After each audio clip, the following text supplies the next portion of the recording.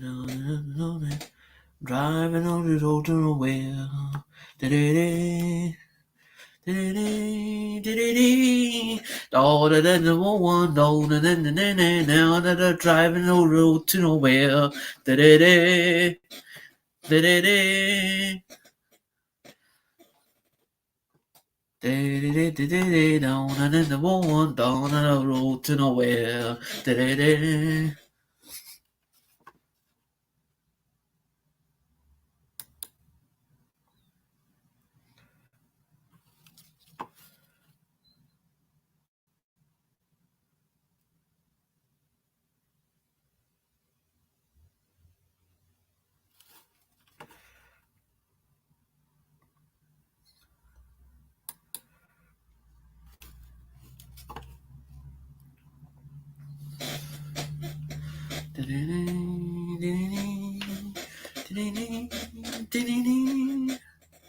Hey, shake your tail feather. Shake your tail with a chain feather.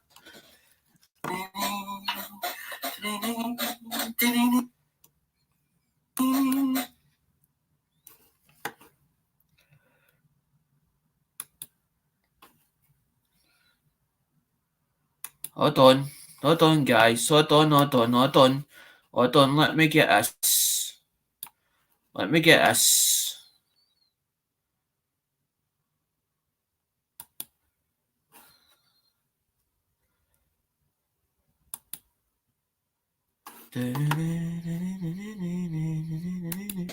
Driving, rolling away.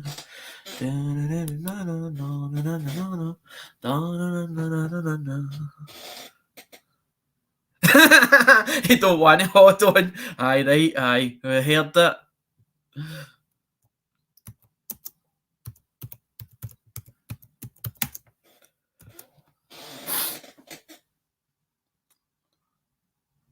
I did send it. I did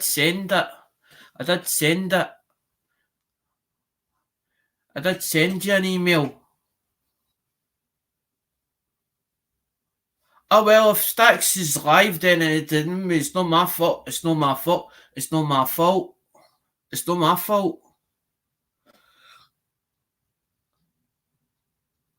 I hope this is right. It's saying 0 thing me. Stacks is live and it's just one of the things that happens.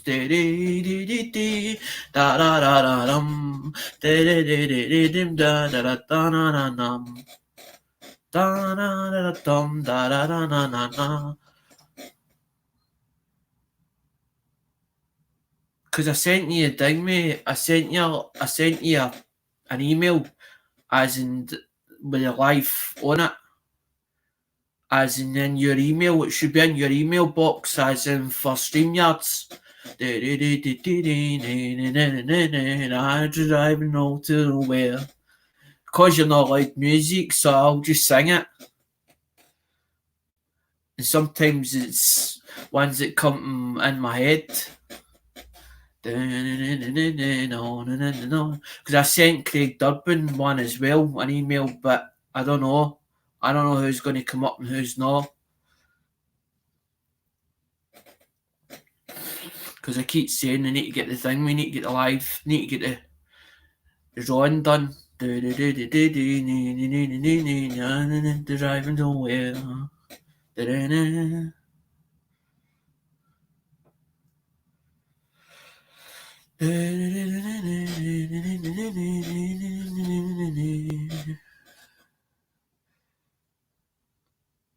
Can anybody see it? It's live at Dingme YouTube, live at YouTube? Or does it say not public?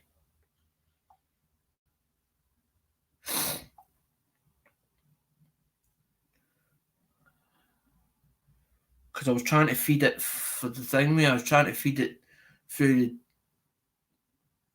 the thing, mate.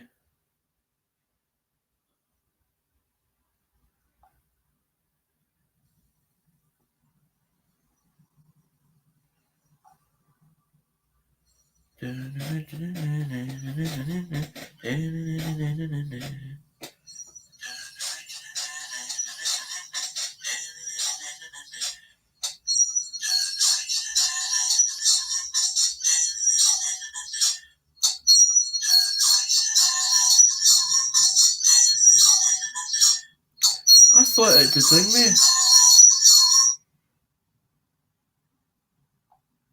What is it, Cornwald? What are you saying? I know. I'm feeding it through to see if it was live or not. If it's playing live. Because I try to do it through the YouTube, as in YouTube Studio, and it keeps saying a bit,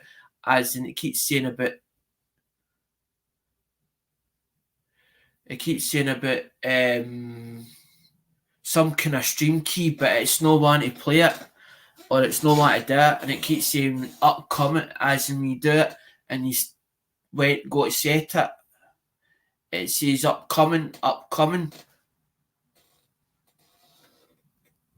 What was that? It was me playing on the tablet to see if I was still live, as in YouTube. Because there's probably one that says upcoming on it. And he probably looked at that one. He was trying to feed it through YouTube.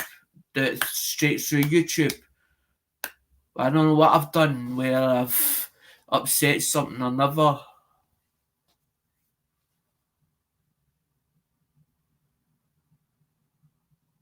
It says on it webcam. You've got webcam, and the next one streaming it across it. It's got streaming. It says streaming, web streaming or streaming. And what you've got to have is you've got to have encoder. It says something the last time when I tried doing it, it said encoder software. So I don't know what the encoder software is, where that's something that you've got to add on or no, I don't know. So every time you go and put a new broadcast in, instead of connecting a StreamYards or whatever, it's just spinning about, as in totally spinning, and then it's just saying, as in upcoming. It'll say edit, so you put a title and all the rest in, and that's it. That's as far as it goes. It won't go any further. And I'm like, so either I've upset it or something that I've done. Maybe I pressed a button or somewhere a while ago. I don't know. I know keeping breath. I don't know that I set it as in with the mic and the camera and all that, and still not. It's still no, for some apparent reason.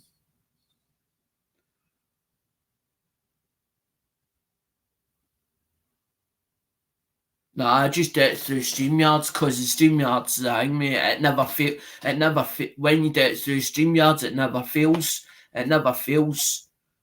You will need to sit through it and try and work it out, or screen share it or whatever, as in at some point to do it, because as I said, mine's it don't seem to, I don't know what it is, where it is, if it's maybe that you can use it with Windows, I don't know.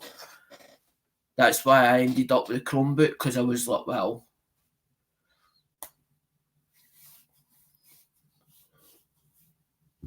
I was hoping that the thing maybe some people would come up in the panel so we could do the thing, because I want to do the thing with the night, as in the live the drawing, the first one. The only thing is, as in, I don't want anybody missing it, as in that's entered in it. So I can get the first one done. Because we said about Wednesday, and thing that's what I was waiting for, as in stacks. But I was like, well, I can't wait any longer, because it started getting later and later and later, and the later you do it, the less chance you're going to have the ones that's entered into it. That's what I didn't want. I didn't want that again. Or last time, because it skipped on and on and just kept talking. But I definitely, I sent you an email. I sent it to your thing, mate, as in your email address. I sent it to, because it says, if you go down to the bottom of StreamYards, it says invite.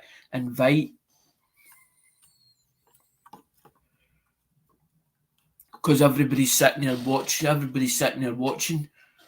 I don't know if it's because they're waiting for drama, as in thing, or no, because I don't I don't do drama. That's not my style. My style's is on about coins. Alright, did you go? Because that's not the stuff that's in the drawing. The ones that's in the drawing is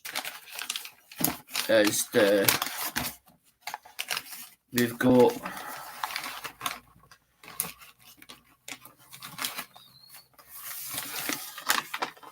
for the first prize we've got the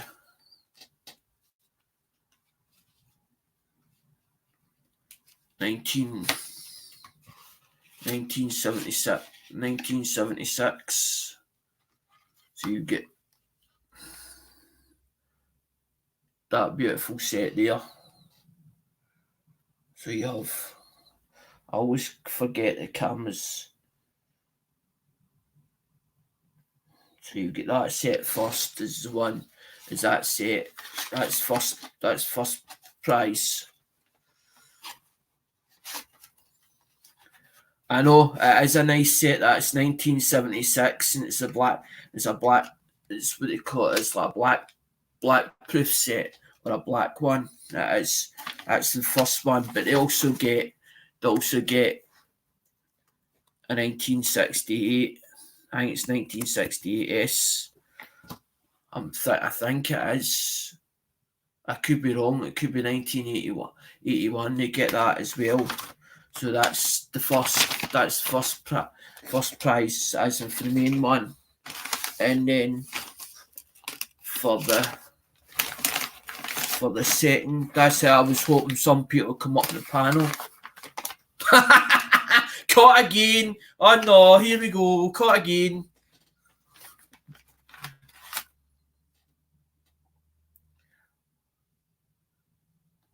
But you didn't. I don't know if you're in it, as in the first one, as in thing. It's the only ones that's commented that's in that one. And then 1960, that's the 1964, a full roll, a BU, as in 1964. And I've actually shut it so that, no, I haven't. I thought I shut it. I thought I shut it up.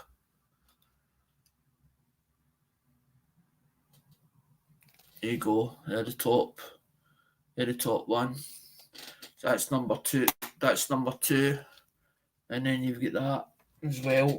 That's number two. Because that's what I put on it, 1964. I'm alright, Snobby.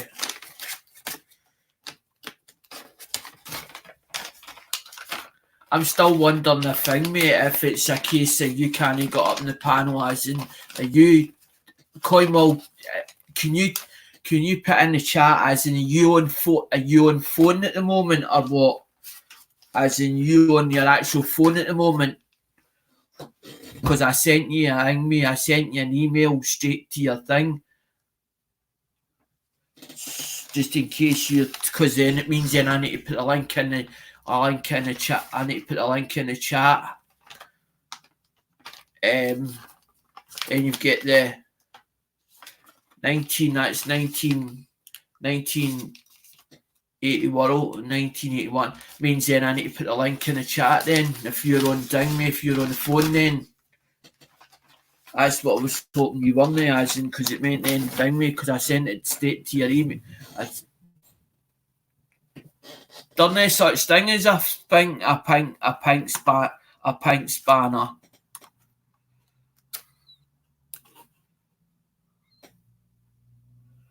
Hold on, Coinwall. Give me 2 minutes.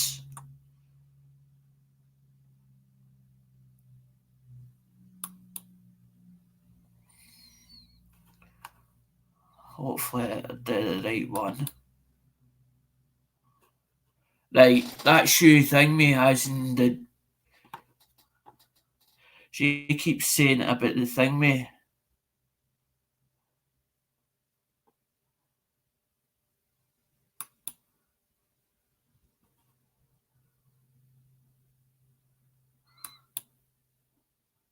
There your blooming spanner there. Stop mithering me, missy. There your spanner there. It doesn't give you, but it doesn't give you a pink spanner. You only get a blue spanner. You only get a blue spanner. He wants a pink spanner with yellow spots. No, they don't do that. No, Cornwall, you should know that. They don't do me. They don't do pink. They don't do pink. They only do blue. They only do blue. They only do blue. Aye, we wish.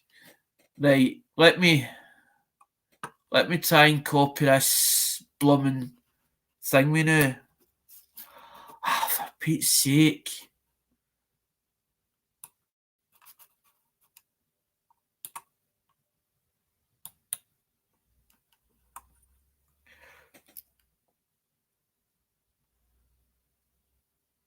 Cut. And pull that.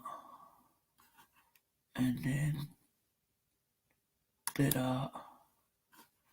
And then let's see. Right. Yeah, let's see if this works, guys. Right. Right.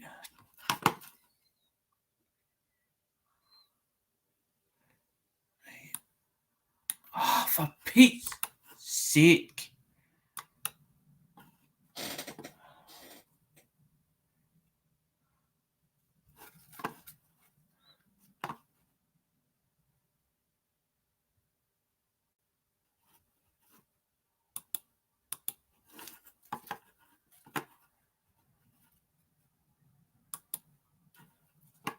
Right, see, hang me. Let's see if this works.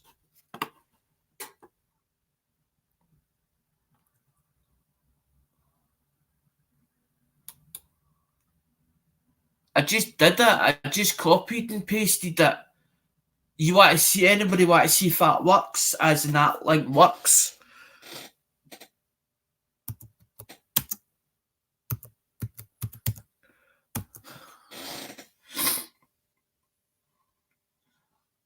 What am I trying to do, Susan? Ding me, as in you got to put the link up, as in ding me, as in the link, and then that means then they can get on the panel.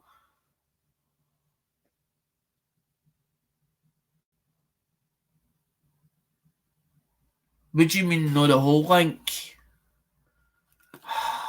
You're joking.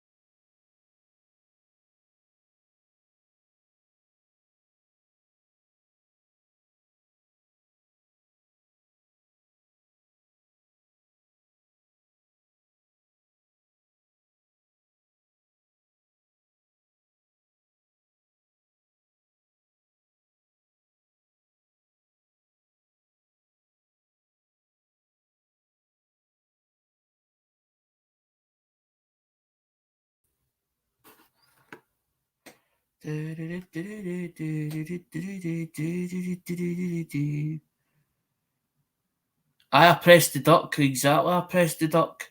I pressed the duck. I pressed the duck.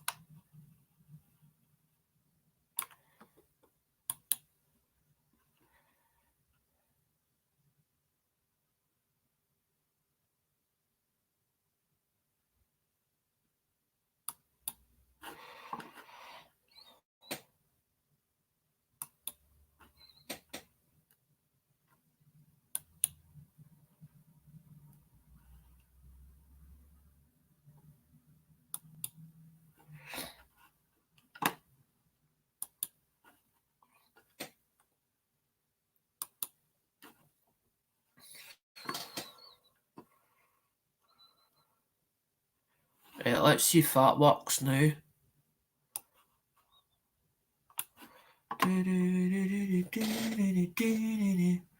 It's only a silent stream because I was trying to concentrate, as in to thing me to do the thing me. I don't know. I don't know. I don't know. I don't know. I don't know.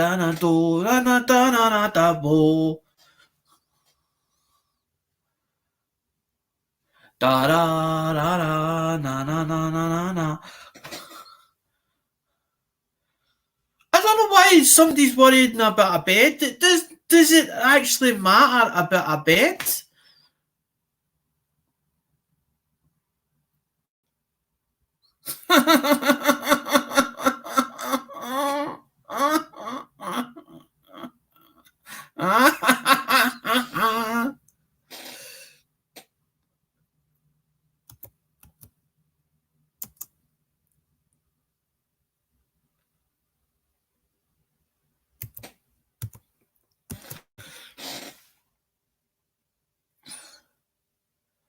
Raphael Scrapper says it works.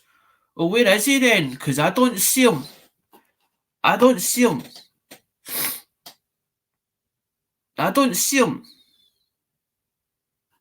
I don't see him popped up yet.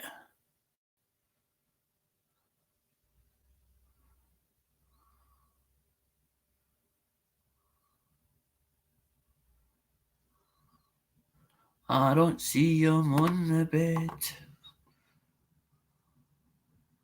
Oh, the monkeys jump in the bed, jump in the bed, jump in the bed. Oh, the monkeys jump in the bed.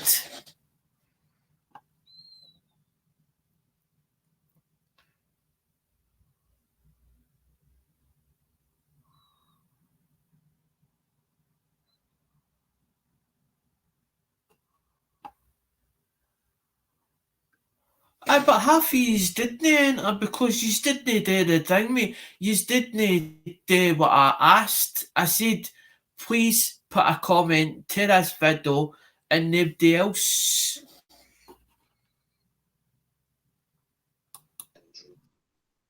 Right, I'm on my phone. Okay. Can't stay on my phone too long, mate, because it'll just overheat, eh? Right. Can you hear me?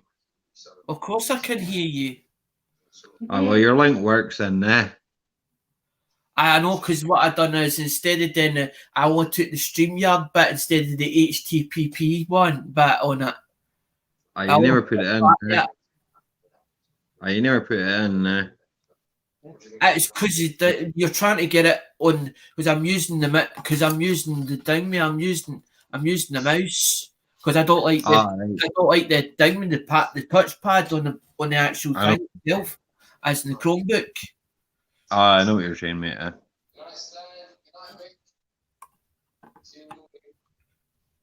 Mount some cooler on it. Aye, well, here, Raphael, there's no point. I've got a computer, but I broke my chair and it's more comfortable to sit on the couch. I can still see my computer from my chair.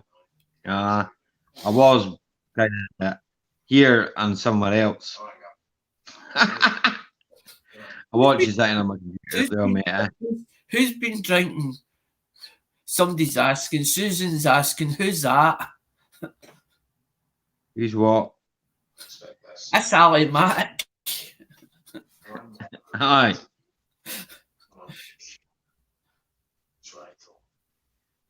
I can't see chat, you see. Right. I know you can get a cooler for it, Raphael, but there's no point. You know, there's no point in getting a cooler for it because I don't use it that often. And I just wanted to test that link for you, so I did. What's this? See, once you copy and paste, once you copy it, Ali, you can constantly keep putting it in the chat. Aye, you can constantly put it out. Aye, but once you've got to remember. But you got to remember the folk in chat, though. Exactly. Aye. I guess see with a phone or that, you've got to keep pushing that the chat button, eh? So you're not seeing the chat, eh? So it's really hard, eh? I know If someone says hi or that, you cannot see it, eh? that's what we're saying, Ali. About you're a tablet or a phone.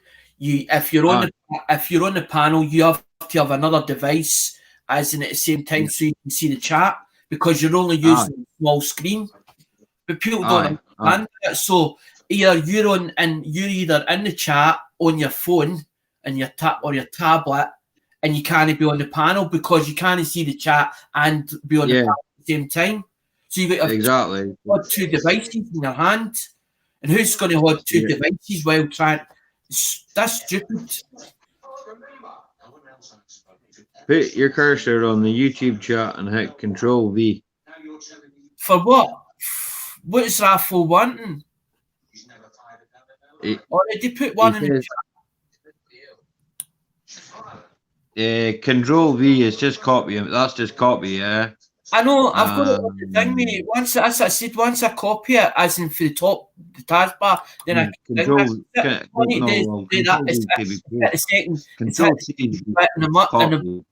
All I need to do is copy that link on the top here. Then then it thing me, and then all I need to do is I hold it onto the thing me, and it'll come up. What he means, right, is see once you've copied it, CB just press Control V. I don't need to do that, Ali. I don't need to do that. I press the second button and it fires it. Alright, well that's even easier, I suppose. Exactly. Once you copy it, because you take it for the top of the taskbar and copy it or cut it. You cut it, and then once you put it on, instead of because I kept putting it on clip copyboard, and I don't know where that is on the Chromebook. So what I usually do is just put it down, and then once I cut it, I can actually hit the set button on the mouse and just put it in the thing because all I need to do is it and then press the send. And it'll send it. I know what you mean. Right. Well, I'm gonna step down, mate, because like I say, I cannot see the chat and that, right? So I'll see you all in chat, right? Okay. No problem, Ali. Right. I'll catch you later, man. So your link works. Yep. Ta.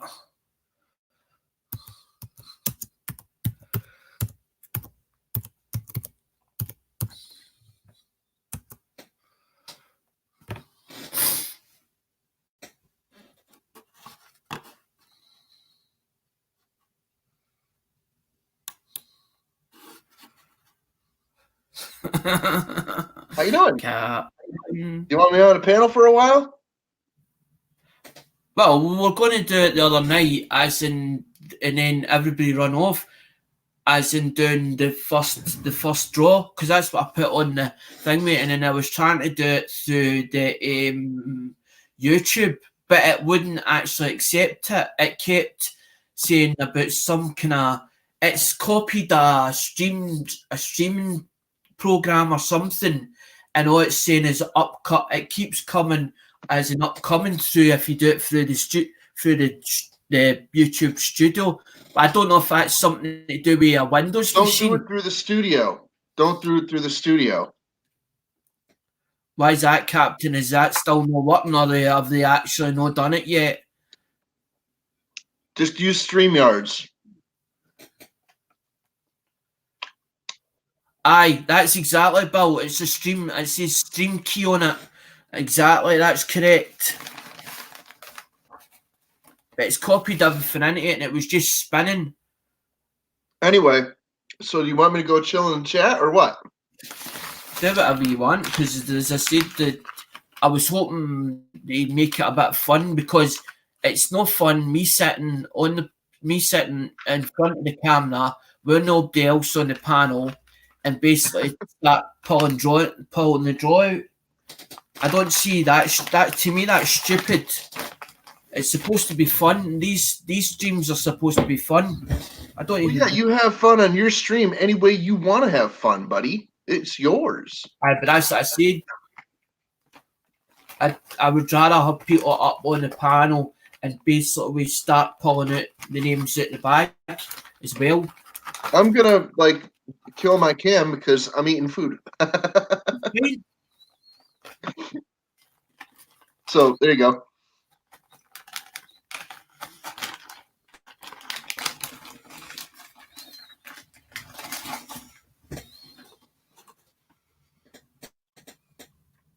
Kevin Hubbard, how you doing? I don't know who Bill, how that. you doing? Rafal, what's up? Alexander, hello, my friend. What's I up, don't, even Scrabbin? know who that is. I don't even know who that is. That's It's in my Scrabbin. truck. It's in my car. Oh, okay. I just put that up. Is someone giving you a hard time, Alexander, about your show? No. Oh, good. I just heard Captain Jerk saying something about you do your show your way. So Aye, what you're saying is I may get it done the right way, as in whatever way I want to do it. Because the whole Yeah. idea was to do the draw, as in, but what's happened is because of money financial stuff, basically I can only do so much. So what I've done is I've cut it into, I'm going to do it into three parts. But the other night when I came on, I done a live stream, but I just constantly started talking and I just started running away with time. But a lot of the people that are in the draw weren't on panel, so there was no point in me pulling it out. So it means then I've got to put in the comments that congratulations, such and such won, please get in contact. And I thought, no, I want to be able to do it as in that people come on the panel and we actually pull out the drawing, as in pull it out one at a time, and hopefully they come in the chat so that you know they've won something. Mm-hmm. makes sense. Oh, yeah. I don't see the point of me sitting in front of the screen shouting out names. To me, that's stupid. So you're sitting in front of your camera, doing it yourself. And why can't you incorporate it with StreamYard, put people up on the panel so you have a laugh and a carry on, plus also pull names at the same time? Right. To me, that's like it's like somebody saying killing two birds with one stone. It's like you doing 4 different items or 4 different things at the same time and saying, right, I need to go to Kilmarnock, I need to go to Ayr, I need to go to that place and that place. So you're doing 4 jobs at the same time in a day instead of just doing 1 job and that's it, and then going back again. To me, that's a waste of time.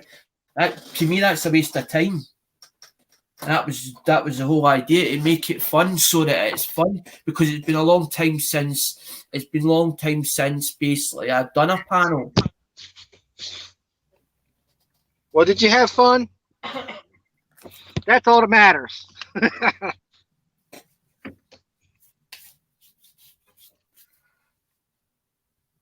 Oh, yeah. Yeah. Ain't that right, Mr. Captain Jerk? Yeah. Yeah. Your stream, your rules, your shit. Oh, yeah. Exactly. And trust me, there's plenty of people that'll fill spaces if people don't like it. Well, They want to hang out. No, I was just making Susan. I was just making that as an example, as in because my dad's not here any longer, so he would put it into his perspective as in his words, and that's what his words would be, as an exact same as what I've just said. The Gotcha. 4 different jobs at the same time in a day, then have to do a couple of hours here and a couple of hours there, and then you're like, well, I had 2 jobs there that needed doing, and then another 2 hours there. I needed to go to such and such to go and get that off of him. Yeah, got it. Better if you kill it at the same time, and then it's all done. It's all done and dusted. Then it's a weight off your shoulders. You don't have to worry about it again. You're saying, right, that's part of it done. And that was the whole idea, was to get part of it done at least, because like.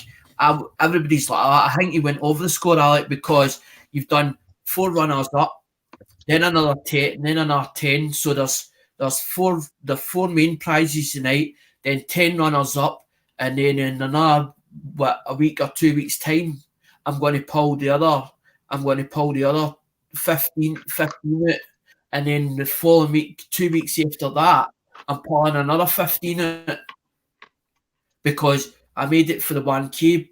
But everybody's like, well, why didn't you just do a video again, or do the video again and just put 4 prizes in it, or 4 prizes and 10 bits, and that's it, and cut it at that?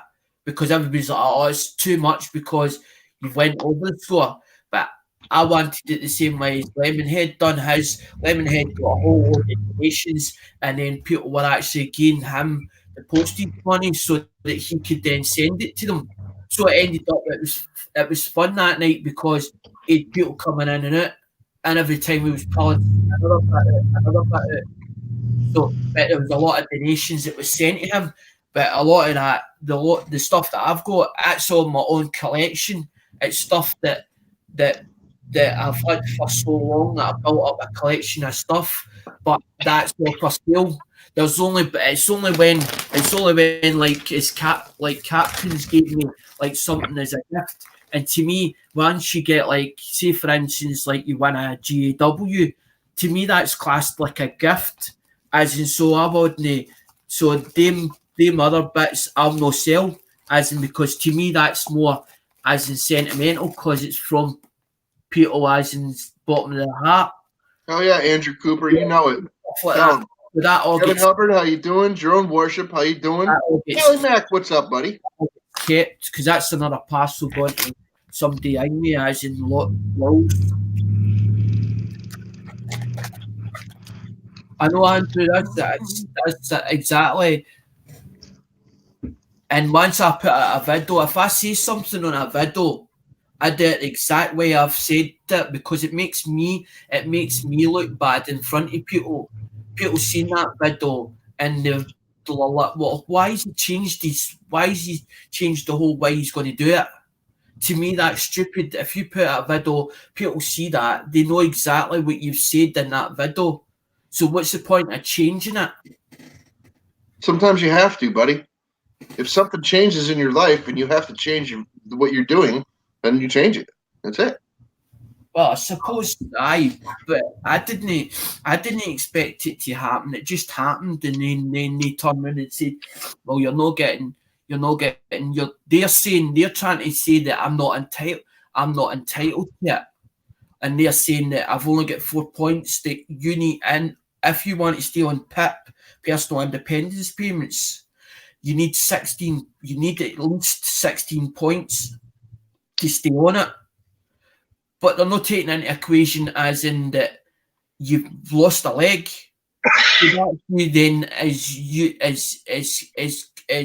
Coimald said to me during the week when we were talking on the phone, he says you're actually aided because that is an aid. That is actually an aid, your leg. So if you took that leg off, but they've not took that into equation. They put it in it saying about this prosthetic leg, but they never ever turn around and says, well, that's an aid. He needs that. So he's entitled to that disability money or that money because they changed over for DLA. They changed over for DLA and made Hardcore Detectorist, what's up, bud? I'm doing okay, Kevin.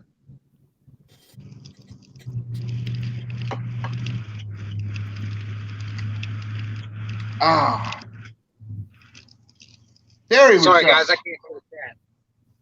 That's all right. I'm just driving as usual. We'll tell you if somebody says something to you. All right. You don't want them? To get full? Yeah. What I don't understand, what I don't understand is why they changed it over for DLA to personal independence payments, and then 6 months later, they changed it again to universal credits.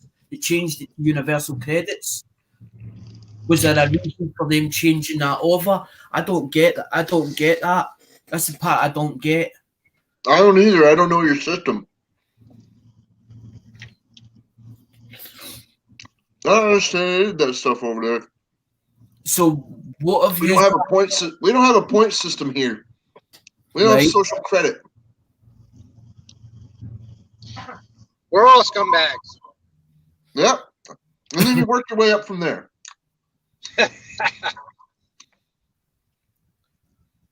No, I wouldn't say scumbags because they don't realise. Sometimes they don't realise that even if you can't get work, it's not but you don't want to work.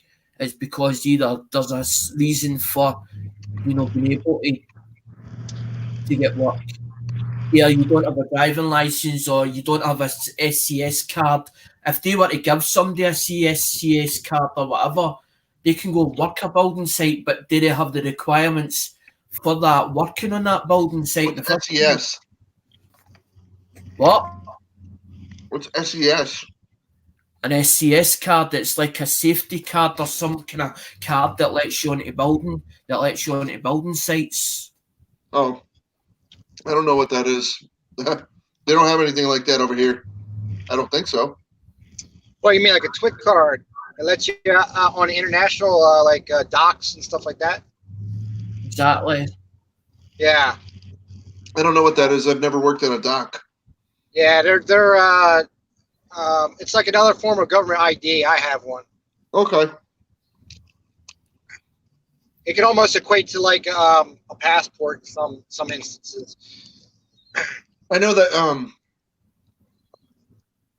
certain people have to get like what's called a surf save. A surf safe, when they're working at a restaurant and stuff like that, you have to be able to prove that you can perform the duties safely. As a server. See, I don't know what you call it over some of these cards over there, because some people are like down with, I'll just say it's a SCS card or whatever, as in it lets me drive diggers or dumpers or whatever else, as in on a building site. But they have to actually pay for these cards. They've either had to pay for these cards or they've had to go through sit tests, so that they can say that they're actually registered, so that they can actually go on a building site. Because I know what you're talking about. They got something like that over in Canada. It's kind of like having an OSHA certification, essentially. Mm-hmm. So that you've been tested on the equipment, the equipment, and now you have to have the equipment, and then you'll be able to be let up onto the roof to actually, fix somebody's shingles or something, Exactly. You can't climb the ladder unless you have that certification. I remember that from one of the dudes that I watch on YouTube. He had these goofs working on his roof, and they were terrible. They didn't have any of the necessary equipment. They were just going to go up there in their sneakers and just like a pair of shorts. I saw that video, Captain. I saw that video. The thing when they come into the guy stopped on the road, Yeah. and he was like at him, and he went, "Where's the cat?" And he went like that. Yeah. Where's this? Where's that? Where's this? Where's that? And freaking like only one dude was eventually allowed up on the roof, and that's after the YouTuber gave the dude all the equipment and a pair of boots. I remember that video. It's been a long time ago that video was out. That was a couple of years ago, yeah. But man, what a freaking goof. What a total freaking douchebag. I could not believe that. The guy comes and he's got a couple of dudes with him to work, and only one dude is allowed up on the roof. Well, the homeowner's allowed up on the roof, obviously, but over here in the States, not all the time. In some states, you're allowed up on the roof or at your own work site or whatever. In some states, the freaking foreman is allowed to kick you off of your damn property until the work's done. I could not even believe that. I'm like, no. And my buddy's like, yeah. Over here, you have to have the right safety boots. You've also have to have, if you're up like heights, you've got to have the whole harness gear and all that carry on as well. Yeah. You've got to be as no the safety regulations and that. Now, a way back, you didn't have all the rules and regulations. Now you have, because obviously people fell off a roof, claimed insurance as money or whatever, or compensation because they've been hurt in an accident at work, and it wasn't the work's fault because they went on the roof. They shouldn't have been on the roof in the first place because they didn't have the right gear attached onto them, as in harness or whatever, with ropes.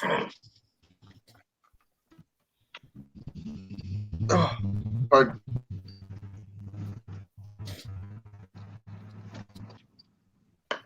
Boom channel on Blitz. What's up?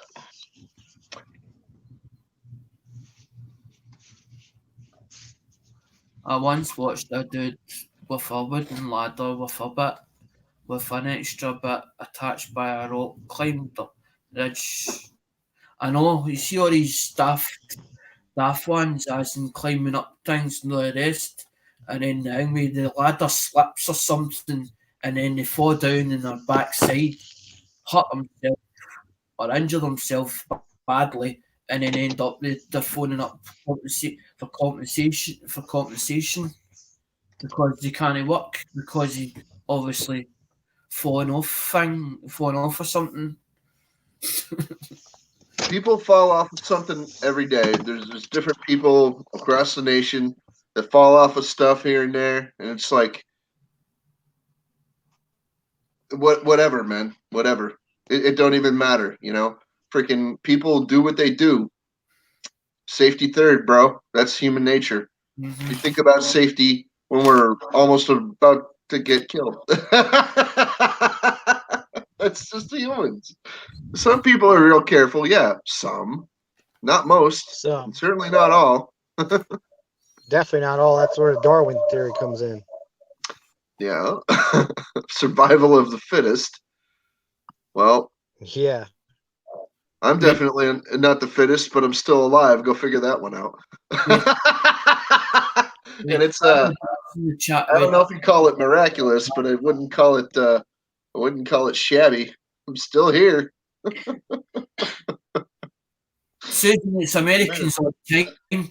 It's always Americans. There's more Americans on YouTube than what there is actual British on YouTube. And half. Well, yeah, of course. There's a lot more of us, dude. Just saying. We got like 3 times your population.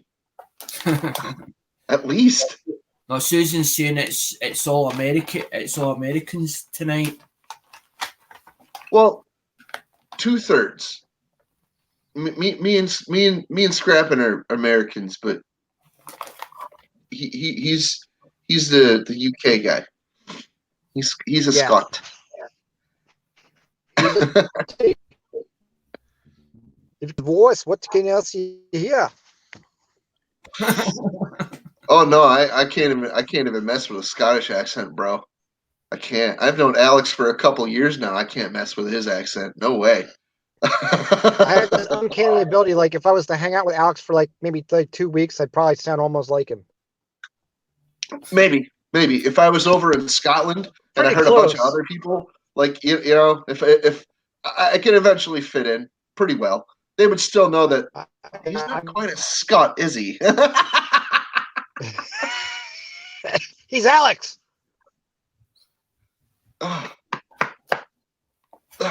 My dinner is like stuck right there. Fighting back? No, it's just cook it stuck. longer. It was chicken nuggets, dude. What do you want? Drink more. I probably just need to chew it more. Yeah, oh, there you go. Stop inhaling.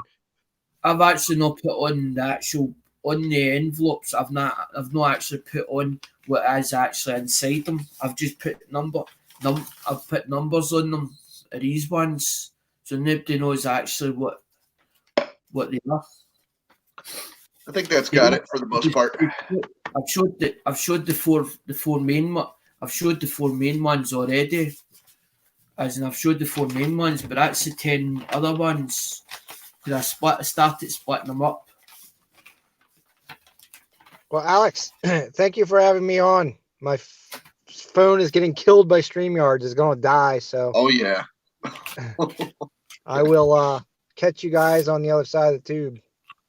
No problem. Later, Scraven. We'll see you. Later.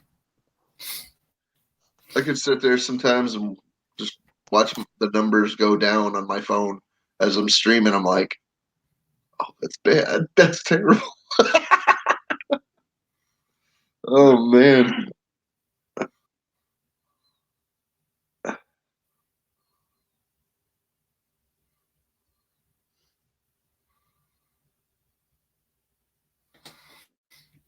Hi, Scrapping.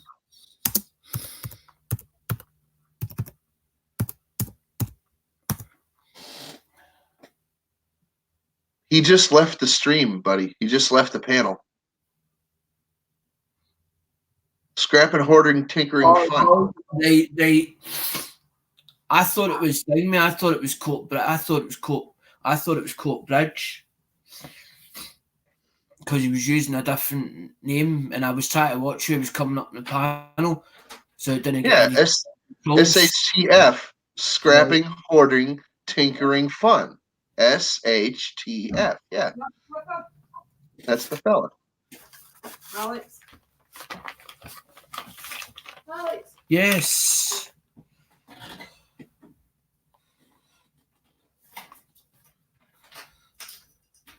What'd you have for dinner, Alex? Or for tea, I should say. Chicken. Yeah, chicken.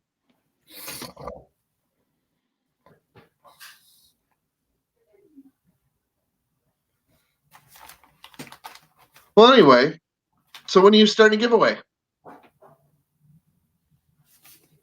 I'll start it at whatever time. It doesn't really matter. But then I'm thinking we're going to have to then end up putting it in the comments as in who's actually won, as I take them out of the packet, as in pull it out the drawer. That's what I was trying to get right. Because I was hoping they would all actually show up. That was the whole idea. Was to show up in the chat and then take it for there. Hey, Sherry K, how you doing? Drive Shaft Drew, how you doing? Good to see you, Drew. Oh yeah, Ben. Spaghetti bowl sounds good. I had spaghetti yesterday. Spaghetti shrimp Alfredo. It was good. I usually don't eat like that, so we had a treat yesterday.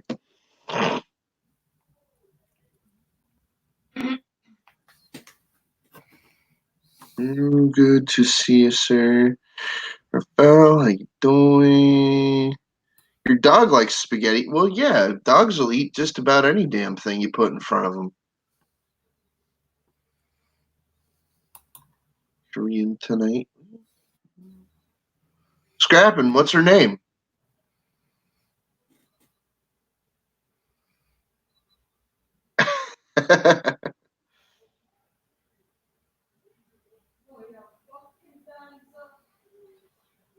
Yeah, the winners could either watch back or you could freaking put a timestamp in the comment for them, after the stream's done, to let them know, hey, this is, where it says you won, you dork. But whatever, man, you do it any way you want. You don't see enough people in here. I mean, I would still do it. If I didn't see enough people in my chat to freaking have a giveaway, I would still have the giveaway. Well, screw you. You didn't show up. You don't want to claim your prize? In a week, I'm going to freaking give it to somebody else anyway. So that's it.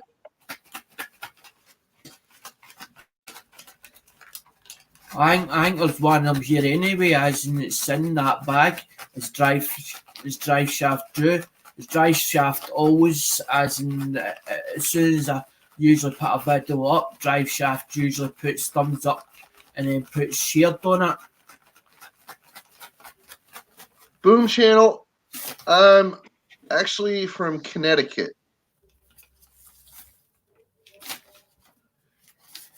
Yes, I did actually. If I stayed awake long enough to be able to freaking do a mail call for it, I would have got it done. But I got it like a week ago. It's good. Don't worry, Scrap. And I did get it. I did. See, I'll prove it to you. See, I got it. Web channel, you will get it included in the giveaways, as in, but not this time, because obviously there was Damo taking names that commented, and you just happened to be a new face. As in, well done. So don't worry. I got another one here. And I got an envelope that has stickers in it I still have to open too. So there is a mail call coming up. Hopefully soon. Prize one is a 1976. I don't know if that's a clad set or whether that's a proof set. I'm not sure. What's it say on it? It says United States proof set, and it's 1970. It's 1976. That's the box it comes in. Yeah, that's not silver. It's just clad. That's a bicentennial set, right?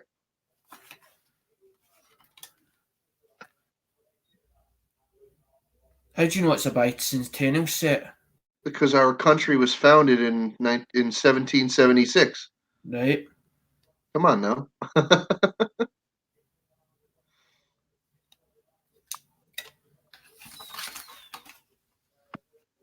Plus, the year that I was born, 1975. Right, that's exactly what it did me on the other says. It says 17, as in it says two dates on it. Yes, Alex. I was born in 1975, and during that year, they didn't produce $50. Instead, they saved up the money that they would have used to produce $50 and just produced 1976 bicentennial $50. That's it. Right. They didn't release a 1975 $50. It just never happened. Everybody's like, doofus. Everybody's like, he's a doofus. He doesn't know nothing about coins. Me? I know plenty about coins. I just don't collect them. People probably thinking he's a doofus, as in he knows nothing about coins. No, I know plenty about coins. I don't care. Me, I'm talking about me, not you. Oh, you? Well, whatever. Knowledge is subjective, dude. You know what you know. It's the 1976 proof set, as it says, and this captain says it's a bicentennial. Yeah. Right, so let's pick a name out of the thingy, as in for that set. I wouldn't consider it luck, but you do have an American on the panel with you to tell you about American stuff.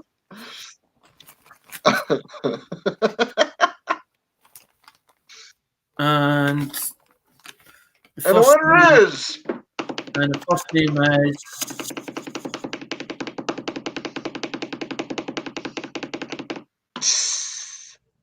Jennifer Hayes. Congratulations, Jennifer Hayes. You are the proud owner of a bicentennial coin set. Woohoo! Yay! I'm not going to promise to never do that again. I'm trying to figure out, Captain, where to put that so it doesn't get mixed up. Trying to figure out where to put that. I don't want it mixed up and end up mixed up with everything else. Boom Channel, it stopped in the 20s.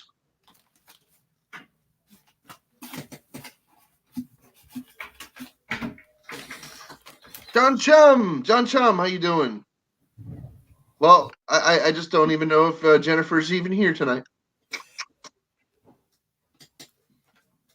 There's names. What I did was I took names out of the first JW, or the one that I says about the JW, where they put all their names in, and the next video, as in where it had anything to do with JW or follow up for runners.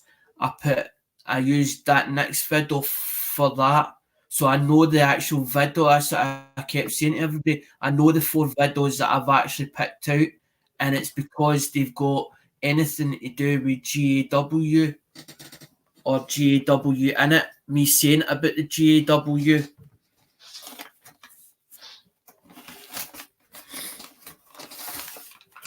The next one is, I put it in the wrong order.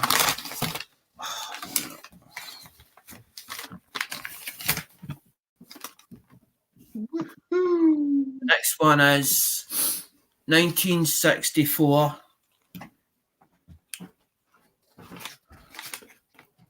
1964 roller BU pennies. Sweet. That's nice. I have one of those. I'm not even a coin collector, and I ended up with one of those. My friend that lives in the UK, his name is John RNS, sent me one. Well, he won it and had it sent to me. And as a thank you gift as well, they also get a 1981 as well in it. Okay, cool. 1960. Fantastic. So that's the second. That's the second main. The second name one.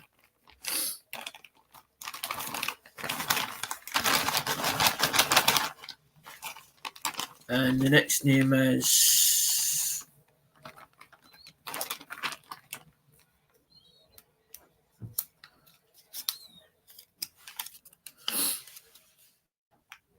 False Coins. False Coins. Congratulations. False Coins.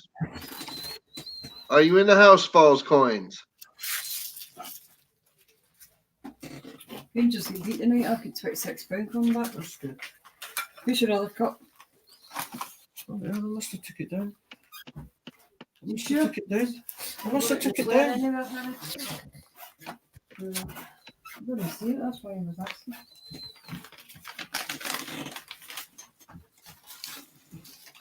$10,000 Susan Ray, what do you want with 10,000 pennies? My goodness.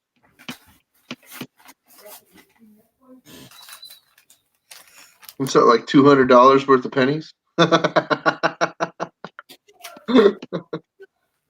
What?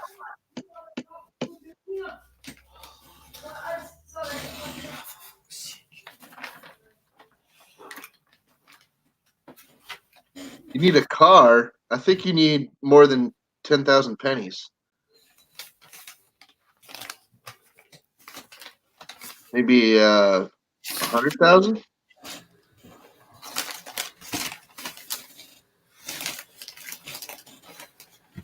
Next one for the main prize is prize number 3 is 1981 Phil in Denver set. Oh, cool. And Woohoo! Look at that. that, Looks nice. and I used to have piles of those things, just like that. stacks of them when I was a kid. And then, as I said, they get a 1981 as well.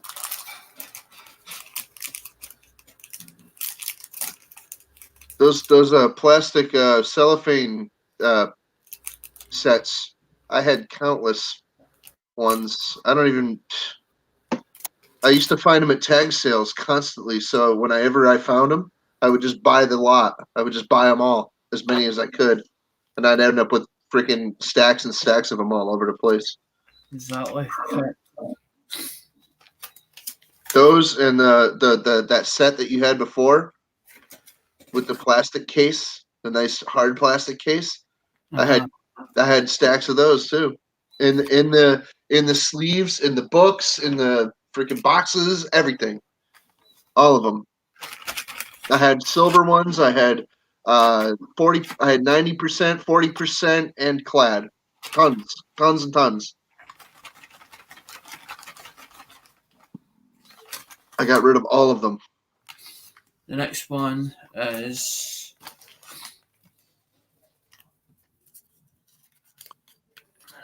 People are always trying to steal them from me too. the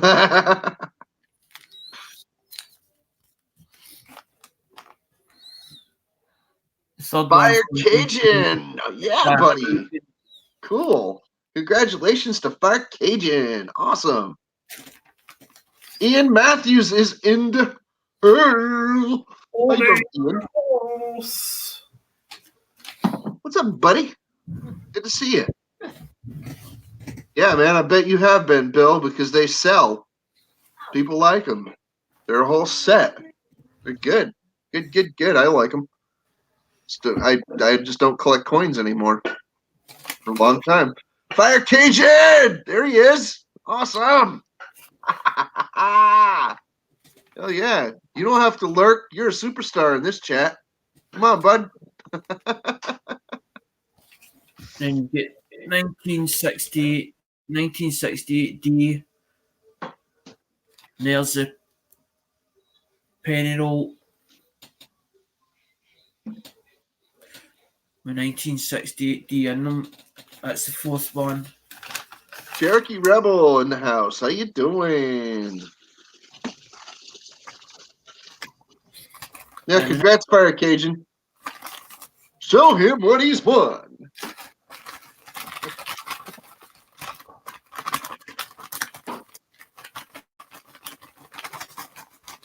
No, Ian, it's not private.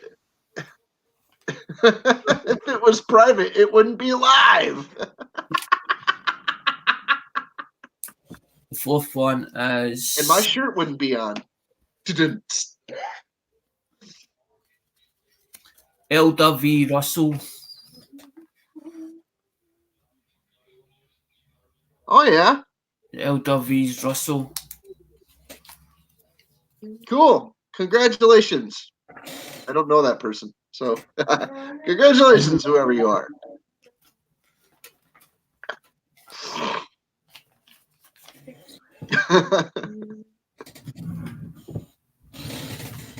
If it was public, there'd be links here. Oh, come on, Ian. If you want a link, just ask him. You don't have to pussyfoot.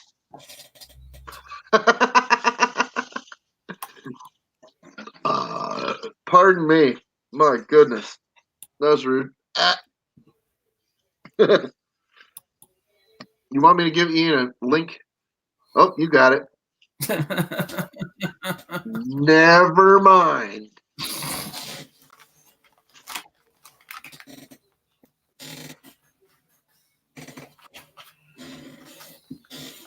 Whoever anybody is, Bill. Whoever anybody is, man. Is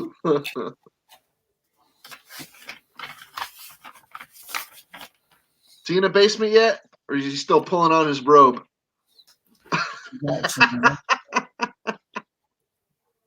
Sitting here freezing me bollocks off. That's what's happening. I kind of figured. You better stoke that stove, buddy. In that shade. Hang on, I'll move further back. I don't know what's up with the camera. I must have had the zoom position on it. Hey, Smithy. There we go. Bloody hell. Smithy, if you want a better view on your screen, hit one of those buttons down underneath this screen here. There's the little icons underneath. Experiment with those a little bit. You can do that one. You can do that one. Well, no, I mean the star of the show is him for right now because he's trying to do a giveaway. Yes, you are a superstar, Ian. We understand. Oh, me and Alex, we go a long way back, don't we, Alex? As of course you do, Captain Jerk. Oh yeah, I know. I've known all you for a while now. Oh, I don't like that view. No, make us little ones. Do a Brady bunch. It's not me side.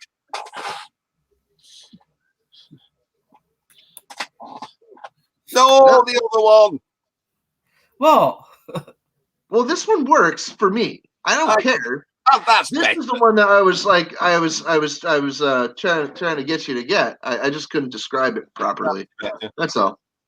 No, because I'm going to change. I'm going to change the camera in a minute because you haven't seen as, and this is for the 10 runners up. So I'm going to put them under the I'm going to put them under the camera and let them see them. You're making chemo hats, Cherokee Rebel. That's cool, man. That's a noble goal. We pop out chat. Let me see who's in the house. I know Cherokee Rebel's in. Raphael Scrapper's in. Yeah, I've just been editing my latest masterpiece, and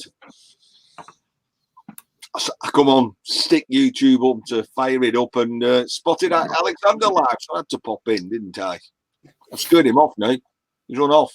Alex, No. where are you? No, I haven't. Come back. I haven't. Right. It's 1962. It's 1962. I don't see any date marked on it. 1962. 1962, so it could. I don't know what market it is. I was 3. That's a Usually, nickel. as seen as usually it'll say 1962 and then there'll be a P or a D underneath it. Not all the time they have P and D markings on them. All right then. The filly was most common, and sometimes they didn't mark all the fillies as made the letter P on them. I love the Phillies. That's a 5. That's basically. I bring them to the hotel room. They call that a nickel, but it's to me it's a 5 cent. It says 5 cent on it. So that's 1962. I bring the Phillies to the hotel room with a bottle of Boone's Farm. So that's one of the 10 runners up prizes, and Ian has a popped collar tonight. He's feeling frisky. Hey, Elvis. I've been listening to Elvis tonight. Oh. Just get that up.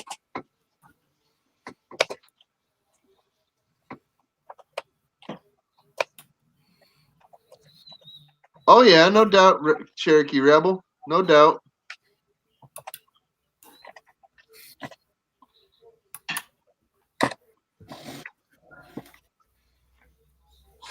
Oh, could be 10 o'clock in the evening. I'm still in the shed. Wow, that's a.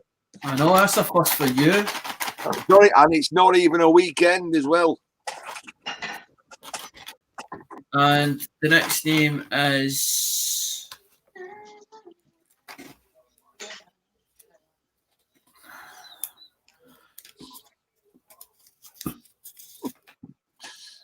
Andrew Cooper. Andrew Cooper, congratulations. Congratulations, Andrew. The L drive shaft route -38. That's cold. Yeah, that's about the same in Fahrenheit, to tell you the truth, because -40 is -40, whether it's Fahrenheit or Celsius anyway. Yeah, you're right. I'm looking at my thermometer. Yeah, -40 is -40. It don't matter. Well, here I'm a balmy about 16 degrees centigrade, which puts it about 58 Fahrenheit. Really? Yeah. Oh, fire going. Hey, feel it from here. Yeah, I don't have any cool things like that, Best thing I ever did. like a wood burning stove. So congratulations, Andrew Cooper. You won a nickel. And Fire Cajun is here, and he won a set. So congratulations, gents. You won stuff. Woohoo! So I've never won. Alexander prefers to call American nickels a 5-cent piece. That's all right. No criticism. I'm just saying that's you prefer to call it 5 cents. That's It says fine. 1962. It says 1962 on it, as Yeah. it says 1962 that says 5 cent in the back of it. So it's a 5 cent. Sure. They're not called nickels because they're 5 cent denomination. They're called nickels because they're mostly made out of nickel.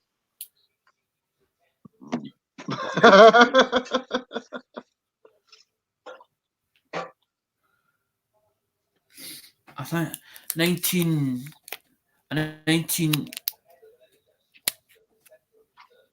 it's 1981. 1981 quarter. I see. Cool. Exactly. Yeah, that's a shame about our currency. When it was old money, it was worth looking at, collecting, and since it went decimal, there's nothing about. Come on, Ian. I know you got a stack of florins somewhere around there. I have indeed. Florins, threepenny bits, half crowns, sixpences, and I've even got a few farthings. And even I've got a couple of half crowns somewhere stashed around here, and I'm not even a coin collector. Man, I love the half crown. That's a gorgeous coin, man. It is. It's really always my favorite. When I used to go out metal detecting, I used to find a lot of half crowns. Yeah. I was about detective, I don't know, about 10 years, something like that. And Okay. my neighbour never found a half crown at all, ever. Huh. I'd go out and I'd dig up, oh, look, I found another half crown. Threepenny bits, I used to find them for fun, but I never found a silver coin. Really? On my about section, you'll find it. My actual email address. Yeah.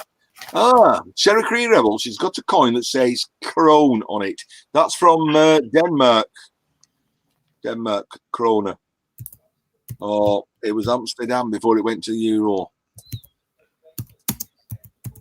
I thought krone was from Norway. Yeah, it was. I used to. Yeah, krones. Yeah, when I went to Denmark, they had krones. Hang on. I have a krone right here somewhere. I'm gonna find it. My email address is attached to my about section on my actual channel, and also down you'll find on it, as in there's the Facebook linked on it as well. So if you go through the Facebook, as in I can actually do it through Messenger. So Cherokee Rebel, those will always be worth more to you than they will to anybody else. He's got a coin with a hole in it. That could be Chinese. Chinese did coins with holes in.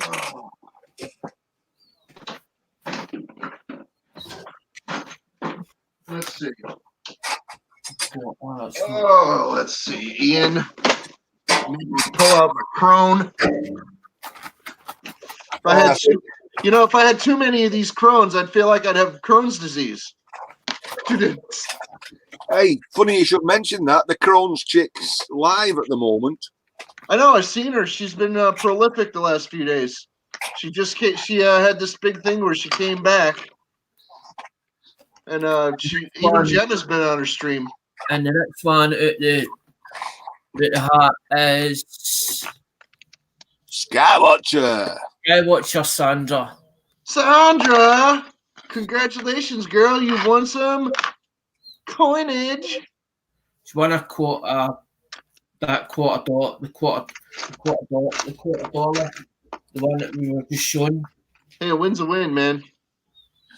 A win feels good. That's it. It does.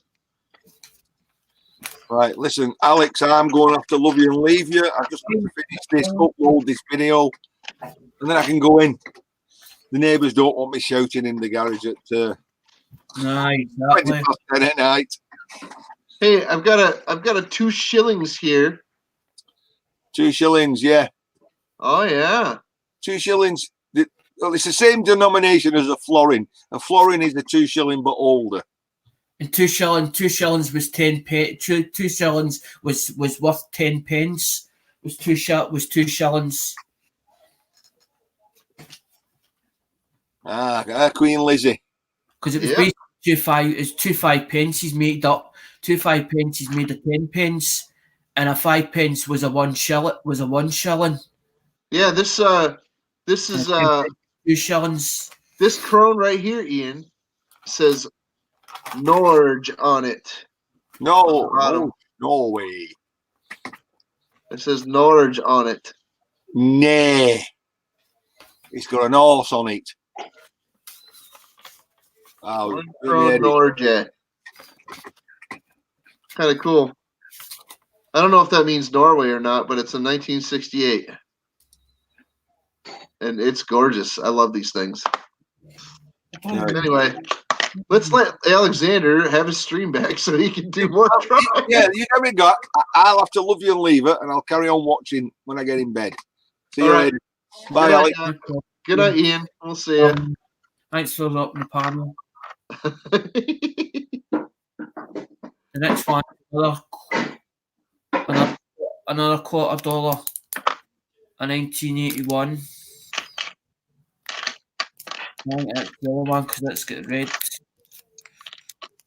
Oh, yeah. And good evening. Ian's changed his name.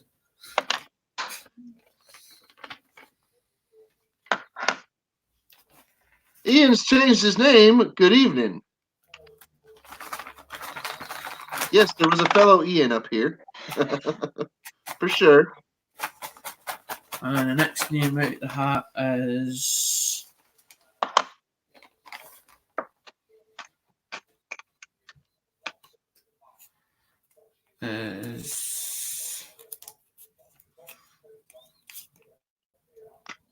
hey, it's Drive Shaft Drew. Drive Shaft Drew finally won something. Congratulations, Drew. You're a wiener.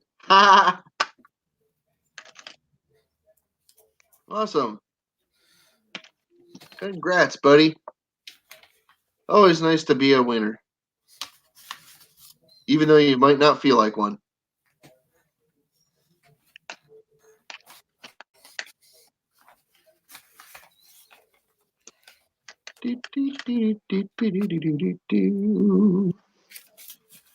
I have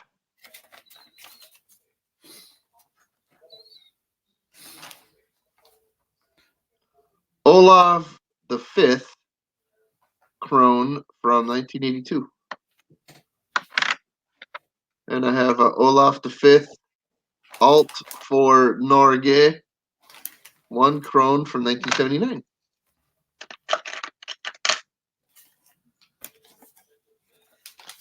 And 74. But this one doesn't have Olaf on it because oh no, this isn't a Krone. This is a franc. It's a Belgian 5 franc. This one's a 1980, a 1981 dime. A 1981 dime. Cool. 1980.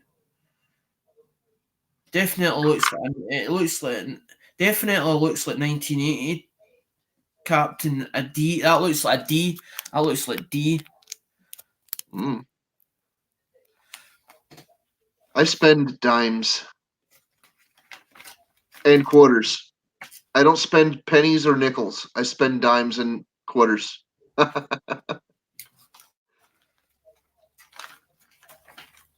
if I get a handful of change at a register, I pick the dimes and the nickel. I pick the dimes and the quarters out, and I spend those, and I keep my nickels and my pennies. I don't ever spend them anymore. I don't spend pennies.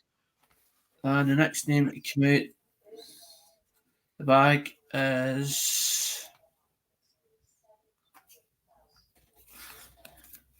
Silver Streaker. Silver Streaker? Oh, see this? It says Silver Streak. Oh, Silver Streak. Oh, Silver Streak. Congratulations. Awesome.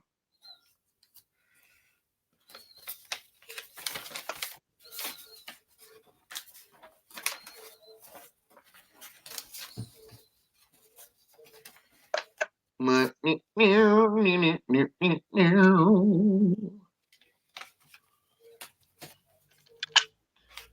have a Chuck E. Cheese token. This is 2012.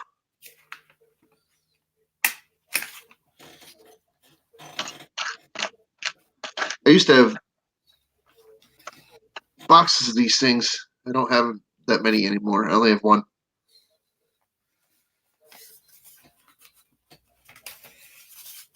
$19.90.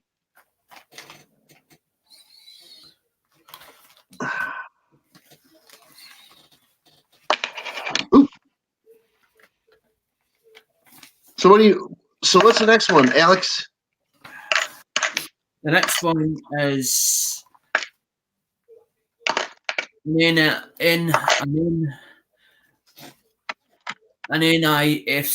NIFC 2002D $50.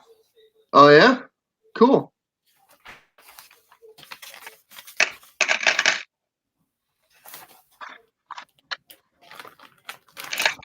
And the next name is Uh-oh. My half crown has a hole in it. and the next name is Desi V. Desi V, how you doing? You got a prize. See, my half crown has a hole in it. It's a 1963 half crown with a hole in it. There's a hole in my bucket, my bucket, my bucket. There's a hole in my bucket. There lies up, there lies up. Yeah, there's a hole in my half crown. Dear Alex, dear Alex. I got it from a friend of mine so I could make a coin ring out of it. Yeah. And I stopped making coin rings. That doesn't mean I won't someday. It just means I'm not going to right now. Exactly.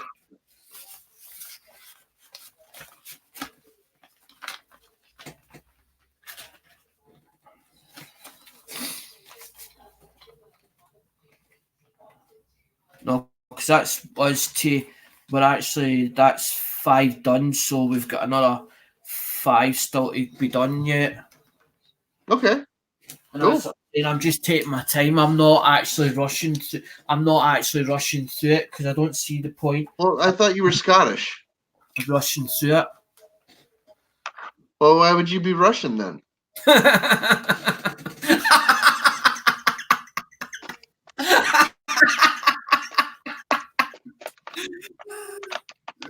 Gotcha. Anyway.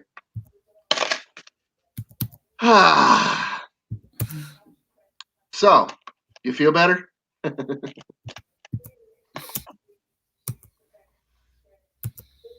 Amy's in here. Get out of here. Awesome. Yes, it's evening over there. It's like 10:15. See if I seen a whole bucket of coins at a scrapyard, I'd be like, how much do you want for the whole bucket? Possibly. Unless But they've been peeing in it. It's been lying. It depends if it'd been lying out there for God knows how long, because it would end up with all rusty. Well, it weighed over 20 kilograms, so 20 kilograms is like 50 pounds, dude. I mean, hey, there's a bucket of coins over there. Do you think I might be able to have a few scoops of it? You know, they're gonna be like, take the whole bucket. Pay us for the whole bucket, damn you.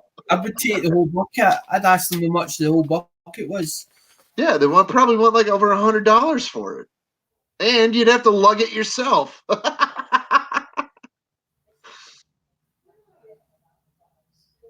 Drifty, what's up? How you doing, Drifty Stevens? Good to see ya. We've actually got two shilling, as in a 1940, a 1949. Cool. I don't know what year mine are. I got two of these. 63 and 65. That's one's in nice condition. That These are not what I would consider to be terrible, but they've seen better days. mm-hmm. They're cool. They're cool to have. They're not worth anything. Cool.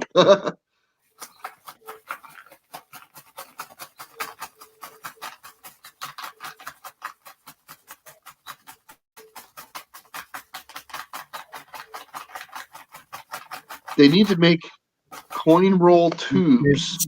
Canadian large cents. Obviously, they don't do it for them.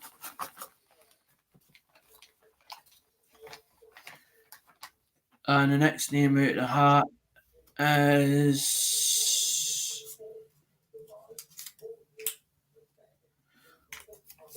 David Carlisle. David Carlisle, congratulations. If you're even here.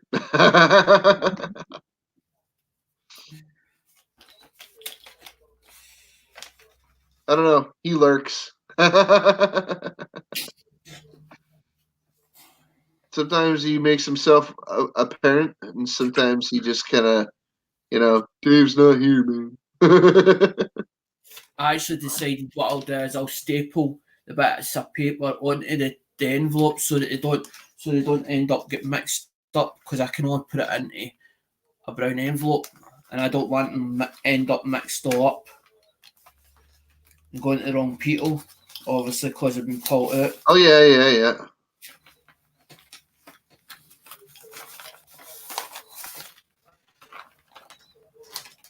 Well, Amy, I don't have any coin roll tubes for Canadian large cents, but if I had the dimensions of a large cent, I could probably produce some from resin, and they would be airtight and that kind of stuff. But it probably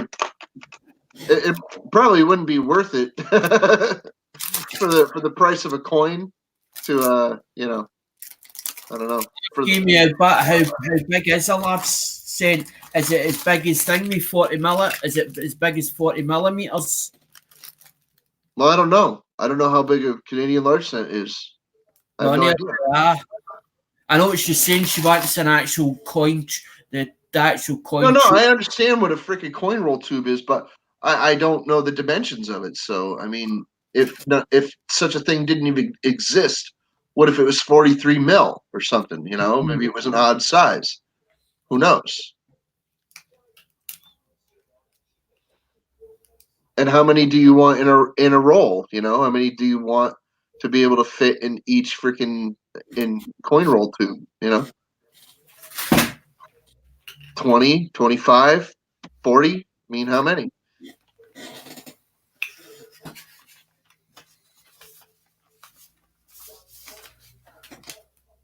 There's 4. I don't know. She could just be pulling her leg. There might be such a thing as a coin roll tube for Canadian large cents. She's just playing games with us, maybe. I don't know.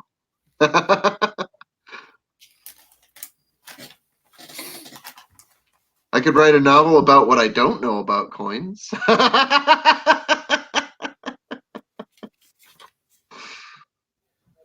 I kind of wish I was a coin collector, but it wouldn't be very fulfilling because I'm broke. The next one's a 1955 threepenny bit.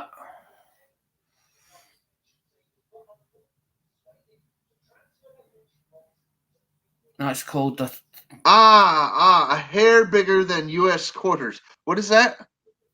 The threepenny bit. It's a threepenny bit. A threepenny? Okay. A threepenny bit. That's what they called them, a threepenny bit. It was a 3p. It was a 3p. Yeah, I know. Basically, a 3p. It was like a £20 piece. I've got one of those. Yours has been infinitely better shape than mine, but I have one. I like those. Those are really nice. That's a good coin. I also have a tuppence. And the next name came out. Amy's gonna win. I don't know if Amy's Oh, me. No, I don't know. I don't know if she is or not. Don't hit me.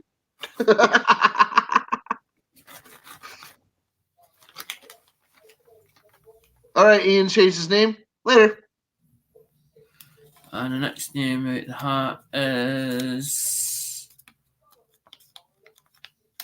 Star Trek.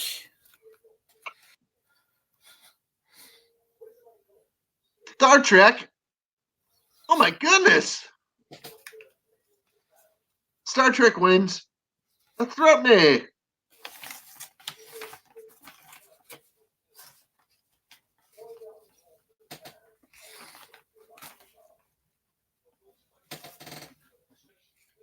I don't know. He seems to be pretty busy at work, you know. A lot of this going on.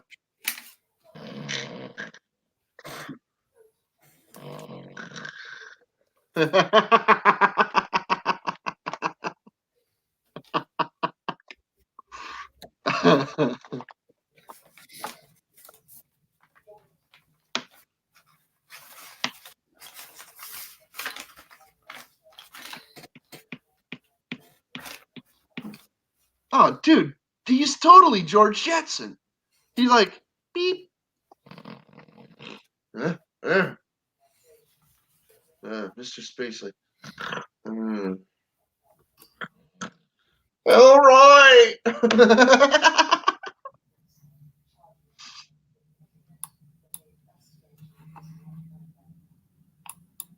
Oh yeah, no doubt. You can expand your geekness as much as you'd like. You know, freaking Star Trek is great. I mean,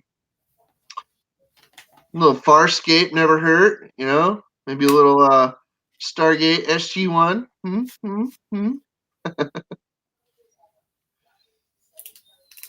Yes. I know. I'm just, you know, that's the only guy that I know that can actually do that kind of stuff right now besides me.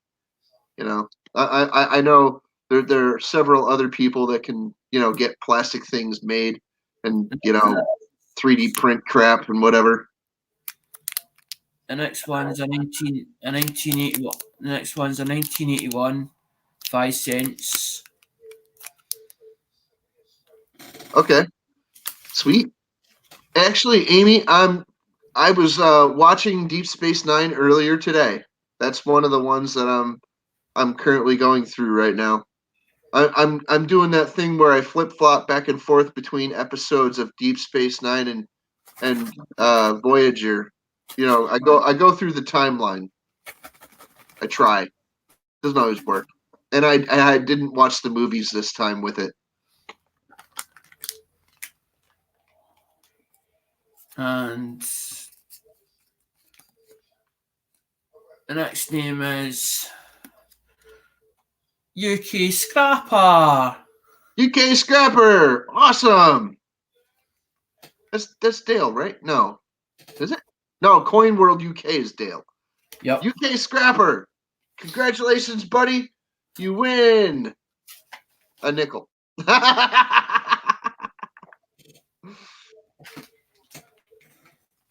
Now, Deep Space Nine is a worthy watch. Some of the episodes, yeah,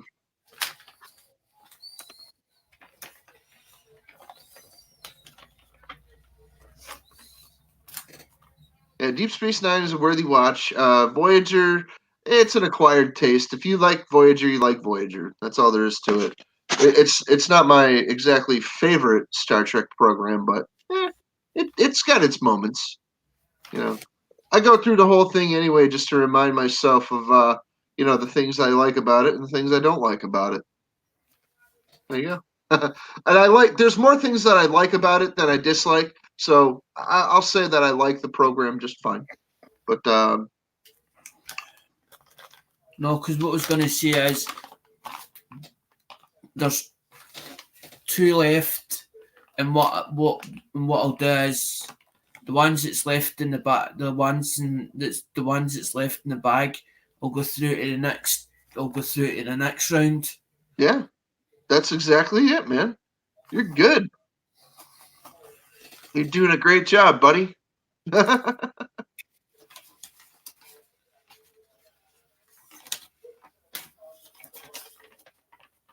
Oh yeah, yeah, Rafael. I mean, sometimes people have a fabulous coin collection and they never tell anybody. They're because they do that privately, and they just sit there and they do a lot of reading and they do a lot of freaking research, and they go on online forums, and or they just like keep it to themselves completely, and they just study privately. The next one's a 2004 D $half. A $half. Yep. Cool. $1 2004 D. When I was a kid, and I knew a lot more about coins than I do now. And I'll tell you this, man. I used to have to play stupid all the time and throw people off the scent, because if I didn't, the people would come and try to steal stuff from me. I'd be like, I don't know. Yeah, okay, yeah, coins, yay. And like some people, I'd have to freaking misdirect them enough where they didn't follow me back to my house, because I didn't trust them. And the next name out is Flying Monkey. Flying Monkey, congratulations. We rather you throw coins than any alternative.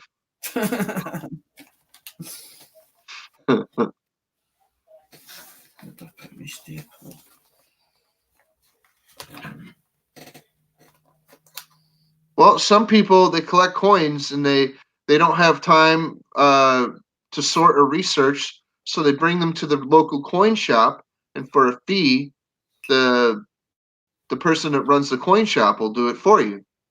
And then they'll categorize everything. They'll put everything in like coin flips, or or a book if you want, or some kind of case, for display.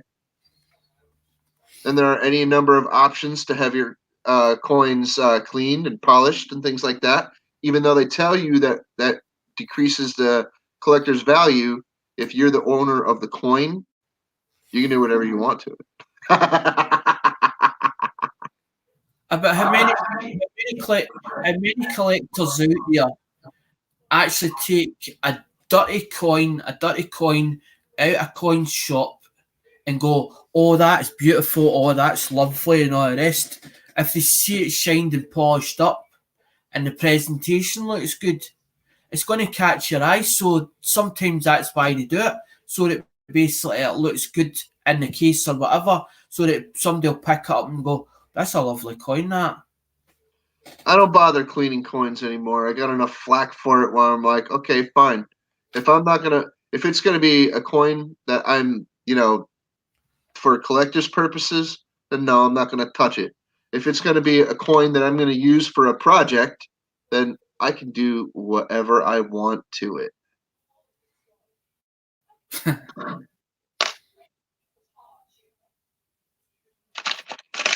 You feel me? I can do whatever I want. But I didn't do that to this one. My friend did. And I got this one wrong, and everybody must have seen it in the video, as in me turning around and saying a half ounce silver. It wasn't a half ounce silver. It wasn't a half ounce silver. What? I actually showed it, but I got it wrong. I got it wrong when I was describing it. It's a 2000. Hold on.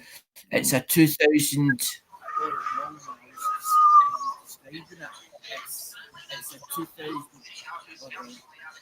What's up, Eric?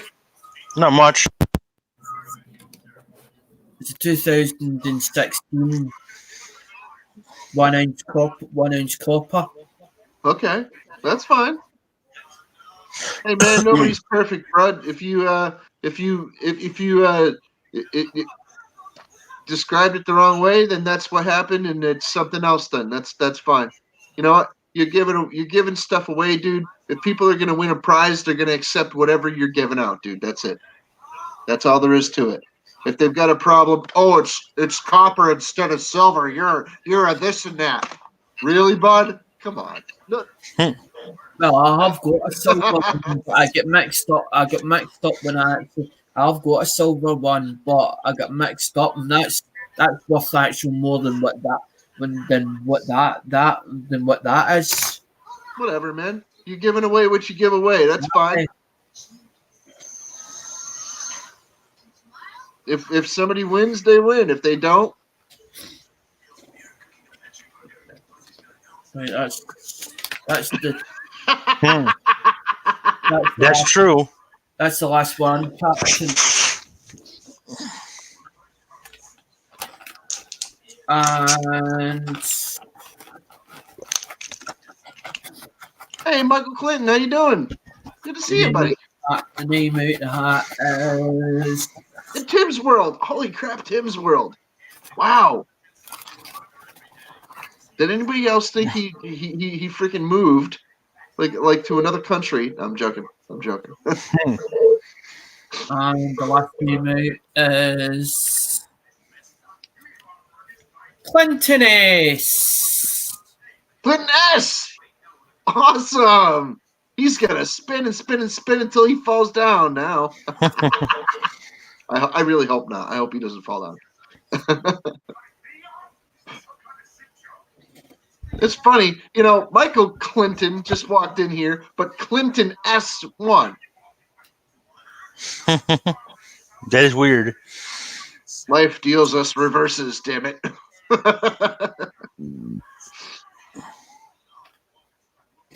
Oh yeah. Clinton S, congratulations though, buddy. You won yourself a nice piece of copper. Awesome.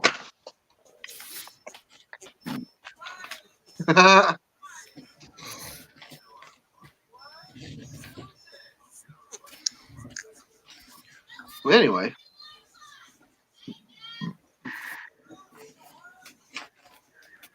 And that's what I said. The ones that's left, the ones I ate peppers, so now I'm a gassy guy. Apologize. Ooh. the ones that's left in the bag, the ones that's left in the bag will go through to the next. Will go through to the next round. Ooh, my goodness. As I said, I'm going to do.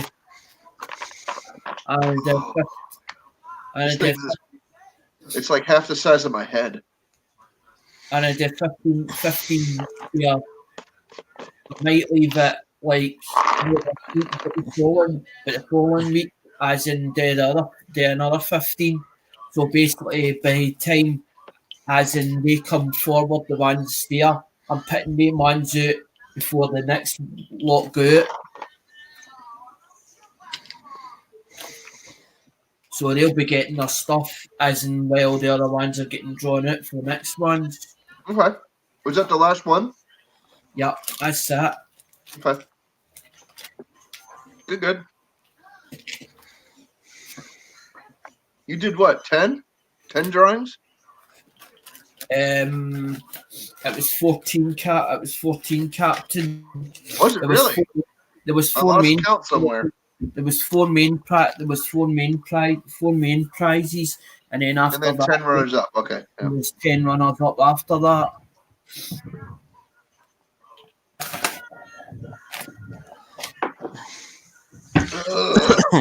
That's the stalest coffee I've sipped in a long time. Anyway, Oh my goodness. Oh, that was awful. What it was? How long it's sitting for? I don't know, an hour or two. Oh my gosh. It was cold. Oh my goodness. I'm sorry I'm making such a big deal about it, but that was really nasty. Oh. That was impressively vile. I'm good, Alex Xander Smith.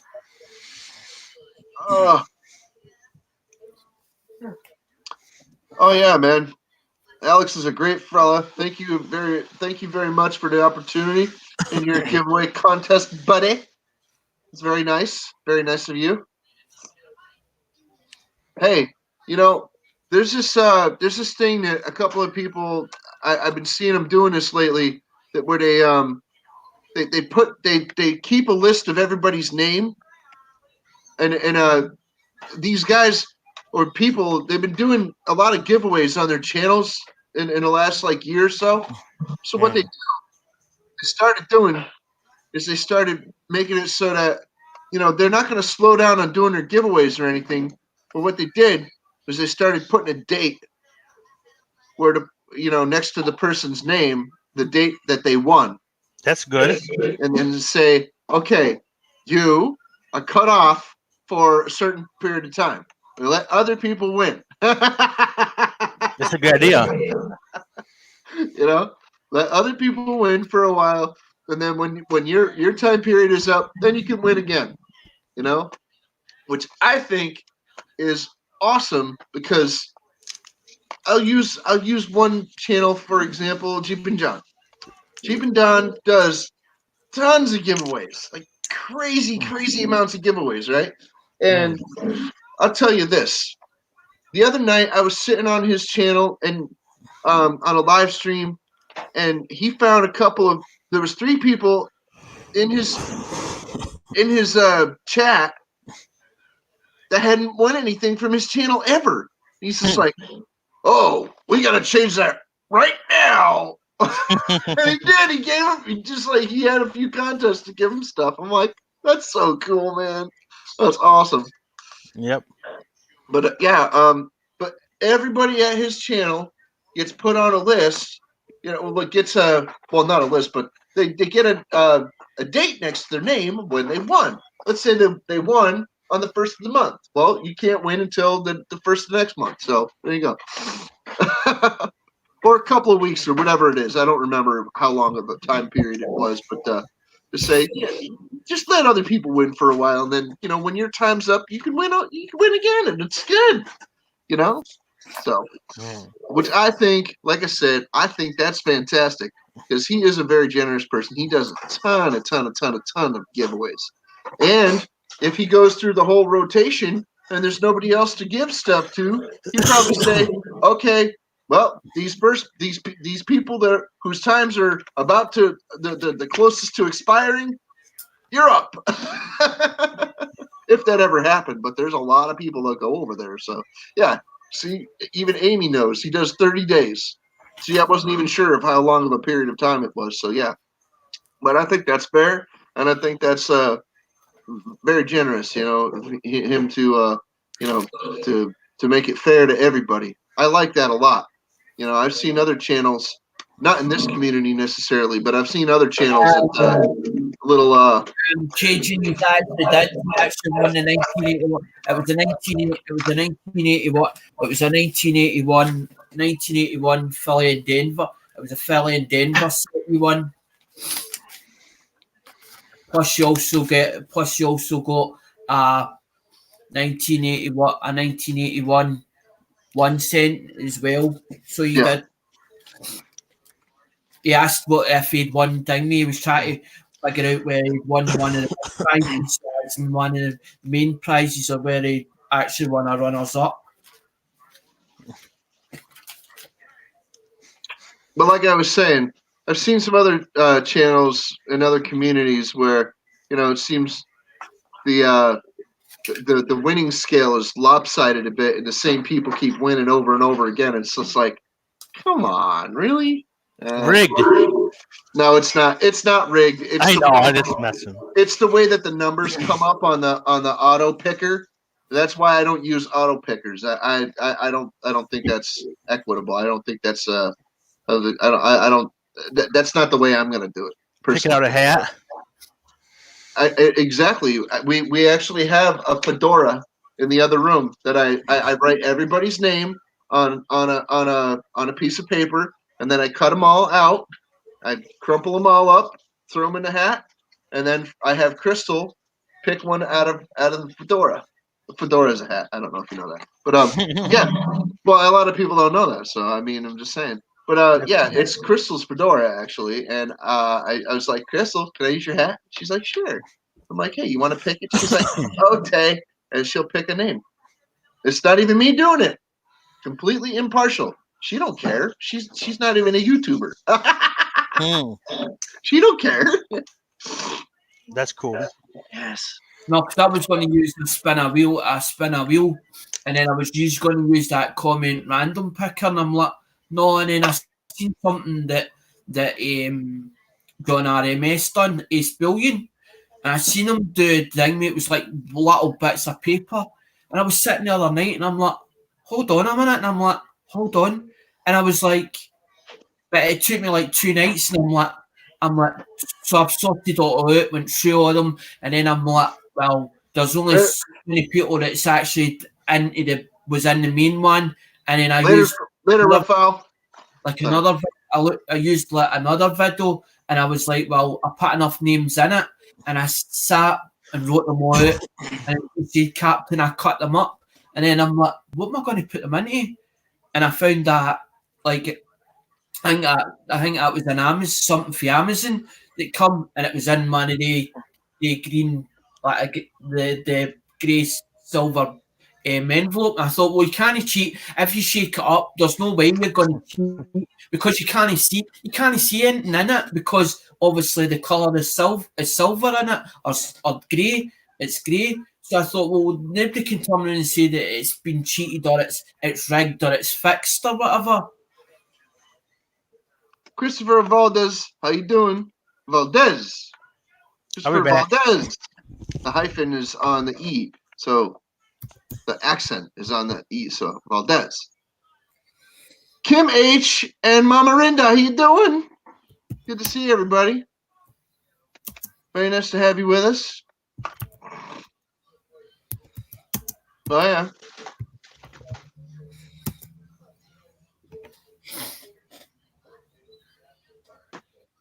Everybody's like, it doesn't talk. Does he actually talk? Does he actually speak? Who? That's what they must be thinking as they're coming in, as in there's like 12, as in there's still 12 they're still 12 watching. Oh yeah. Of course I speak, just sometimes I'm quiet because I either have too much to say and I just tend to me it's as if I'm just rambling on. I've never known you to do that. Please elaborate.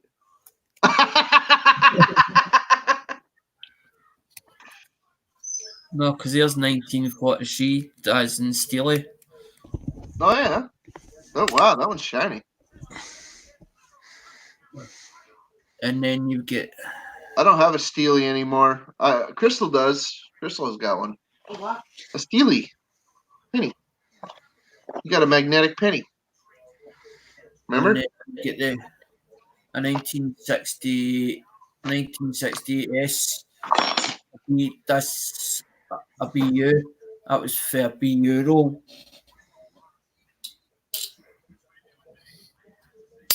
And then you get that's a Troy ounce.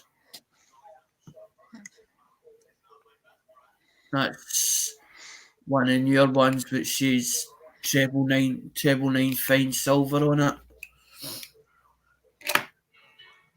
And then you get a copper round which has got a prospector on one side, and then there's a saloon, obviously a drinking hole as they called it, a drinking hole, as in a saloon on the other side, and it says 1 ounce. It says 1 ounce treble nine fine copper on it. This is a 1990s 5-cent piece that was soldered to a piece of a brass Zippo. I found this in the street. You did? That's cool. The nickel. I found it in the street, and it was mangled. Look at it. You can't even tell if that's the front or the back, can you? No, not really. I was using it as an experiment for soldering because I was going to solder a coin to a Zippo. So I had this Zippo that had been mangled, and it was no longer useful. The cap of it was all messed up. So I cut it into some strips and I welded the strips together. Well, soldered them together. Soldered a little brass skull right there. You can barely see it, but here, there's a little brass skull on that right there. You see it? Mama seems On the corner there. And then I soldered it. I soldered a 5-cent piece to it because I had to know if it was possible. Oh, it's like 19. I think it's 1907 or 1902. One penny. Oh, the 43S. That's nice.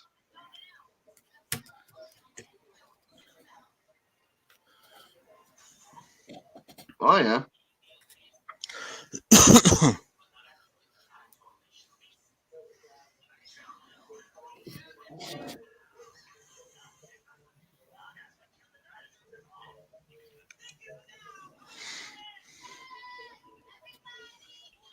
That one says anana. I don't know what anana is. There's anana on it. Spell it. It says Anna on it. It says ANNA. Anana. A one Anna. Never heard of that. I have coins that are wavy on the outside like that, but mine are from the Bahamas or something. Hold on. I'll go and get a... Or no, I think it's the pineapple one.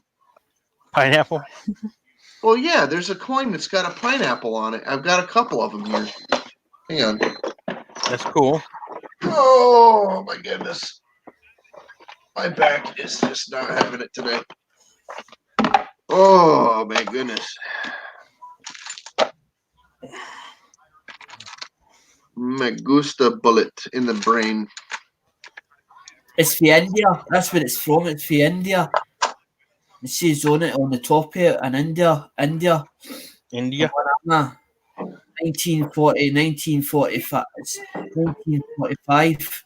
Yeah, I got your 1945 right here, buddy.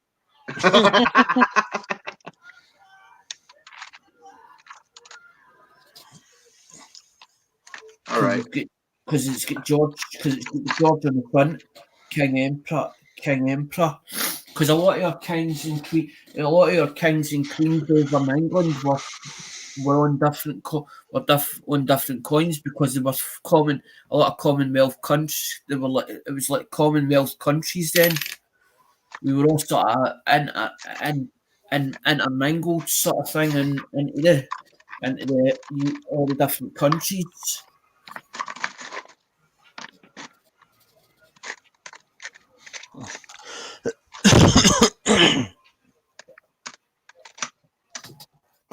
It is threepence. It's a 1945 threepence. 1955. It's a 1945 threepence. Oh, here's the wavy one. Yeah, it's from the Bahamas. This is 1982. And it's got fishes on it. And these big ugly fishes. I don't know what the hell kind of fish they are. But man, are they hideous. It's a gorgeous coin. And the fish, yeah, they're gorgeous or whatever, but man, is they ugly.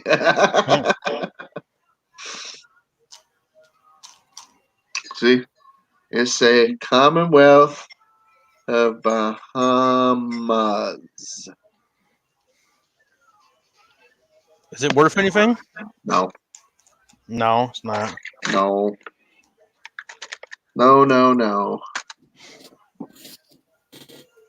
And then I got one that has a pineapple on it. I don't know where the hell it's at, though. I got one with a beaver on it. I got one with some thistle on it.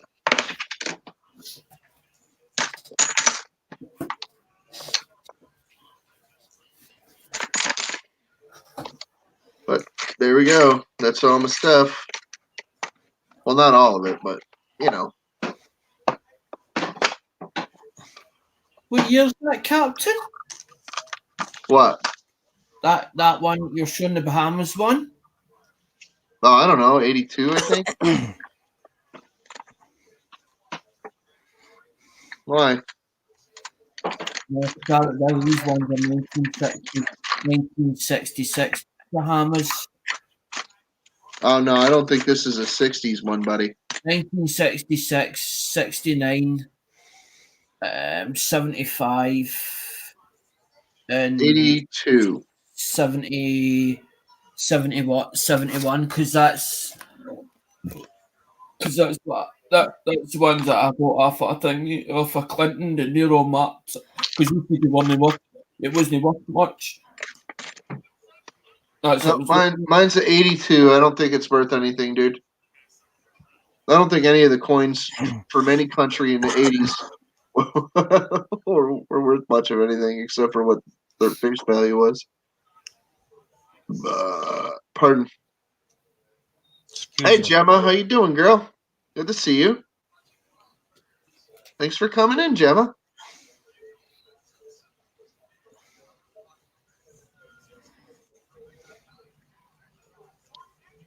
Who's got a Southwest accent?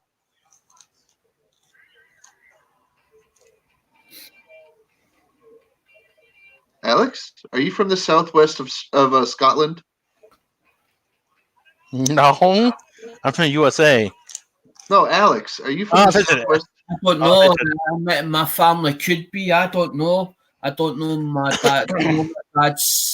dad's great grandpa. He was actually down me. I don't know where he actually come down for up the top end of Scotland, and he was my great grandpa was a horse-drawn tram driver. He actually come Susan down. Ray. He actually come down. He actually come down to work, as in he actually come down to work on in Glasgow for Susan Ray says that you're from Southwest.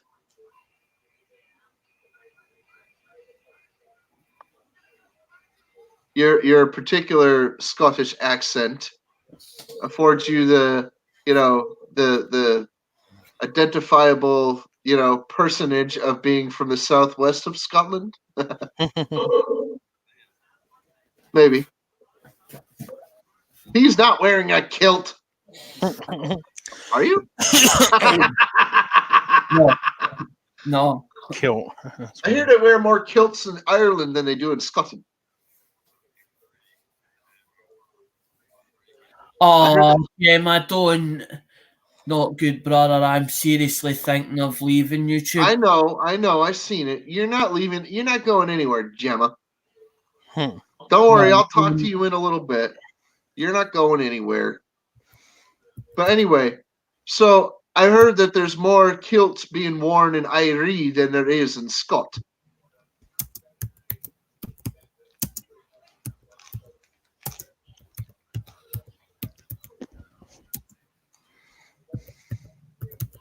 I'm sure he's got a tartan somewhere.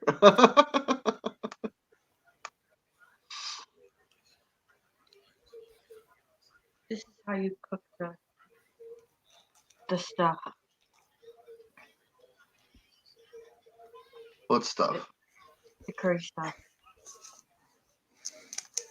Wouldn't you think that there's already instructions on I it? know, I'm lazy.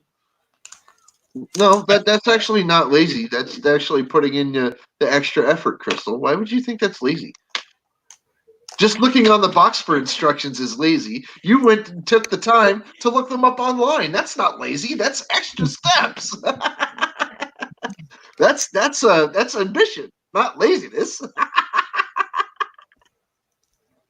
She's very, very excited and very anxious to cook this meal that we have. We bought a curry, and she's never had one before, so she's very anxious to try it. I'm skeptical.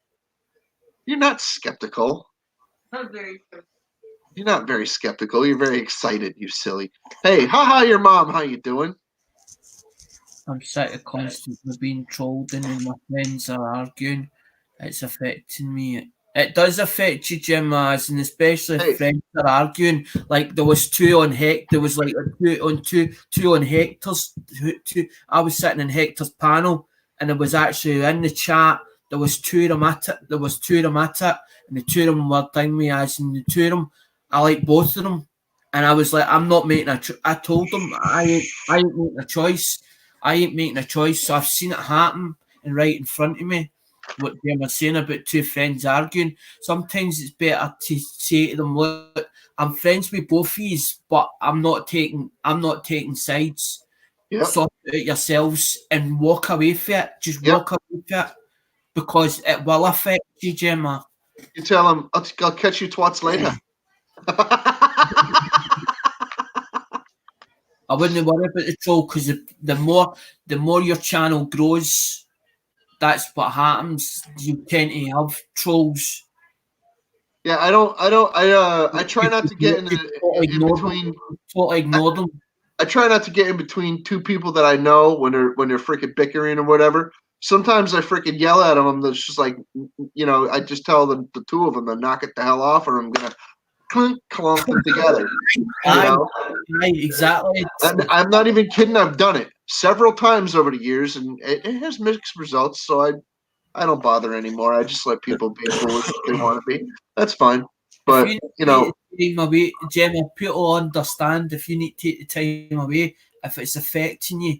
As in, I know there's times where I've lost the motivation or I need that kick up the backside.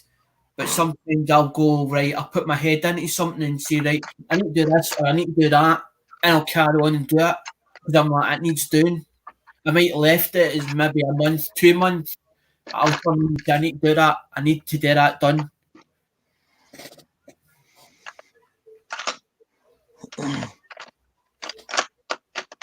Come on, dig that grave now. Put your back into it.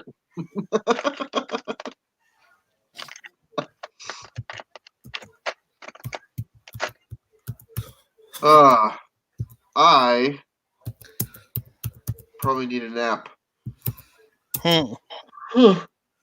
Sorry. No, I was napping all day, on and off. I don't know why. There's something that just was kind of keeping me from staying asleep solid. So I'm just gonna chalk that up to me being an idiot. And no, I think I might need a nap. Yeah. Driveshaft. It's trying. Yes. Congratulations, Driveshaft Drew.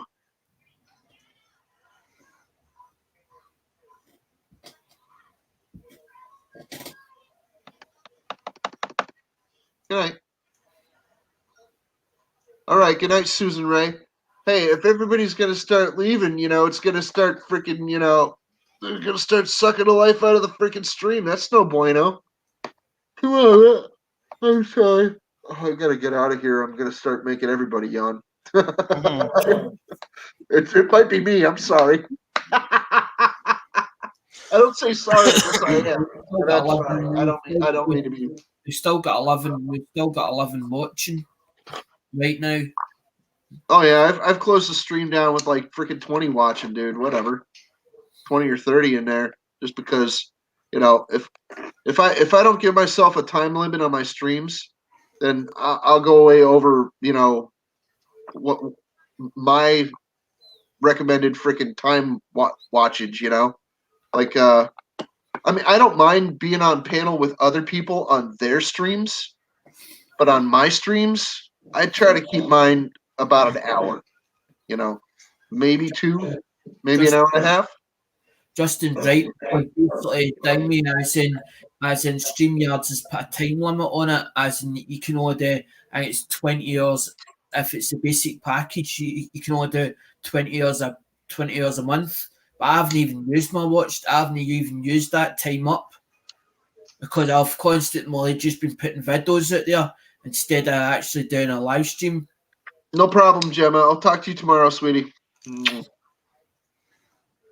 Bye, Gemma. Have a good night. Get some rest. Take care.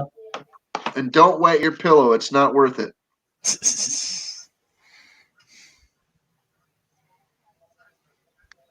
It's not worth it. I'm telling you. You can't make an omelet without breaking some eggs. So when people bully you, make an omelet. That's funny. When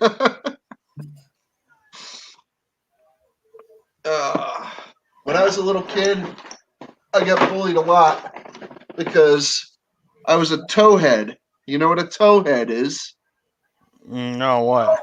Towhead is a kid that has the brightest, whitest blonde hair. He almost looks like an albino kid. Okay, I was a towhead. My hair was really, really, really super light blonde when I was a little kid. So being a towhead, you know, I got picked on a lot. I heard towhead all the time, and I heard blondie, and I heard a lot of other things that a little kid shouldn't be called when they're like 5, 6, or even younger, you know? And finally, when I was 6 years old, I got tired of getting picked on. So I picked a fight with a kid that was twice my size. And I got knocked on the ground and slapped around. And I cried. I'm not going to lie. I cried. And yeah, he was close to twice my age, and he was definitely twice my size. And I lost that fight. And I'll tell you what, the next time I fought him, though, I got him pretty good. I jumped on him and I freaking I peppered him. And then I ran away. That's funny. I didn't know what to do. I mean, I was a little kid. I was like 7 years old. What do you want? And I saw my opportunity because he was picking on me again, and I'm just like, I'm gonna get him this time. I don't know what made me think that either. I'm just like, you know, he told me to get out of here. He called me a baby and stuff, and I'm like, I don't think so. And I got him. But anyway, after that, we were really good friends, you know, and it was fine. It took a while, but we were friends again, and you know, it was fine. And he actually, you know, he didn't fully respect me, no, but he was never gonna because we were friends. And no, he didn't try to fight me anymore. I bet he didn't. No, I was like 4 or 5 years younger than him, and he would not try to fight me anymore. I guess I'll let him know. I'm not gonna put up with that. So anyway, no, from then on, I tried to stick up for myself. It didn't always work. I'm not perfect, and I'm not the toughest guy on the planet. You know, Me either. It was possible to intimidate me, and it happened quite frequently. But I tried not to show it, and I tried to put up a brave front and stick up for myself and stuff. But hey, nobody's perfect, and nobody's Superman. You know, you can't win them all. And well, I didn't walk away smelling like a rose, but all the time. But I won more fights than I lost, and that doesn't make me feel like a winner, though. You know, it just lets me know that I stuck up for myself, and maybe you know, sometimes, and this is a lesson that I had to learn the hard way. Sometimes you have to walk away, and sometimes you have to let people look at you like the bully. I'm not kidding. Like, if you want to win the fight, if you want to if you want to stand up for yourself, sometimes you have to look like the bully. And it sucks. I never really saw myself as the bully, and that's never what I went out for. No. I mean, picking on people, taunting people once in a while, that's different. That's not, to me, when we were kids, that wasn't bullying. That was just like, you know, like hazing, or, you know, just like having fun. And if it got too serious and the kids started really crying or freaking like really freaking out, I would throttle back. And, you know, sometimes that was a mistake because they'd see that as a weakness, and sometimes they'd attack, you know. But like I said, nobody's perfect. Hey, I need to use the restroom. I'll be back in a little bit.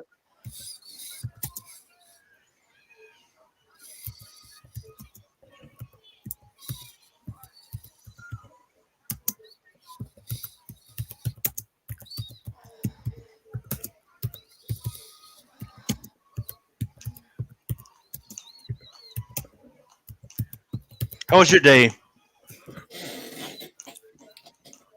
Aye, all right, custom. Not that bad. Mine either.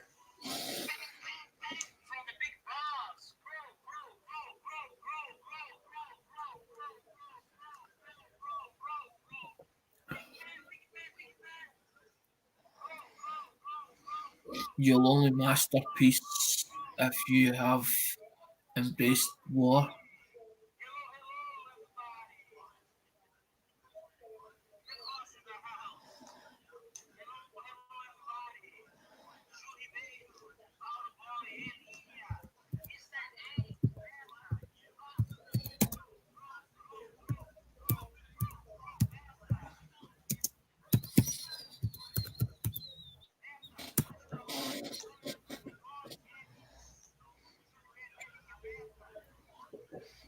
What time is it in the UK now? It's 11 o'clock. Oh, jeez. It's only 6:03. I mean, it's only 6:06 in the USA. You been up too much, custom? No, what do you mean up too much? As in doing much, as in I did a couple live. I did live yesterday, live stream. I'm not good at it. Yeah, I mean, I just don't know what to say. how did they go? Okay, I did a game called Never Have I Ever game. And I'm too nervous to doing it, to learn.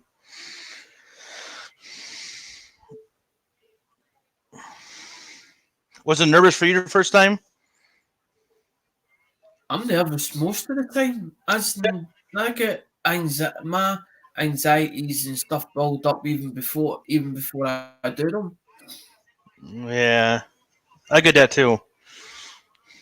I don't usually let it bother me because eventually you sort of see. The thing is, when you've been putting out content, videos and stuff like that, and going on to people's panels, you sort of neglect your own channel for a bit, and then you're like, well, the nervous only builds up because you haven't done it for a long time, or you're nervous of what people's going to say or how they're going to react, whatever you're going to start with on your live stream.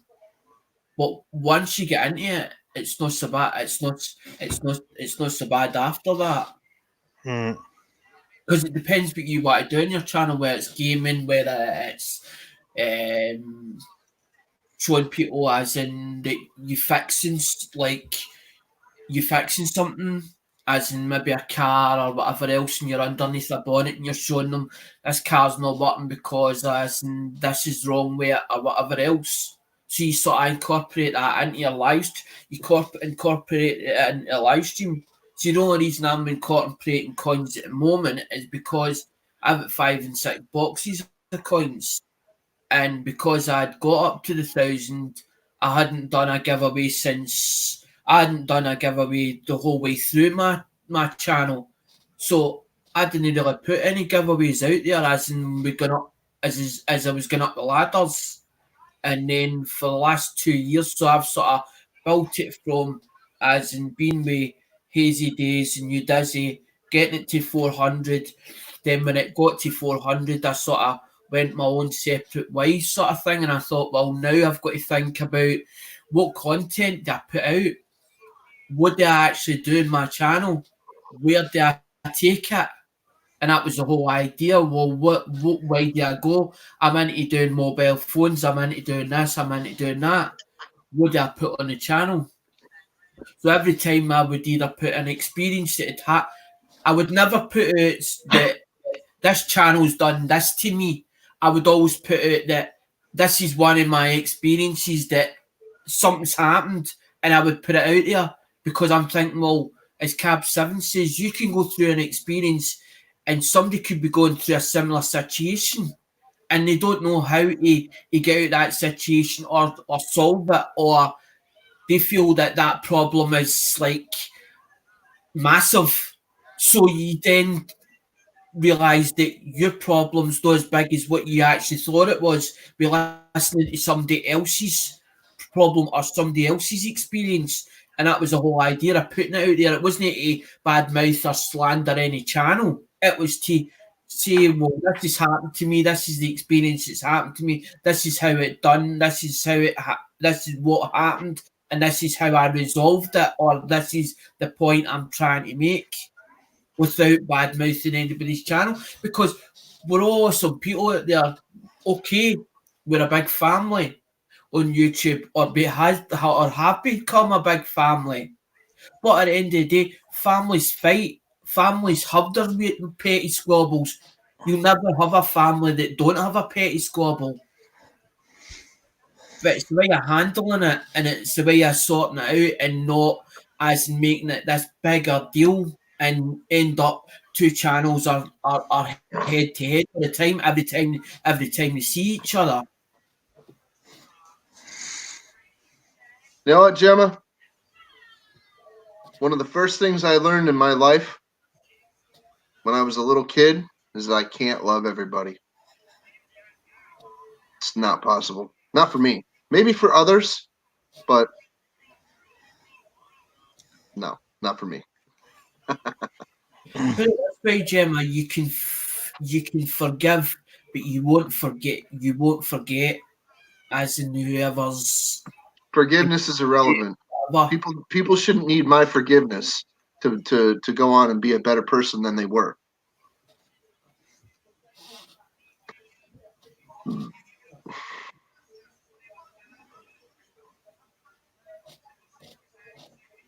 Yes, I understand, Gemma. That's not a problem, you know.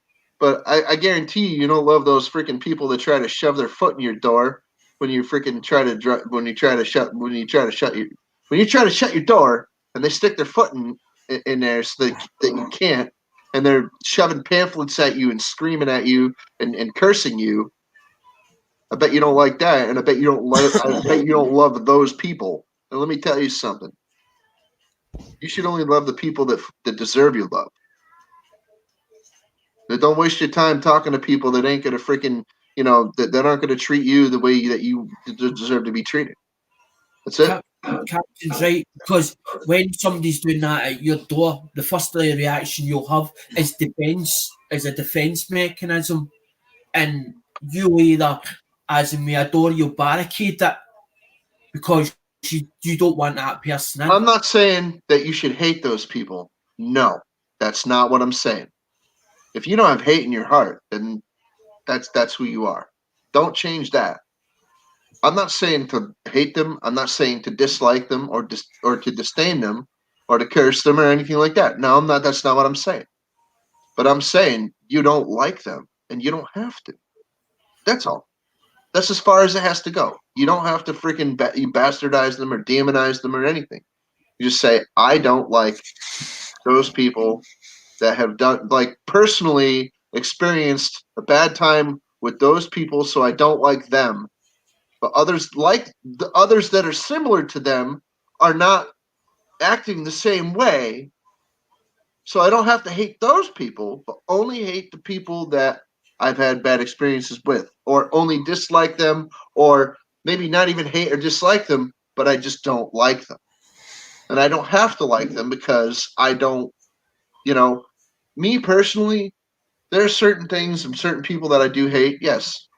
Okay. I let go of a lot of it. When I was younger, I hated most things. Now, there's just certain things that I don't like, and I'm never gonna like, and I came to terms with that. I don't necessarily have to hate it and seek to destroy it, but I just don't like it. I'm like, well, no, I'm not gonna eat black licorice because I think it's disgusting. I don't like that flavor, so you're not gonna find it in my mouth.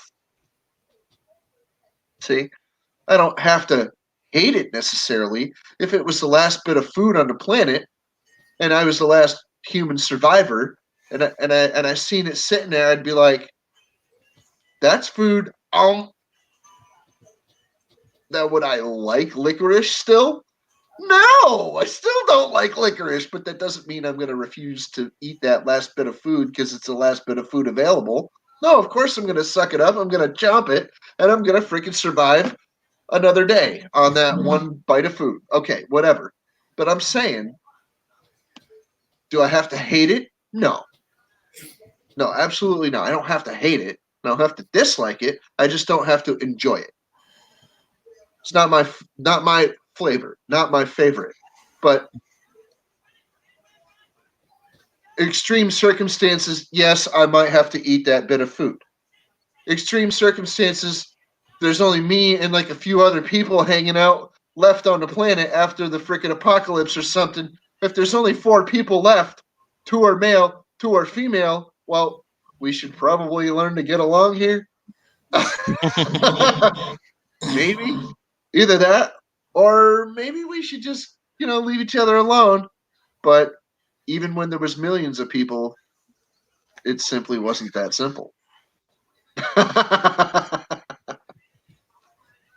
Human interactions are complicated, and however you interact with other people, I mean, that's as valid as any other interaction, I suppose. Like if you like somebody and you interact with them, cool.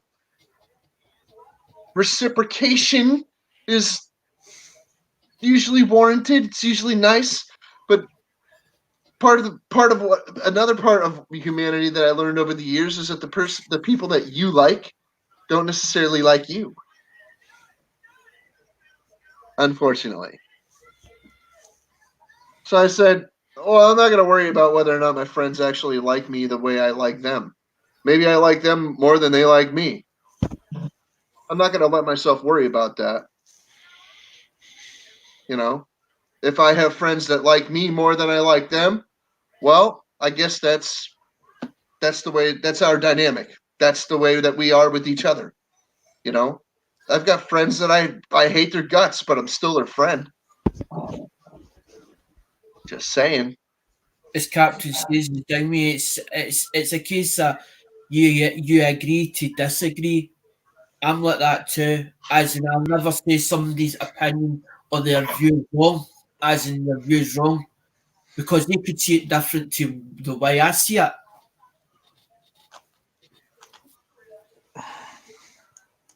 Like, I'll tell you this. I haven't spoken to most of my family in years. It's going on close to 5 years now. Shortly after my birthday, it'll be officially 5 years that I haven't spoken to most of my family. I stopped talking to mother, stepfather, sister, brother around 5 years ago. Most of the rest of the family too. The only people that I've spoken to are one of my aunts, her husband, and my grandmother. And that's pretty much it. And I have their direct phone numbers so that I don't have to speak to anyone else. I really don't see a point. It's like when I talk to elements of my family, that all they have is either an argument, a disparagement, or an insult. So I'm like, why would I want to talk to people like that are so full of venom and spite? It's like, I remember being like that, but I also remember at one point I'm just like, I don't even care anymore. You people all disappoint me, and I'm just tired of being disappointed. So goodbye, and goodbye to the disappointment, not the people necessarily, but they weren't willing to freaking let go. So I'm like, dude, all it is hatred and animosity, and I'm tired of it. It's all spiteful garbage, dude. Yeah, okay, I was a colossal punk ass when I was a freaking kid. It looks like I grew up, and the rest of society, the rest of my family has yet to freaking catch up with me. In certain respects, not all the way, but in certain respects. I'm not a completely mature person, and I never will be. No, I could be goofy and funny and silly and freaking inappropriate like anyone else. No problem. But I'm saying, as in terms of how I feel about things, I've done a lot more growing up than I ever thought I would. Not saying that I grew up any more than anyone else. It seems like when I talk to certain people, it's just like Okay, they don't want to get over it. Okay, fine. Fine. And if all they have is venom for me, then I'm not gonna stop playing with the Cobras. You know? That's it, man. Good night, Susan. We'll see you. Good to have you with us. You were actually very funny. I like you. You're cool. Jim is saying, Alec, I love you. I love you that you have these friends on and you're able to change topics. But on every panel, the topic will change. So there's no point of keeping on the same topic as if the topic's changed already. It's better just to go with that. It's better just to go with that flow instead of just because you're supposed to be as in have people up in your panel, right? So you're Johnny. supposed to be your guest. They're supposed to be your guest, but you're also supposed to interact with your chat, because if you stop interacting with your chat, people think you're ignoring them or you're not actually looking at chat or whatever else, and they feel that they're being ignored. So I try. At the end of the day, you always make sure that you see the chat and you actually interact with the chat as well at the same time. I try to keep up with the chat. It doesn't always work. So, like I said, I do the best I can. If that works, it works. If it doesn't, then people are like, "What the hell? I'm leaving it." Oh, come on, really, bud? Don't do that. I'm sorry, I wasn't paying attention. I was engaging the freaking panel. Come on now. I try. I do the best I can. Even on my own chats, I'm just like, and I ignore the chat. If you've got more than 100 people in your chat, it will start going faster, because although that it's slow now, it's only slow because there's only 8 watching and whoever else in the chat. So there might be only 4 people in the chat that's chatting to each other or whatever else. So basically it'll go slow, but the more people that's in the chat, the faster it will become, as in the chat. And as you said, sometimes it is hard to keep up with the chat. So, okay, Christopher Valdez, are you in South America? Maybe the Caribbean?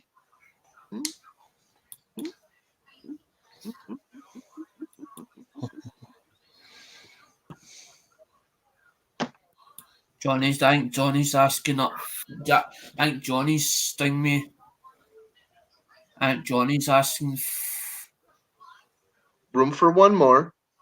That's when he said, as in ding me, room for one more. I knew that was the bump like that in the chin. As in him saying, was it all right if I come up?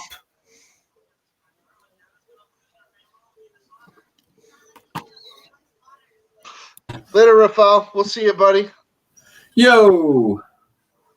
Have a good night. Hey, Johnny Five. Hi, mate. Yo, guys. Albuquerque. Oh, I'm thinking in the other direction. I'm sorry, buddy. Yeah, okay. Sorry. I'm thinking, yeah. For some reason I was thinking, further east. No, further west. Yeah. Like I said, I'm not perfect. No, because I know that South America has like a couple more time zones than we do to the east. Oh, Rafael. To the east, bro, So yeah, Rafael. Rafael's taking off. Good to see you there. Even if you want that. Yes, Gemma's good at that. Gemma, when Gemma's on your freaking panel, she'll read your chat and let you know what's going on in the chat. There's actually somebody that used to do that in the streams. Her name was Rhonda. They used to do that. Used to call out everything in the chat, even if other people had already called it out. Even if other people had already read it, she'll still read it again. She don't care. I've just been on this call for 4 hours, so I just need to pee. We used to call Rhonda Siri We used to call her Siri because she was on point for the most part. Oh, dear. I'm having a South America actually does have like 1 or 2 more time zones to the east. They do. It's cool. I never knew that before. I'd like. Pardon. Oh.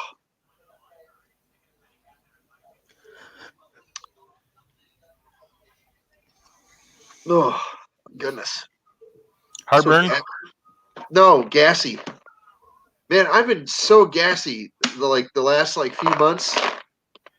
A lot of heartburn, yeah, but a lot of gas. More gas than anything else. And I've been taking these. Do you know if you were these heavy duty antacid tablets? They're if pretty you were decent a size. Gemma, as in I'm sorry if it must be taken that way because I never remove somebody.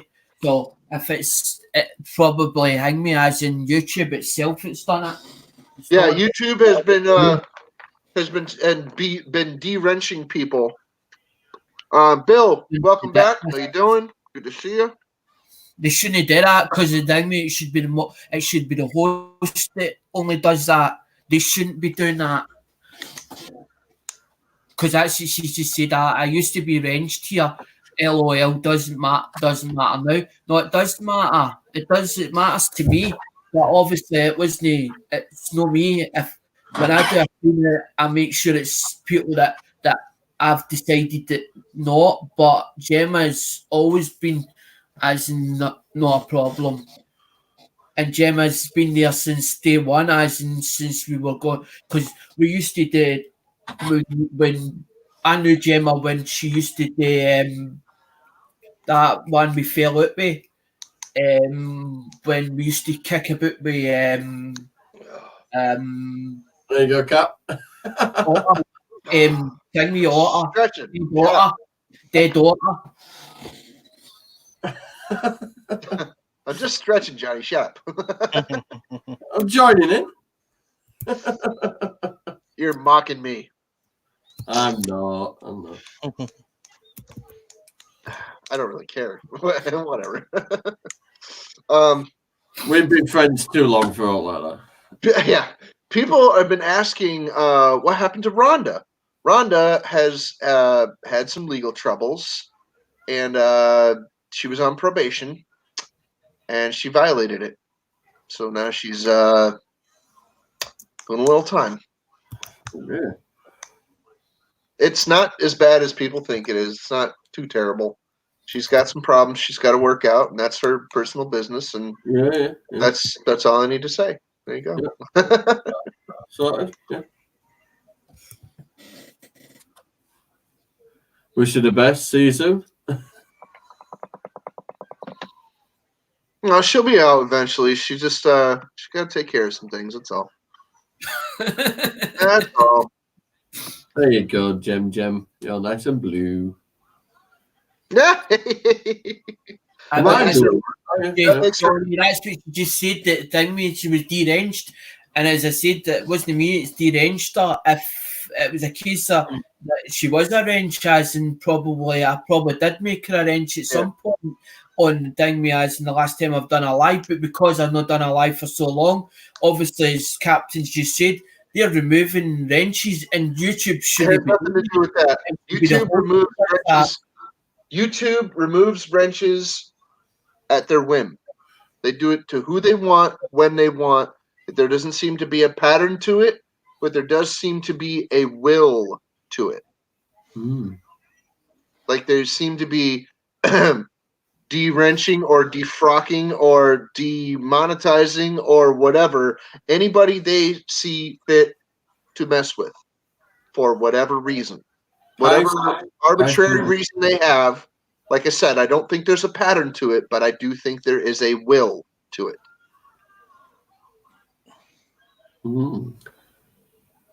We're talking triangle.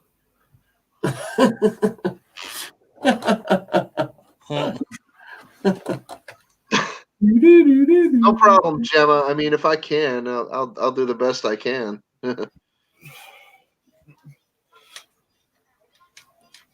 Okay, I was Susan. I was down 20 years ago. I was down myself, and yeah, some of it can be scary. Yeah, a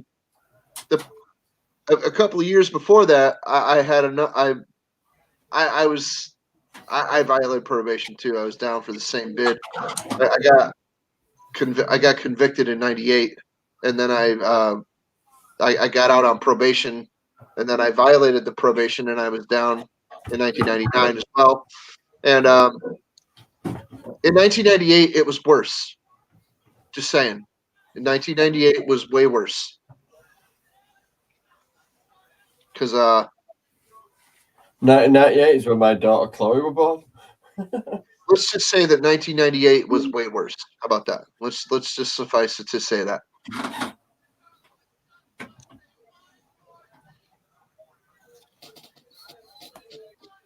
I've spent the night in a police cell. I've never. Hey, let me tell you something. I've never done anything bad enough to even freaking like be considered to be even a Class C felony. Like seriously, I'm not even a felon. Broke a police officer's nose accidentally. I've only ever been up once in front of a judge. Actually, once in front of a judge. Actually, once in front of a judge, but it was a procurator fiscal. Oh what? It's only one time I've ever been in front of them. Christopher. I didn't like it, but at the end of the day, there was nothing I could do about it. Yeah, Chris. That might not have been a good year, but that was a good aspect of that year. For you, at least. Yeah, most years that you don't get busted are good years. Most of them. Depending on what else is going on in your life. Oh, man. 1998. It wasn't the best year of my life, but it certainly wasn't the worst, I'll tell you that. 1998 was not the worst year. I mean, it wasn't, like I said, it wasn't the best year, but it wasn't the worst. Must admit, 1998, I was getting my leg over left, right, and centre. Hey. Now I might as well join a convent. I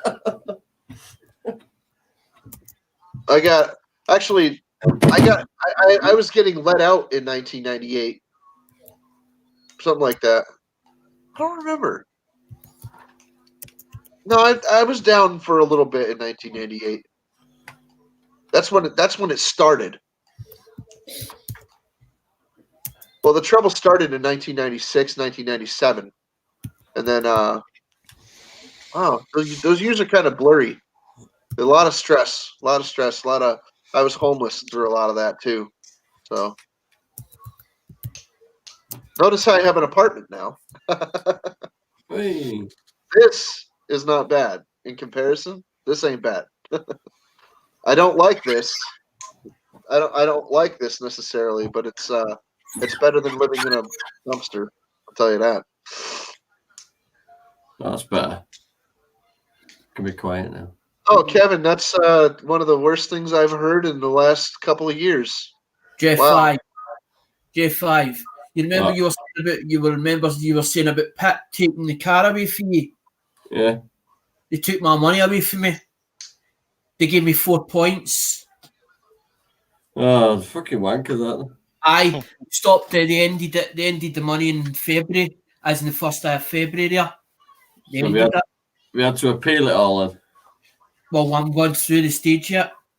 They're saying that they're not doing that now and they're making it easier. And then in the background, they're carrying on doing exactly what they were going to do. Because my argument's basically hang me. If they're saying about they gave me no points for mobility, well, what if I didn't have that prosthetic leg? How the hell am I supposed to get about if I didn't have a leg? That's my argument, and that's why I'm appealing against it.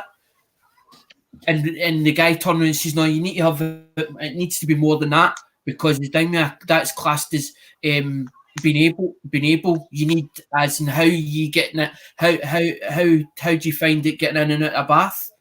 And I'm thinking, no, that my argument is, if I didn't have that leg, how am I supposed to get even out the door? There's one leg shorter than the other. I've been told by health professionals, do not hop on the other one because you'll put more pressure on the other one and you'll do damage to it as in the good one. What is the world coming to when they stop the disability of a man with one leg? Yeah, that's no bueno. Crackers in it. Because I was talking to Dale Cornworld about it, and Dale's like, he says, that's aided. That's basically a need. It's a need, as an actual aid. And he's like, what else you got? And I'm like, I've got autism, on the borderline spectrum thing as well. And he's like, there's another point. You should be getting it. But So he's like, okay, you qualify for you qualify for a job at a freaking fast food joint, but what do they expect you to do? Hop around on one foot with a tray full of burgers? I told him the guy's name in the bottom, and he says, I bet you it's not even a pair. He went, I bet you it's not even a person. He went, I bet you it's just down me as in a name on their system, as in this Mohammed Miraz that's actually the adjudicator. He says, I bet you any money you'd actually phone them up and ask them who that person is.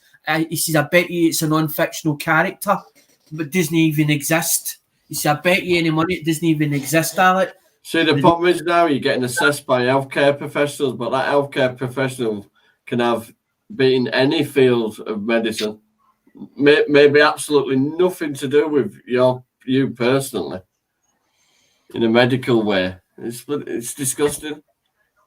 They do it on a points-based system over here, Captain. That's what they've done because I've not enough points to develop. We're ending. See, because my condition is inoperable. I got the thing, but then they took the car. I told them how much I need that car, and then they took it. I have not seen a point system in the United States like ever. There's no point system here. There wasn't until they got these private companies in. They got a French company in called Atos to assess all people in the UK with disabilities. Yeah, let me guess. It's a bunch of Atosas. Yeah, and apparently, they don't have a quota. Atos changed their name. Atos changed their name because they've gone up in front of tribunals, as in people winning their cases. They changed the name, but it's still never changed. See, what it is if you're willing to go the whole hog right through the appeals process, 90% win the cases. But it normally breaks people by then, so they just give up, or die, or commit suicide, or as long as you go. It's very similar here. Yeah, as long as you go off their system, they're not bothered. It's very similar here. We have a pretty shabby system as well, but it's not the point system like you've been saying. But it's not very nice. It's not a great way to freaking. It's gone from a benefit that's there to help people to feeling guilty about. Well, they make you feel guilty because they assess you every 2 years as if that you're fucking lying or something. Yeah, they send me redetermination paperwork and stuff. I filled it out one year. I was very depressed when I filled it out, and I thought I was suicidal. Yeah, it does. It makes you feel that way because you feel like you feel like the lowest form of life. Yeah, it's supposed to be there for you to reach out and help you when you need it, and then they make you feel like shit trying to get it. Oh yeah, there's the United States government. Hold on. The United States government is still convinced that all forms of mental illness are curable. Yeah. They don't think that over here, I must admit. But our mental health system's a complete joke anyway.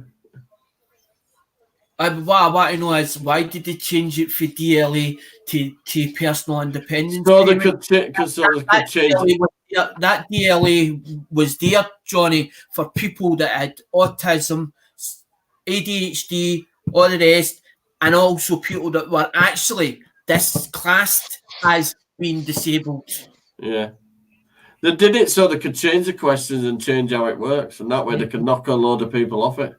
No, we have benefits over here, Susan Ray. Our system is different than yours. It's not that we don't have a benefit system. It's that it's different. How can it not affect females? But yeah, females seem to go through worse than men, really. Mental health wise. Oh, what are you kidding, dude? Well, you know what I mean. Do you know Rosie Wren? No. Have you met her? No. Right now, I know you can open up another tab and search video right now. Do it right now, okay? Look up Rosie Wren, Rosieren, Rosie Wren, okay? She's a friend of ours, and she is autistic. She's not on the functional spectrum. She's not on the functional part of the spectrum. But I'll tell you, she knows right and wrong. And she has a great personality. She's a very nice person. And she's very shrieky. She's very shrieky. She's very screamy. She gets way too excited about things. Oh, Rose, I know what you mean. Yeah, Rosie Wren, dude. Rosie Wren is a great person. And she's very autistic. Yeah, Okay. she goes on. She won Jimmy C's last night, wasn't she? Yeah. Yeah. Yeah, that's Yeah. Rosie. Rosie's been autistic her whole life. You know, it's not like it snuck up on her and people misdiagnosed her. No, she's been that way from the get-go. And she's autistic. There's no question of it. And I'll tell you this. Yes, we all do, Gemma. She's a great person. My But little check this out. Luke is autistic, isn't it? My cousin Mike, okay? My cousin Mike has an autistic daughter. You go ahead and freaking try to tell me that little girl isn't autistic. When she's around anybody, all she does is just shriek and scream. That's what my Luke does. My little Because Luke. she's terrified. She's terrified. How do you spell the N? As My in, fo- R-E-N. Yeah.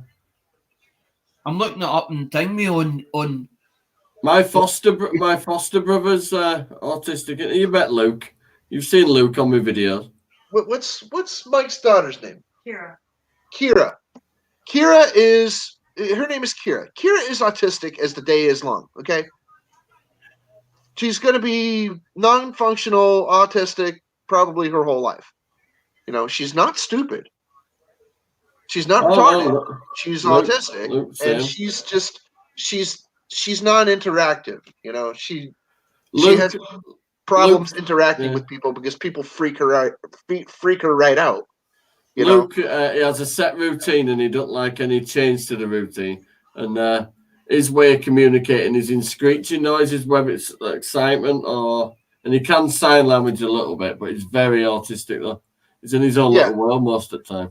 Yeah, even like they say, oh well, if your child is non-communicative, autistic, then sign language can help. Well, some autistics can learn sign language, and some are you got just to click him still, into the now kind of thing. Some are just uncooperative. You know, it just depends on the person. If you gain eye contact with him, you can like communicate with him. Put it this way, I know one thing about Kira that a lot of people don't know. If you engage in a conversation with her, you try to talk to her, but you don't force the issue. Eventually, she'll warm up to you, and she won't scream and run away. You know? But it takes a long time. It's a long process of, touch and go. You know. And if you're tolerant and you're patient with her, yeah, you'll end up being able to talk to her for a couple of seconds before she's just like, and freaks out and runs away. Yeah. I imagine she'll probably do that all the time unless you're her parents and you live with her and she has to confront you. My mum had some respite carers that looked after Luke, but they couldn't cope with the screeching noise he does. So my mum got a bit upset about it, saying, you know, How I did you deserve a break. But I just started looking after him now. So Okay, Gemma, I want to suggest something to you that might help you, and I think I've already suggested this. Sunglasses. Wear sunglasses. This is a poor example of sunglasses because they have slats in them. But wear sunglasses. Wear sunglasses. People, it will bug the hell out of other people that you're wearing sunglasses because they don't know what your eyes are doing underneath your glasses. yeah, exactly. So Yeah, they will feel just as uncomfortable around you as you feel around them. I've got a problem with eye contact, as in because I tend to stare at people. It's as if I'm staring at them. And I used to put my head down. It was a friend of mine. He's like that, and he says to me, Alex, why do you do that? Put your head down for? And I just looked at him, and he went, he said, hold your head up high. He goes, don't do that. But because I stare at people, I get people, and they'll be like, and you see them looking back at me, and I'm like, and I'm thinking to myself, and I'm trying to not do it, and I start turning away like that. And I'm always frightened in case somebody turns around and says, what the F are you looking at? Because that's usually what happens. If you stare at somebody for too long, they think you're staring at them for some apparent reason, and that's what you get. In this country, as you know, what the F are you staring at? When they start dinging me, that's when they start giving you that award of that. Later, Bill. See you later, Bill. We know you wear your sunglasses at night, Bill. You're just cool like that. I've ordered some new glasses, a normal pair of glasses, and then a pair of driving sunglasses. I don't wear glasses. I did when I was a little kid, but I didn't need them. I can see close up okay, but I can't see distance. I'm blind. I can see distance just fine. I can see distance better than most people that are farsighted. Yeah, I'm blind as a bat distance. I can see things close up real good. I can see things far away real good. I have better than 20/20 vision, bro. I mean, even now where I am now, it's a bit blurred having these off. Both of my parents, it's weird. Both of my parents wore glasses. Both of my parents wore glasses their whole lives. I was forced to wear glasses from the time I was 7 to the time I was 14. I destroyed the glasses. I smashed them because they hurt my face and my eyes and my brain, and they were just extremely agonizing to me. And I stopped wearing them, and I never had a problem with my vision since. I think because the glasses give you an headache when you get the new ones, don't they? For a little bit. I don't have a problem with that anymore.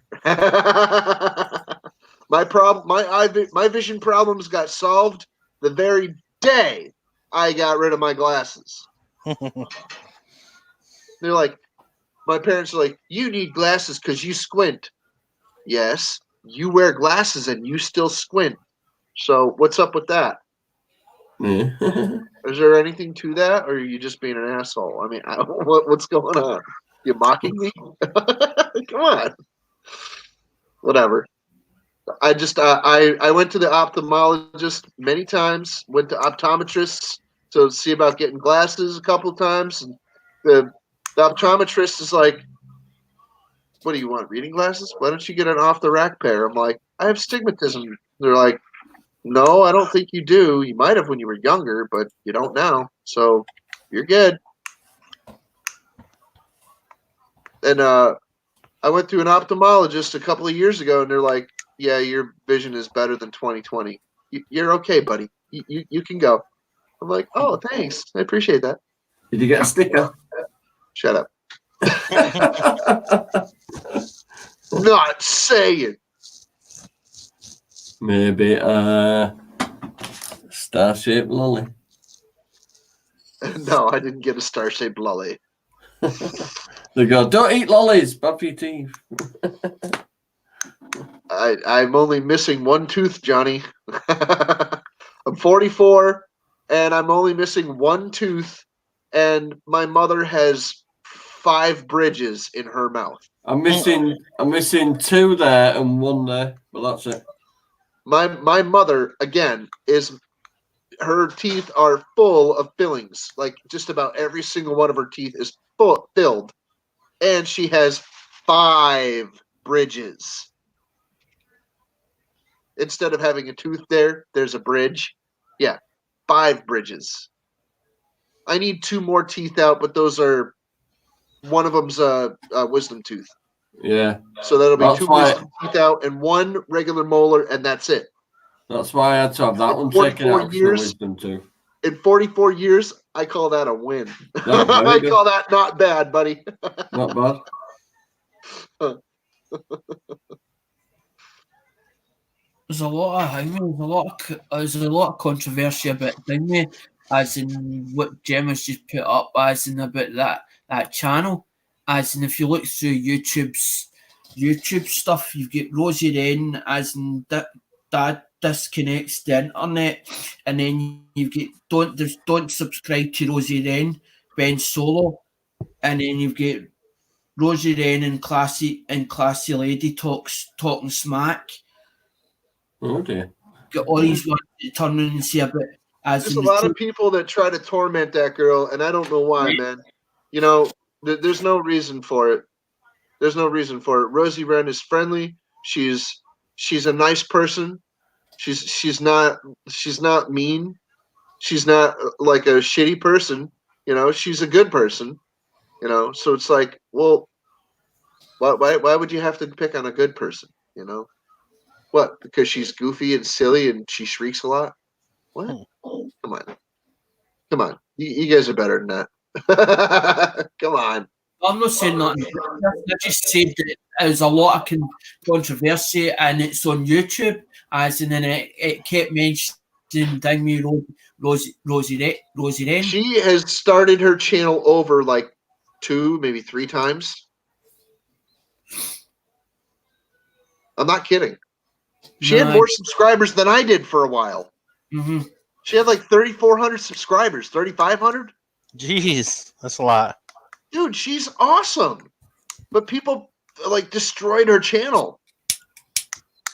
So she had to start again and again. She's restarted at least twice that I'm sure of. You know why that, and you know why that is, Captain. Hey, It's Lucky, not what's up? How you doing? against. It's nothing against her. It's jealousy because of people seeing her doing well or whatever else on YouTube, so they end up they badmouth that person. Rosie Wren! There she is! Yes! Awesome! There she comes! That's so cool. She got her in here.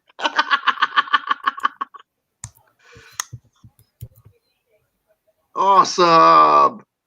Hi, Thanks for hi, coming in, Rosie. Rosie. Hi, Rosie. Good to see you, Rosie. That's so cool. Rosie's here. What are the chances of that happening?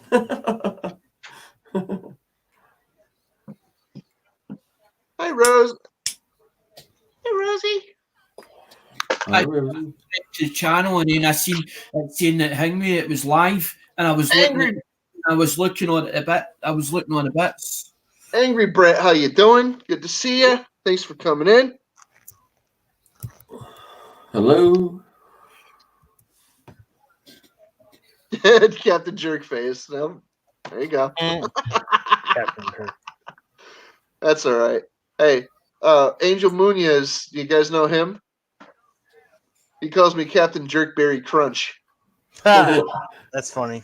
Whatever, man. I like Angel. He's cool. Yeah, Angel's good stuff, man. He's a good person. He's really cool. He's funny as hell too. That laugh's mental. yeah. He's got a cool laugh. It's like whoa. Yeah. Very, very, very cool person. Though he's got a good personality. He does. Well, yes, of course. Of course, Rosie. Alex is from Scotland. Our host. Shane Dogwood. Our Shane Dogwood, host, what's up? our Sorry. host with the most. Alex. I'm You're still my friendly with Angel. I have my issues with him. Angel's a bit off the wall, as in he gets really hyper at times, as in Angel Muniz. Yeah. If that's who she's saying about, I know Angel gets actual hyped. It's as if he gets up there, and then when he gets up there to that level, it's sort of Angel is he's autistic as well, but he's very playful, you know. And he has no filter. He has no filter. I got ADHD. I got that when I was growing up. Hyper, whatever it is, hyper distension. Attention deficit hyperactivity. Yeah, I used to take Ritalin and all that crap when I was little. Yeah. My friend John, if he didn't have his Ritalin, he would try to fight everybody. I just was crazy. Oh, dude, he was nuts, and like he knew martial arts and stuff. So it was kind of, yeah. I mean, I calmed down now. I still my head goes or keep going, and like, I fritches a lot, but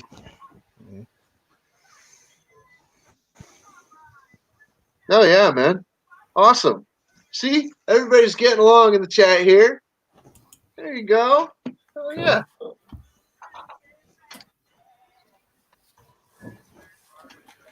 Oh, I'll sleep tonight. I've had a few beers. That'll be good. So, Johnny, you're in West Yorkshire or East Yorkshire? West. Oh.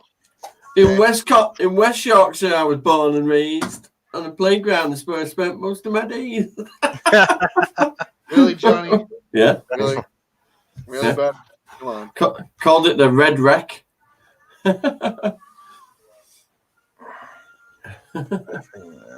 Yeah, Angry Brit. There's a discrepancy there.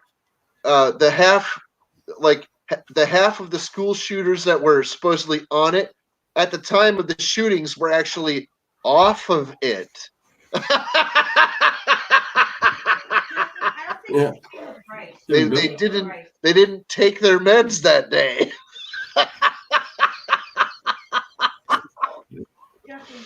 Oh man.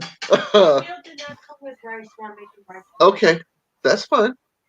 I didn't know you wanted a meal this soon. Apparently. No Nice. criticism, just observation. Hello, Crystal. Hi. Hi, There she honey. is. There she is. Woo. Yeah. Go for it, girl. We got a little dance there too. Yeah. Having for dinner. Chicken coconut curry. Sounds, yummy. It Sounds didn't nice. come with rice. I'm kind of disappointed, but there's 2 pouches and there's 2 chickens in there. Suki's irresistible cuisine. Suki.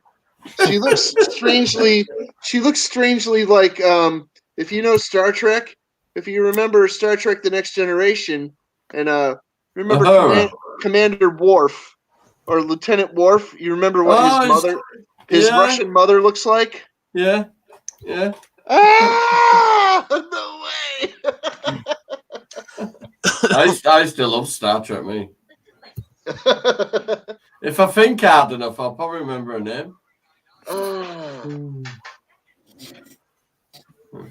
I think her name was Irina.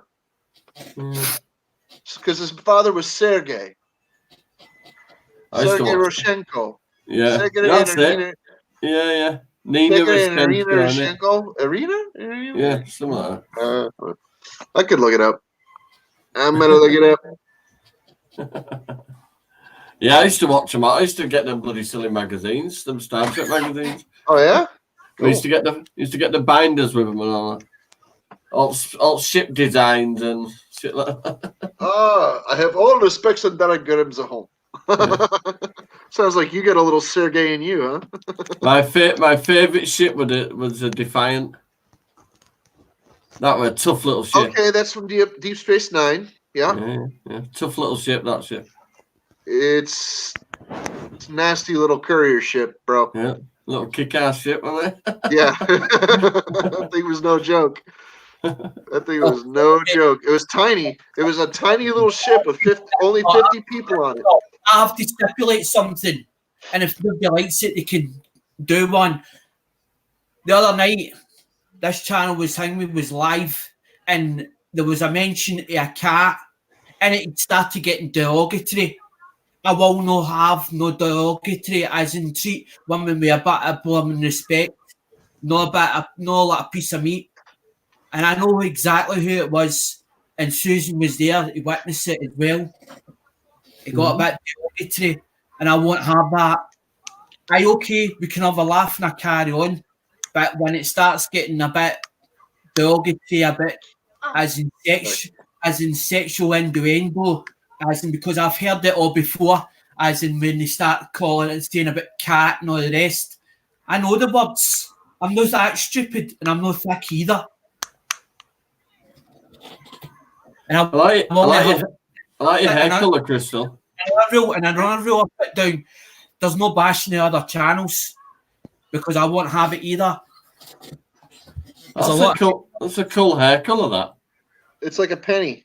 Yeah. Yeah. You look hang on, I've got a British copper coin here somewhere. It's a bit coppery colour, isn't it? A little. Looks a bit like that. A little bit. Shiny. It's Ruby Red, is a clock called Ruby Red. Oh, yeah. What's up, Filthy Phil? How you doing? I'm going to send you that, Alex. Oh, that's a nice one too. Angel on it. It's a Wellington's commemorative coin. It's one of them ones you get in them magazines. Oh, wow. Okay. But it's from the proper London Mint thing. Ooh, London Mint. I think with that, I know where that'll go. It'll end up in my collection. As in quite a heavy coin. I'll send you it. You can have that. So, I'm sending the eagle thing to Captain Jack. No, he wants to. That brass eagle. Oh. He wants to. I've got to find a way of lightening it. Maybe an aluminium cast.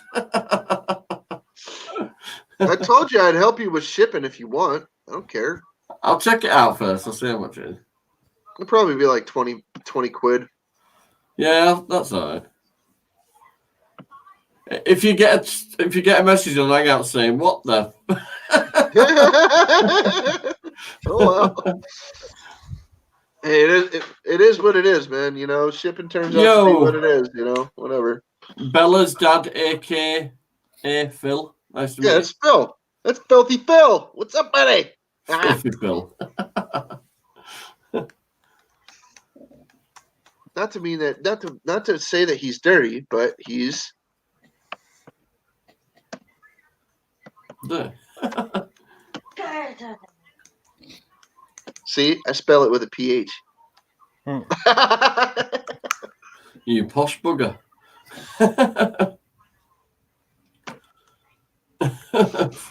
Is it fruitiful? Pinky's up now. Oh. Working hard, hardly working like usual. Working hard at hardly working. Yep, that's Phil. Meet George Jetson. I want to ask everybody, if somebody was selling a penny for 50 quid, would you buy it? What a chuff. I don't collect coins, so no. Me either. You ask me that question, the answer's going to be immediately no. Do you know what I say to him? No, but I'm selling this tower, and it's in the middle of France if you're interested. As long as it's not that junk pile, the Eiffel Tower. what it was is I was on Worm's channel, which is Lighty Collects, and we've had disagreements as in with this other channel called The Great British. They've called it The Great British Con House, some people, but it's called The Great British Coin Hunt, right? Now, this guy obviously thinks that people are stupid or thick and has up about a penny. But the penny is supposed to be a rare coin. I believe it, right? But this is why it's gone. And people are falling for it. Hey, What hold on. makes it rare? Was it in the Queen's pocket as well? Hold on. Wait a second.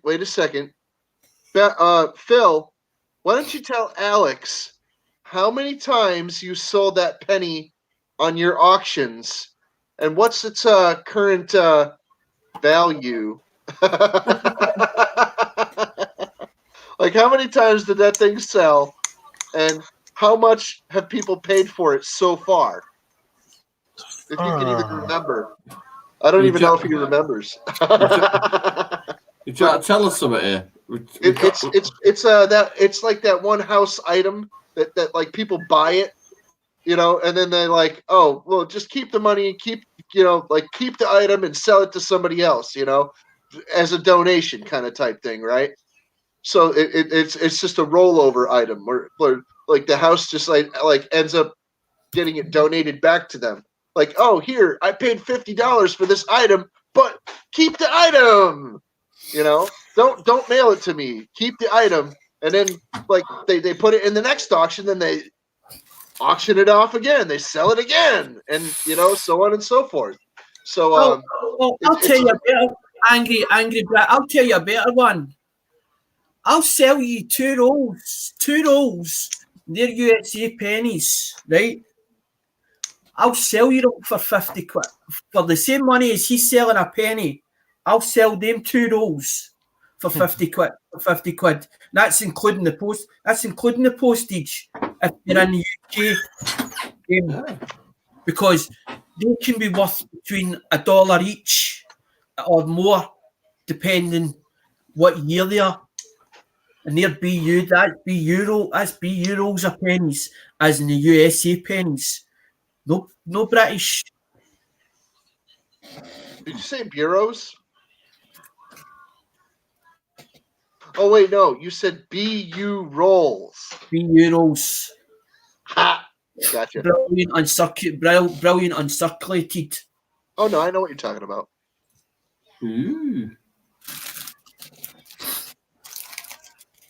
I just thought I'd get that out there because Angry Brits just picked it up as in saying about I know who he means, the con man, the Great British Coin Hunt. Aye, exactly. He thinks nobody's on him, but I don't buy coins. Personally, I don't buy coins. Normally. Like once in a while I'll purchase a coin if I need it for a project or something. But it's not going to be anything that anybody's going to want to collect. That's me, Captain. I'm not going to start going to a channel and buying stuff off of that channel, and I don't get my stuff because that's exactly what the Great British Coin Hunt's doing. And then what he does is he turns around and says, "You can't get that coin." So what they do is they give them the points. But the points are to use on his website. The points are to use on his website. You'll never see your money, and you'll never see. That's fucking slimy, dude. That's slimy. Well, that's what's happening, and it makes it look bad for actual British people that actually send stuff out. It makes it look bad in them. I wouldn't judge all the British people in the UK by that one slimy Brit. No, one slimy dude is not going to make me think that all Brits are scumbags. No, not a chance. I've had British friends know, most of my life, so no, no, that would never turn me on. If you don't see if you go on his channel and you see anything derogatory or anything about as in the way he runs things or whatever else, you'll get banned off his channel. You won't get allowed to speak. I'm telling you that right now. I'll tell you this, Alex. In another few months, a lot of that might not matter. They're starting to do some. They're starting to have some some serious policy changes in YouTube. They're going to start shutting down a lot of the auctions. They tried to do it by through PayPal, but it's not working. They're going to start having a freaking a lot of protocol changes for people freaking holding auctions on their stuff. And if you're going to hold an auction, you have to freaking have this coming up. Mark my words, it might not happen this year, but within the next freaking 10 months or so, it's going to happen. They're going to freaking say, okay, if you want to have an auction here, you're going to have a specific type of live stream just for auctions. Either that, or they're going to make you go to another platform by deleting your channel if you have auctions on YouTube anymore. One of the two. That's crazy. It's been a long time coming. They've been talking about how they're going to freaking handle people having raffles and or auctions on YouTube without it being sanctioned at all. It all goes on the honor system right now. And I don't really see a huge problem with that, but YouTube does. See? They see it as a form of unsanctioned and unwarranted and untaxed income. Do you see how they might have a problem with that? Coinworld UK, he's got a channel, but he doesn't sell any on his channel. But Zoe Davis, which is his other half, Zoe has a link on her eBay site. So that's exactly what I've done. I put mines on it as well as in mines on my channel. But the whole idea for me to do coins was either a sell, swap, or trade, but like for like. That was the whole idea, because the Americans are looking for British coins, and I don't know if we're looking for USA coins, but some people in the United Kingdom have never seen USA coins. So that was the whole idea, was to buy them and then sell it in the UK market and do it back and forward. That was the whole idea, to bring two communities. That's what I wanted to do, was bring two communities together. But because of this great British coin hunt, it put a bad taste in everybody's mouth. What Angry Brit is saying, they want. It's not necessarily that they want their share.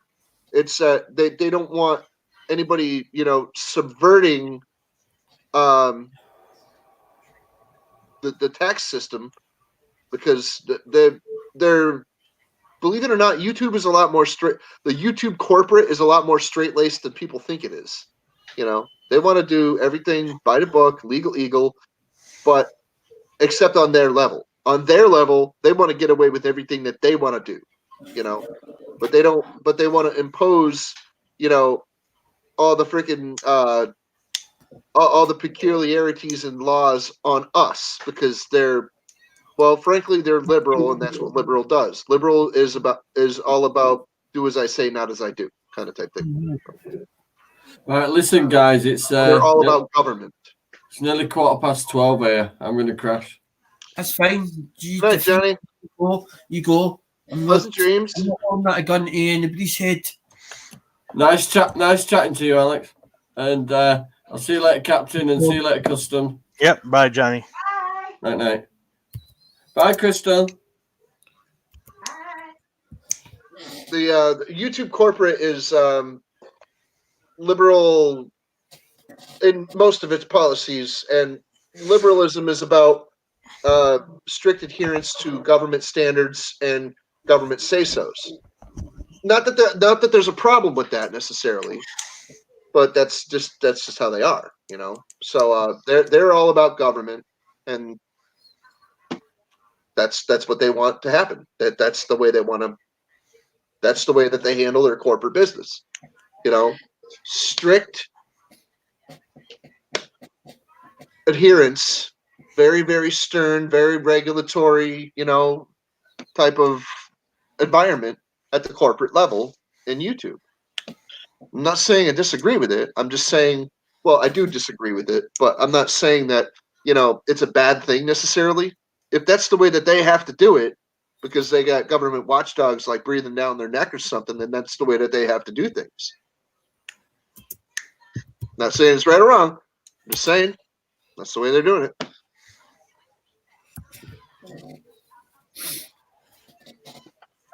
Oh, dude, Angry Brit. YouTube has been pretty woke for a while now. And I'm not saying that that's necessarily a bad thing either, because YouTube's still around. It can't be all bad. YouTube's still around. You know, and freaking when they talk about regulations that have to do with you know, how woke you are and stuff like that, and you know, search results and stuff. I mean, most of that applies to people that are actually freaking monetized. I'm not saying it doesn't apply to, you know, us unmonetized fellas, but most of that applies to people that, you know, are monetized and people that YouTube corporate thinks should know better. I don't think YouTube will destroy itself. I think the way I see it, that I think that YouTube is going is family related. I think that's the way they're going for some apparent reason. I don't know why I say that, but I just see it going that way. You see what now? I see it going family related, as in family. There's already a YouTube for children. Yep, there is. So I don't see why YouTube on this level can't be what it is. You know, some people do bully, some people are misogynistic. Yes, that bothers Alex, obviously. Nothing wrong with that.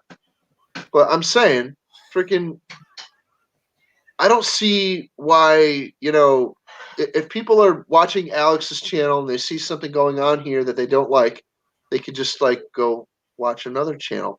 There's billions of people. There's like, maybe not billions of people, but there's like 1 billion people on YouTube. Oh yeah. I just said this yesterday. There is more than a lifetime worth of video uploaded to YouTube daily. I don't ask anybody to watch my videos. I don't put a gun to somebody's head and say, you need to watch my you need to watch my channel. I tell people to go read a book. It's up to them.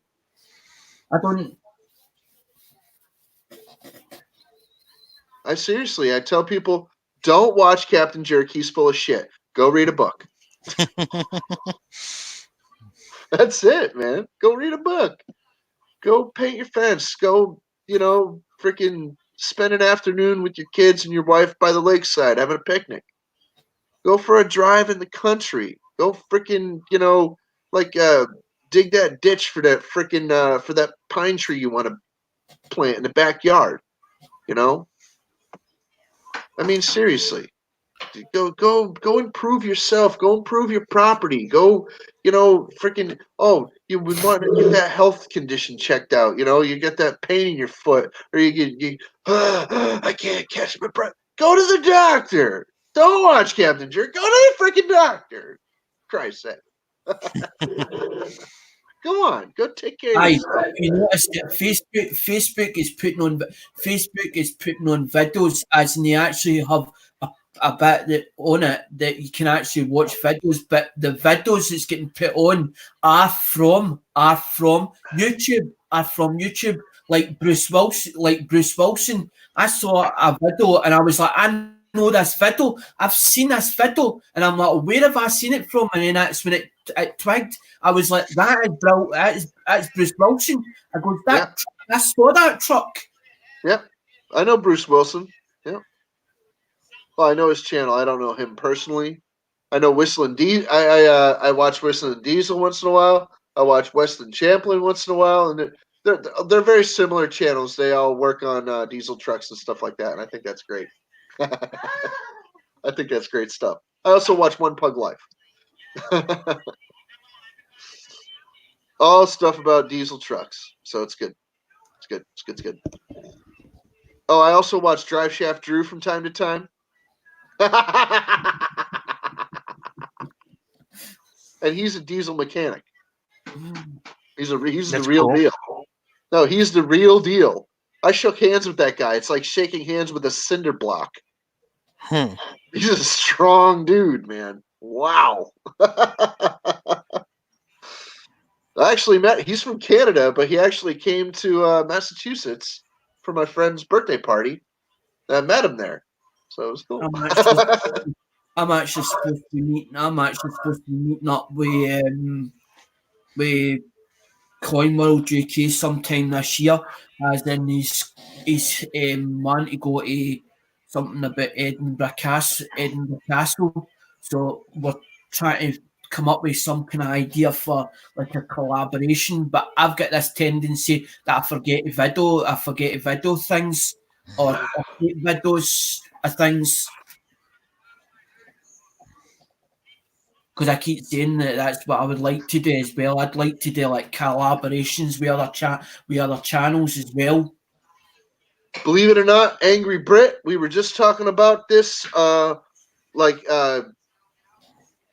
earlier today. I was on Sunshine Cooper's live stream. We're talking about another streaming platform. It's different. It's completely separate from YouTube. It's called DLive.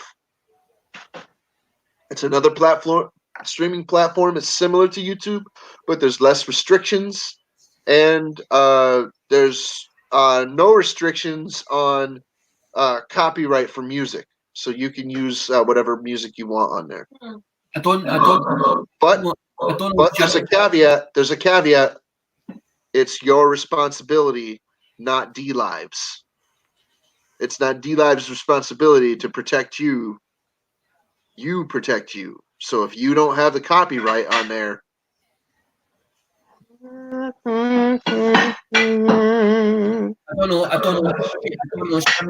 Shimmy's channel, but I know One Pug Life I did watch him, and I still do watch him from time to time. Harvey Spooner, I watch Harvey Spooner's as well. Yeah. But I do it on my own free time. Harvey had something on the other day about will it start kind of type deal with an old Honda. Well, it's always about an old Honda. Come on now. Could you figure Harvey would be playing with Hondas? Coin World UK, what is up, Dale? How you doing? Awesome. Thanks for coming in, man. That is awesome. Good to see you. I didn't actually know the live would last as long as this. I thought it would only be a couple of hours and that would be it. But I noticed that everybody's now coming in, and I'm like, I don't really want to, as in, cut it off. Yeah, you get like surges of different people coming in. And just Chris already made dinner. See that? Stuff. Because it's a great way to get to know people. You want to see the curry, Alex? Oh, yum. It looks spicy. That's yummy. Okay, how does something look spicy?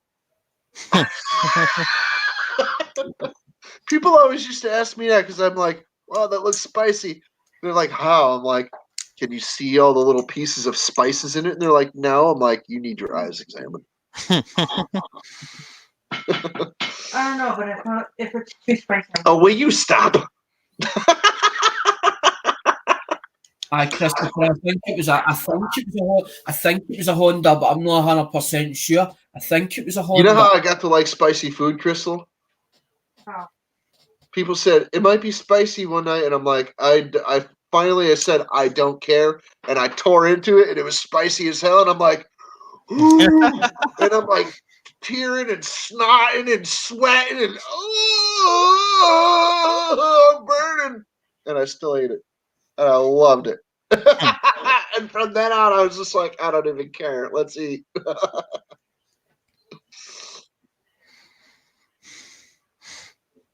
Hell yeah, man. 250 SX, it might have been. I don't remember. I don't remember what it was.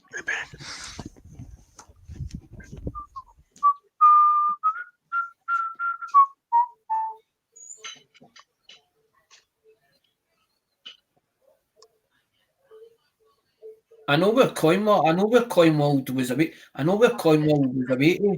It was away with Stacks, because Stacks was on. Stacks was on. I saw him. I saw Stacks on. Stacks is always on, dude. Stacks is always freaking live streaming nowadays. Hang on, I'll be back in a minute. I gotta get something to drink.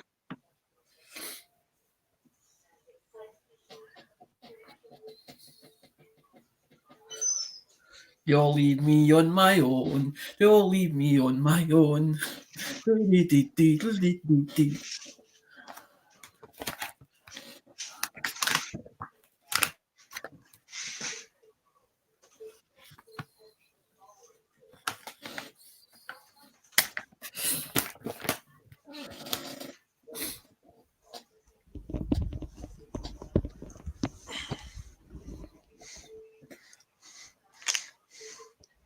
I only eat a spicy dish once a year because I don't like spicy foods, as and I don't like them too spicy. Me neither. I don't like spicy food here. I don't know. I wouldn't say spicy, but if it's like a totally as in really spicy and it's really hot, I just won't eat it because there's too many spices in it and it starts being overpowering.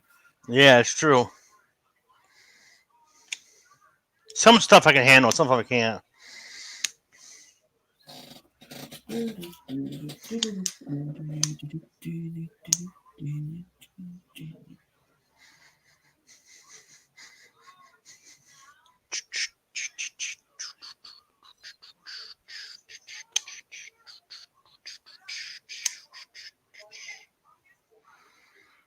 Is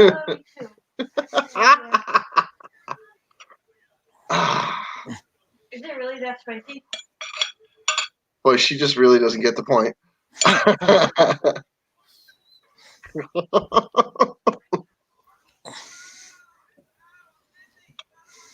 Nowhere on the package does it say spicy.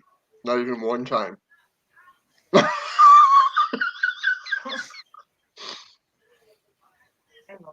I love you too, Bunny. I was playing games with her. I'm like, oh my god, this is the spiciest thing I've ever eaten. I had to go. It's so bad. That's not bad.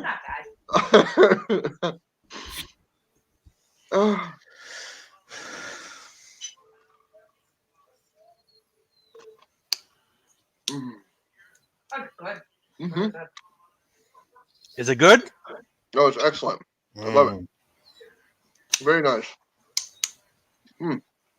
I like Chinese food. I like General Chicken. I mean, sesame chicken and crab and goons. Good. Yep. Angry Brit, I am a Yankee. I am from Connecticut.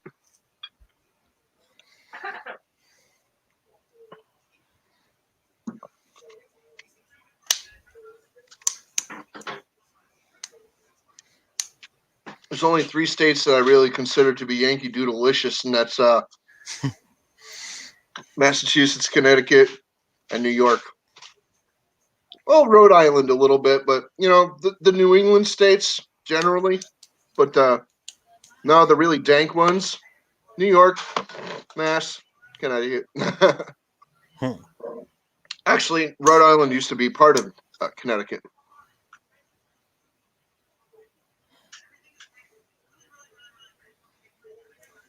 Oh, yeah. Boston's a tough town.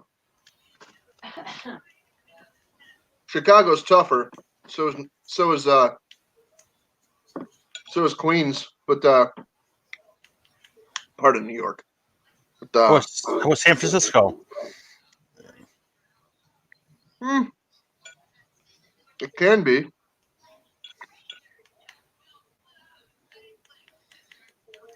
Rochester's pretty bad too. Where's that? New York? Rochester, New York. One of the hardest hitting cities in America. Nobody would even believe me until they go there. It's called Rockford, Illinois. What is that for? Is it a lot of crime and stuff? A lot of crime, a lot of gang activity, a lot of homeless. That place. I got a couple of friends that live out there, and they're like, dude. My mom went to Jamaica for vacation, and there's a lot of it's a lot of down there's bad too. Jamaica, a lot of people walking around asking money, and dude, there's people that walk around in prisons down there carrying machetes. Where, Jamaica? Yeah, I know people that have spent time in prison down in Jamaica, dude, trying to smuggle stuff back to the United States. If you get my meaning. They serve time in Jamaica, not the U.S. Yeah, a lot of poverty in Jamaica. There's a lot of crime in Jamaica. Yeah, it can be. Some parts of it are gorgeous, and some parts of it are very mild and mellow. But no, there's a lot of gang down there.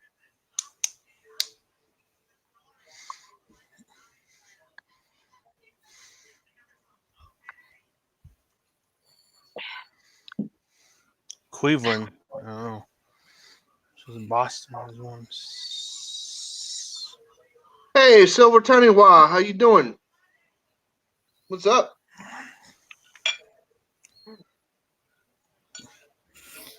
Good to see ya.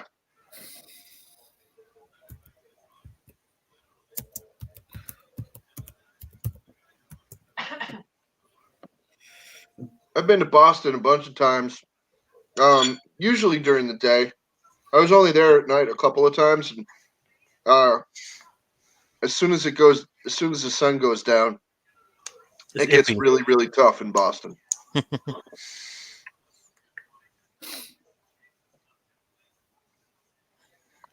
Like, not to say that it's not tough during the day, but as soon as the sun goes down, you might want to go inside. I'm just saying.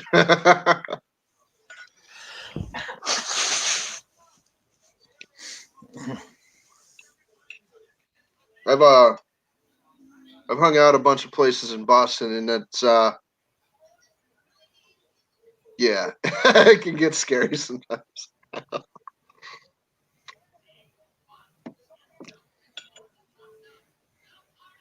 But you got to watch your back, probably, don't you? Oh, that's a good advice anywhere. That's the truth. Well, somebody's brought up my attention about slot machines, but I don't know what the person's trying to explain to me, because it's not making sense about slot machines. I know with a slot machine you put money in it and then you pull the handle, but how could you? I don't know if they're trying to put it across to me as in where to incorporate it into the channel, or where they're meaning as in actual just a talk, as an actual as a subject, as in or a topic about fruit machines, because I know there's a lot of people out there that are basically are gamblers, and they're heavy gamblers. Yeah. Heavy addictions to slot machines. The one-armed bandit, call that.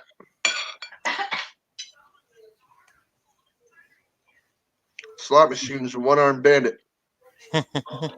You win, then you lose. You lose more than you win. You can stand there for a year with the same machine. Nobody else touch it. And one day, you walk away from it, go take a piss, Somebody pulls that handle one time while you're in there and wins all your money. That's true.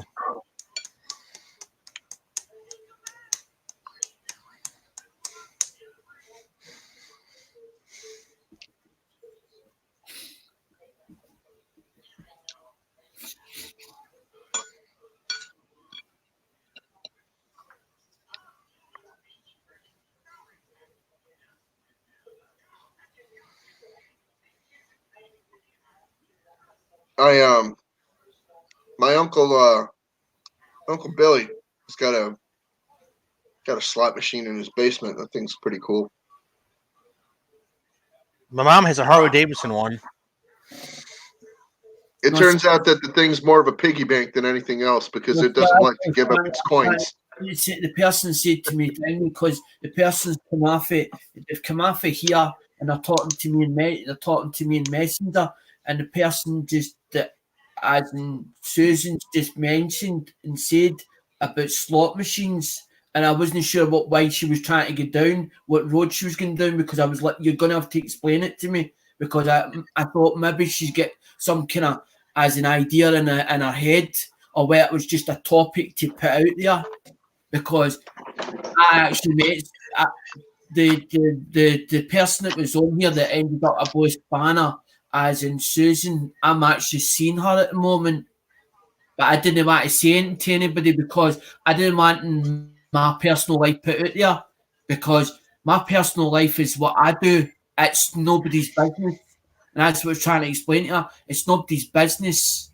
But she wants to understand how YouTube and stuff works, because she says she's no brainy, but she actually does. Like, she was a researcher for like these big, you're talking about these big channels. She actually wrote subtitles for them, as in like Fast and Loud, Gas Monkey, stuff like that. And she actually get paid for doing that. Actual paid money for doing that, but she lost she's ended up took a stroke, and one side was in me is like paralyzed, as in she got no feeling in her hand, as in her arm, so she can't actually write at the moment. But when she saw me doing this, obviously I says to her, look, to find me, because we were on Match.com. That's how we met, was on Match.com. And I said, cool. Find me. If you go through Facebook or you go through YouTube, I told her what it looked like and all the rest. And she actually, the other night, she caught me as in YouTube, but she doesn't mind me being on YouTube because we're living in two different places. She lives in Kilmarnock and I'm at Mum's. So I'm like Mum's as in during the week, and then I go there on a Friday and stay with her on a Friday. And then she'd come into chat and she's like, I want to know how this works. And then she's like, oh, well, I like King. And she just turned around and says that she likes Captain. Quentin S. is here. Hi, Quentin. How you doing? Good to see you. Thanks, Silver Tanawa.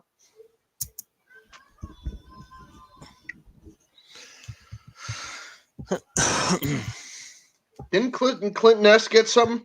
Yes, I'm just going to say. Okay. I can't remember what it was, but it's definitely I found it in a packet, as in a like that. I'm just hoping it's the right Clinton, because there's Clayton, there's Clayton as well. I don't know if it's his channel, whether that's Clinton or whether it's somebody else. But it definitely, if I put Clinton S in it, it probably is, because it might have been either the first video or the second one, because I know exactly which ones I've used. Anyway, so yeah, Clinton S, you won a prize. I don't know. I don't remember which thing you won.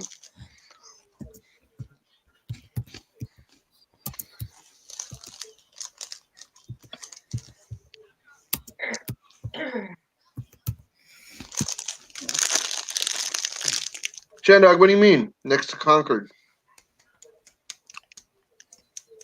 I gotta stop eating this. This is a lot of food. You saw how big that plate was, and I ate most of it. Man, whew. My bad. No, that's not. No, it's not your bad. It's just like me. I'm like, my goodness, that was a lot of food.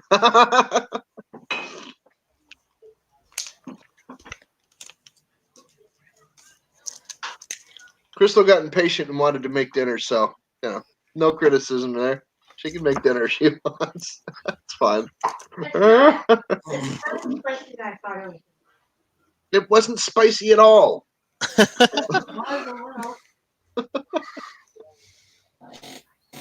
No, just because it has herbs in it that tingle your tongue doesn't mean that's spicy. No. That's not spicy. It's herby.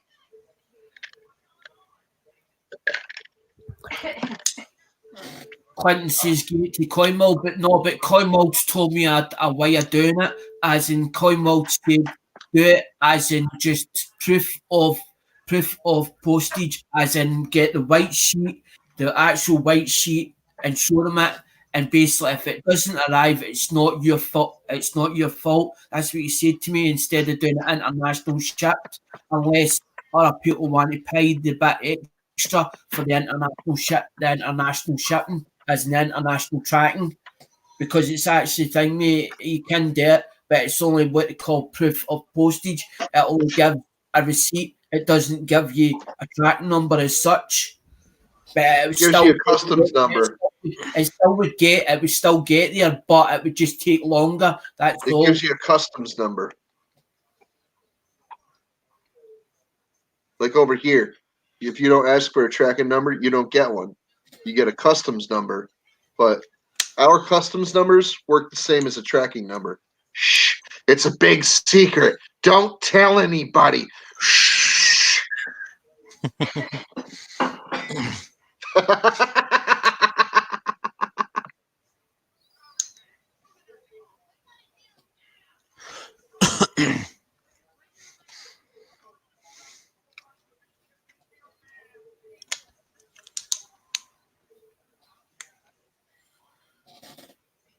I like tokens, and I like smashed pennies. I like smashed pennies as well. I do too. That's why I have a huge hammer. But I like the ones with different designs on the reverse, as in when they do the dies, as in they put an actual die in it. Yeah, I know what you're talking about.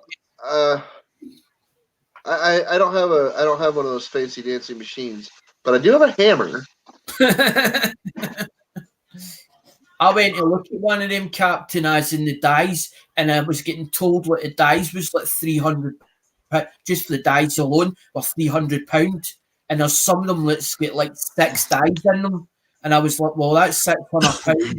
You could actually rent the machine. You can rent the machine, but I went, well, I was wanting to buy the machine, and I was like, it was a good idea at the time, and I was like, started doing a bit of research on it to find out more about it. And I found out there's a law against smashing a penny because it's got the Queen Ted on it. So you'll need to look into it and make sure there's no law that says you can't do it or whatever else.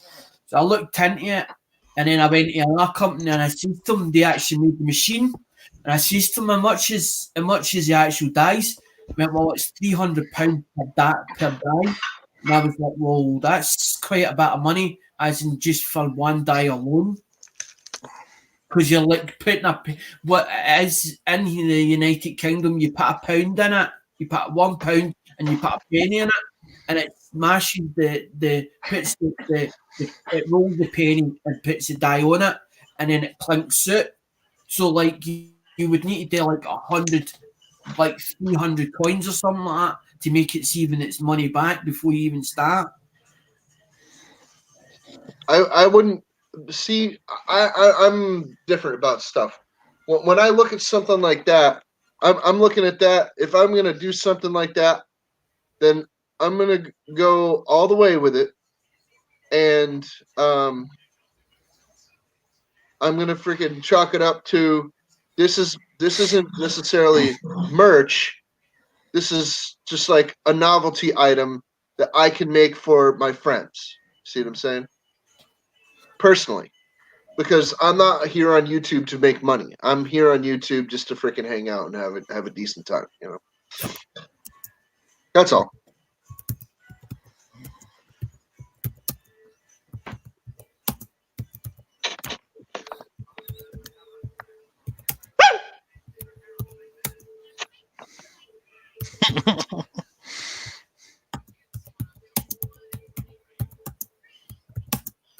Did I get you? Yes.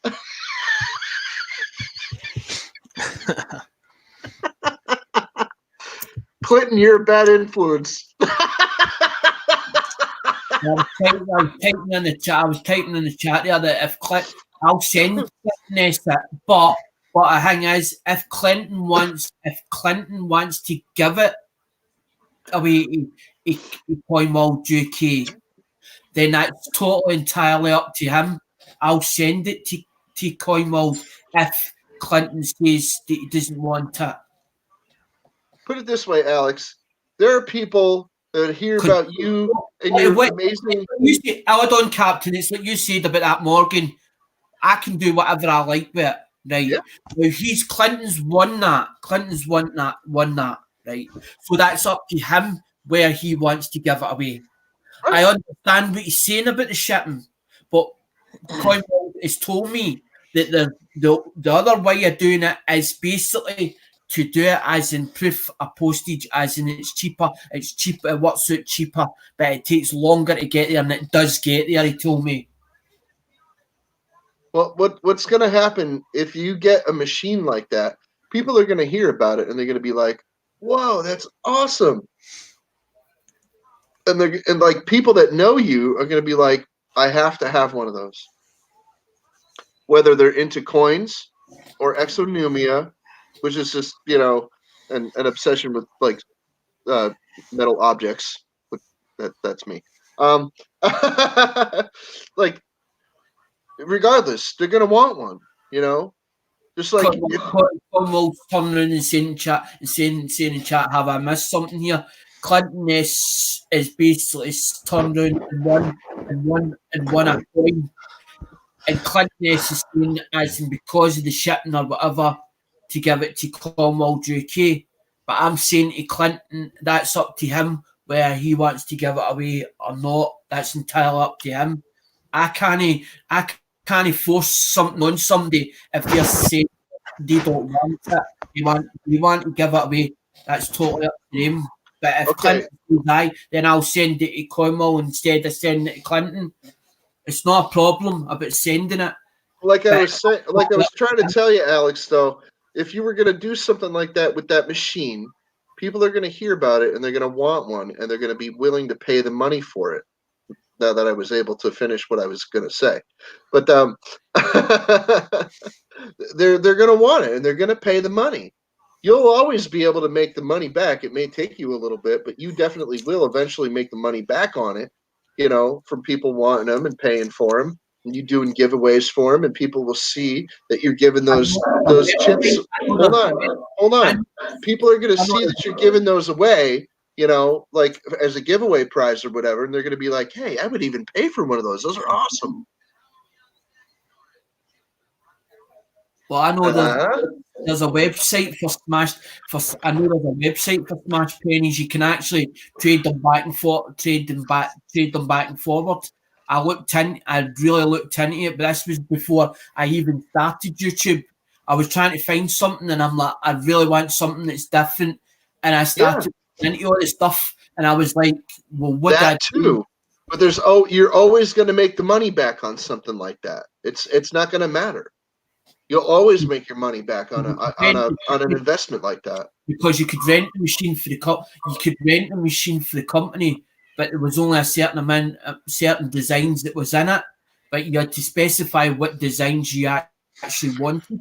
But so what is it? Well, hold on. Let me ask you this: what kind of machine is it? You said the die is $300, right? It's basically just a hand crank. It's a hand crank, and it actually you put the penny in the rollers, and there's a die.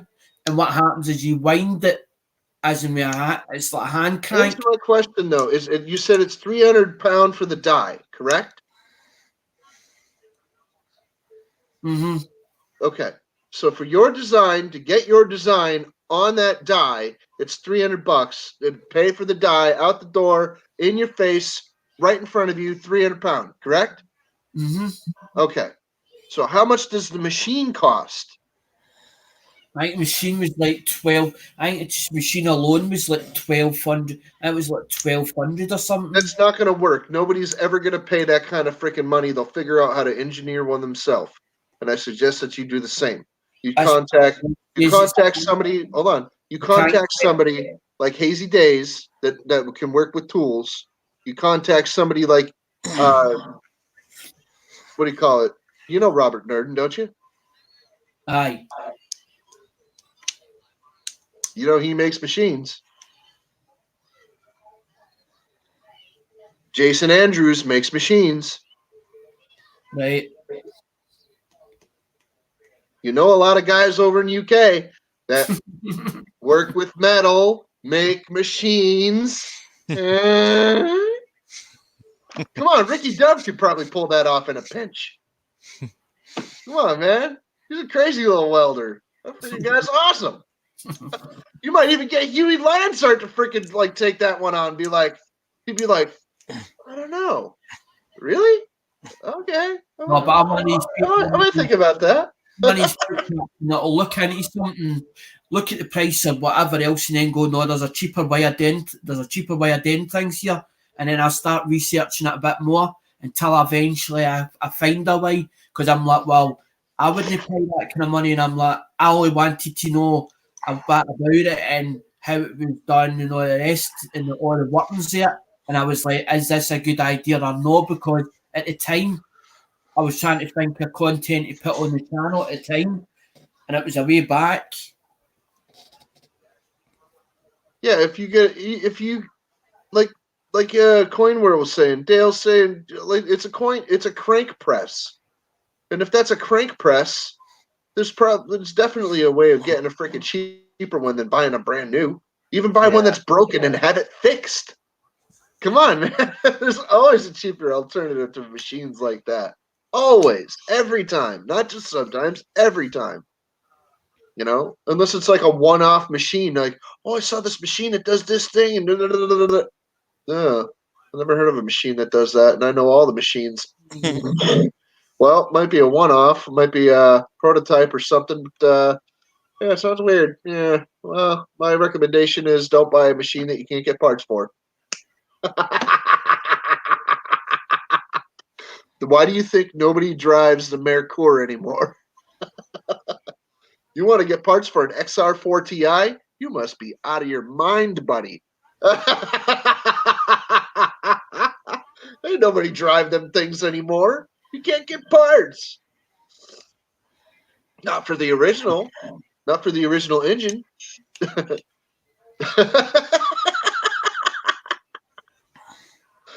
Friend of mine had a freaking had the XR4 Ti, and I'm like, you're never gonna find parts. She's like, oh yeah, they're all over the place, this and that. Then at the end of the month, that car was gone. He's like, oh, I couldn't find nothing for it. You were right. He sold it to another guy for parts. I'm like, yep. And that guy needs the same exact parts you do, so he's out of luck. Oh man. Oh man. I couldn't even believe it. I had a social worker at one point. He had one of them things, and it was the rare year, and it was a special special edition engine that it had inside of it, and he put a pre-oiler in it, and a special oil, and so, like he had the entire oil system on it redesigned for like crazy amounts of money. I'm like, and actually his name was Alex as well. Come to think of it, his name was Alex.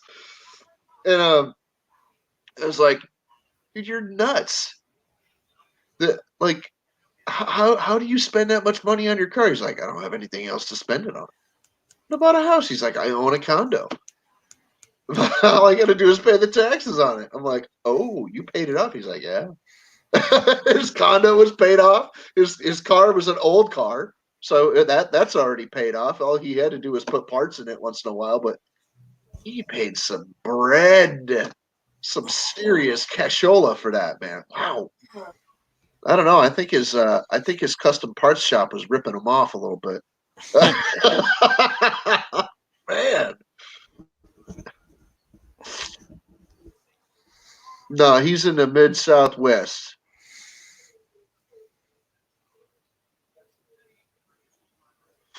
Yep, that's the mid-southwest. The MG Roadsters are impossible to find anything for. No, in the UK, because the thing with they all go, as in there's umpteen collectors for MGs, not that car on. Some of them are stored in some of them are stored in barns, hidden, as in because they know that they're worth as in doing it. Okay, I could have got a stack. I mean, literally a stack of MGs when I was younger. There's this family that was obsessed with those things over here. And he told me, dude, you want an MG? Do you want one right now? I can give you one right now. You give me $100 and I'll give you one that runs. I'm like, what? Get the hell out of here. There's no way. He's like, dude, I've got a pile of them in my backyard. Like, what? No, they're all wrecked up and stuff. He's like, no, they're not all wrecked up, but we did have to stack them. Oh, no way. He's like, well, what do you want? I mean, we didn't have anywhere to put them. So they literally stacked them in the backyard. That's cool. No, because it kind of crunched them up a little bit, but they were already, they already needed the body panels replaced anyway. So I'm like, jeez, here we go. So they took the stack apart later that year because, they all ran. Unbelievably, he got them all running one afternoon, and I'm like, they were just ripping around in the yard with them. I'm like, this is nuts. There's a ton of these things. So, How'd it sound? Pretty cool, didn't they? Dude, I love MGs. I don't care what anybody else says about those things. I love those cars. Okay? I grew up around those things. All right? I've never even driven one. I've been in them a bunch of times. They're kind of cramped, but they're cool. The reason I say that they're kind of cramped is because I'm a pretty decent sized dude, I've got really super long legs. Me too. And I weigh 240 pounds right now, so I'm kind of a big guy, I'm a big guy too. I'm not super huge or nothing, but I am a large mammal. I'm not gonna sugarcoat that one. So me and a twin of me inside an MG, that would be like, yeah, can you move over a little bit? I moved over. Shut up. I like the older money. I think there's something else, the older money, but the newer money, I like the body. I like the body in the newer money, but I don't like the engine because there's many problems with the engine. But I like the old money, and they're actually coming up. They're actually going up in value, the same as all the old Ford stuff as well. It's going up in value as well. Yeah, maybe the UK Ford stuff. You know what I'm watching? I've been watching. Instead of Star Trek, I've been watching this program. It's called. Hang on. I have the tab open still. It's for It's for this channel. They're called Bad Obsession Motorsport, right? Mm-hmm. And they have a project that is quite extensive. Like there's like 30-something or 20-something parts of this 20-something episodes of this build that they're doing. It's called Project Binky. Binky. I heard that. Have you watched that? I'm watching it now. I'm on episode 8. It's nuts. These guys are insane. I know who's painting it. I think we had a problem with the guy that was painting his, as in he brought his back. The guy was messing him about, and he was saying that he was talking to this other person, and he knew exactly who it was. Christopher, I am 5'10", a little like a hair over 5'10". I'm 6'1". I was. I was 6'1". You go back like 10 years ago, I was 6'1". Yep, I sure was. No, sorry, I was 6 foot. When I was 16, I was 6'1", but I lost an inch of height. A couple of accidents, a couple of fights, kind of messed up my neck and my back. But up until about 10 years ago, I was still 6 foot. Now I'm 5'10". That happens. Sad monkey. But anyway, I've seen that dude that had all them MGs. I seen him sell them things for like 100, maybe 200 a piece. The last one is sitting there, and it had been running, but it was running rough, and then it stopped running. And somebody was coming over to give him 100 and only gave him 50 when he got there because it didn't run. But he still gave him money for it. He still gave him money for it. I can remember a couple of the people that freaking bought them things. They were driving them around town. I couldn't even believe that. I'm like, wow, those things actually made it more than 100 feet down the road. Back in the day, there was a junkyard around here that their guarantee was 50 feet or 50 seconds. Any of their vehicles that run would make it 50 feet down the road or 50 seconds of running, and that was it. That's the only guarantee you got. 50. That was the 50-50 guarantee. My ex-boss bring good things, good stuff in. As in, we used to get off of parts of Rover. We used to get all the trade-ins, and I remember one day he brought us it was a B plate. I think it was a B plate or a D plate. Capri Cooper, the Capri, the one with the special S logo on its side, it metallic blue, a beautiful motor too. Was it Ford? It was a Ford Capri, one of the thing with the was it a Shelby? No, a Ford Capri, as an actual Ford Capri, the actual one with a long bonnet on it. I don't know your cars. I don't know the Capri very well. I know the Capri over in the States was the Mercury Capri. And it was a turd. The Mercury Capri was like Mercury is a division of Ford. And the Mercury Capri was like the Ford Pinto. Did you know the Ford Pinto? I don't know the differences because our cars are slightly different as in stuff that you have got over there. So a lot of the older stuff, as in all classic stuff, went for the UK over to there. And some of them we didn't even see over in this country. Some of them. Hang on. But they were slightly dingy.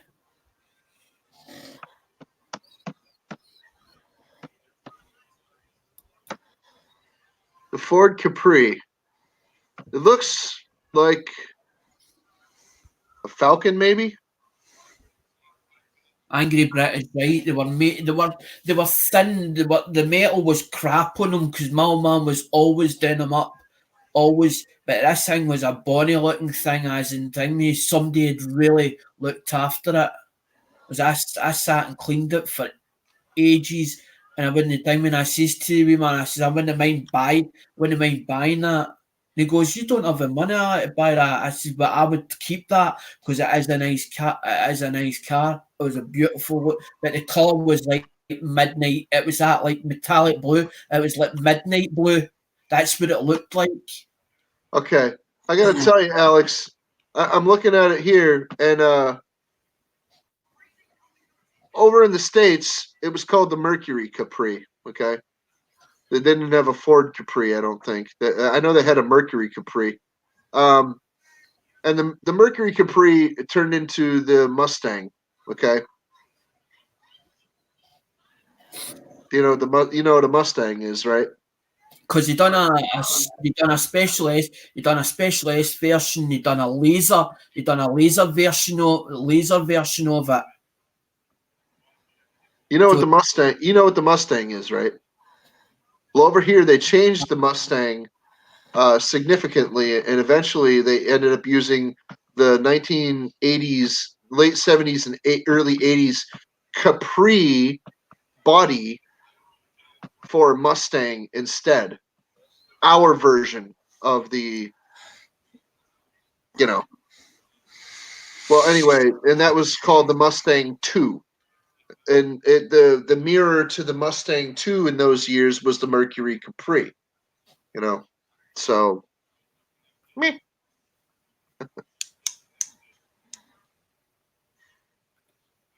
Oh my goodness. Well, because before my dad worked for a guy, my dad actually was, as in my dad had his own business, but he had actually had two businesses.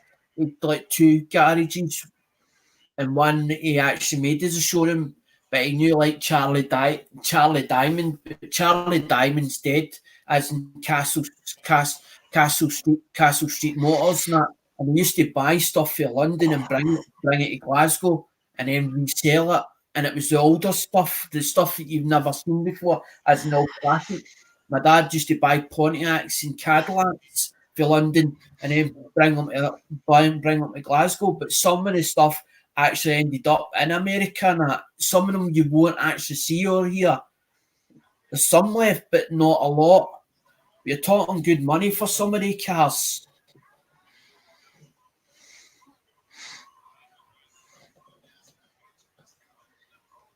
Tell you this. I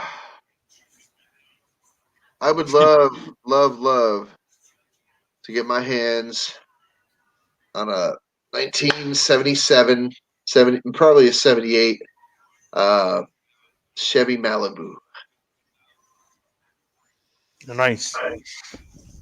I love me the late 70s Malibus. I loved them dearly. Here, I'll even show you what it is. You ready? I'll show you. They have a Chevy Malibu, but you would never recognize it.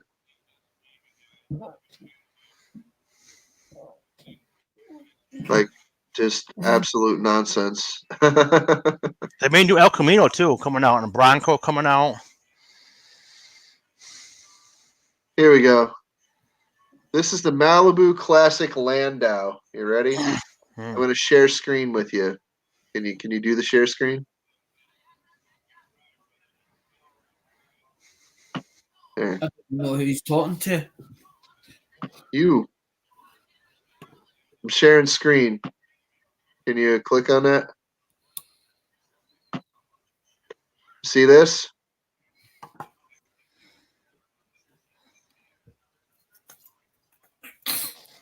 That's an old nice box one. That That's is a Chevy Malibu Classic Coupe Landau. Now I don't care if it's the coupe or the sedan. Personally, I love this style of Chevy car. This is one of my favorite cars of all time right here. And you would figure that I would pick something that didn't look like a square turd, but I mean, whatever. That's the one that I like. I like the body shape. I like the stance that it has. I also like the ride and the like when you're driving it. I like the feel of the ride and the drive. It's nice. Because I like Rebuilds actually has got one of Gas Monkey's old pickup, and he's actually down there. It had actually been smashed. The front end of it had been smashed, but it wasn't actually caved right in. It was on I think it was the left hand side. Had been caved in, and somebody stole the remote that pumps it up for the air ride suspension. He's actually took it apart, and he took the whole thing apart, and he's putting it on another chassis now, as in it's the metallic green one. It's one of Gas Monkey's old ones that they had for way back in the show. somebody obviously had it, and it had like a 600 horsepower or something like that, and somebody smashed it and they bought it. It's another channel called, that's what the channel's called, Alec Rebuilds. I don't know that one. I watch a lot of channels with cars. As soon as I see cars or something interesting, I'm usually like really looking at it and taking note of it. Because when you've been brought up with cars, as in most of your life, it doesn't, even though you don't have a driving license, it's still in your blood. It doesn't matter. You can't get it out. It's like a drug or an addiction that's stamped in your genes. You just can't get it out.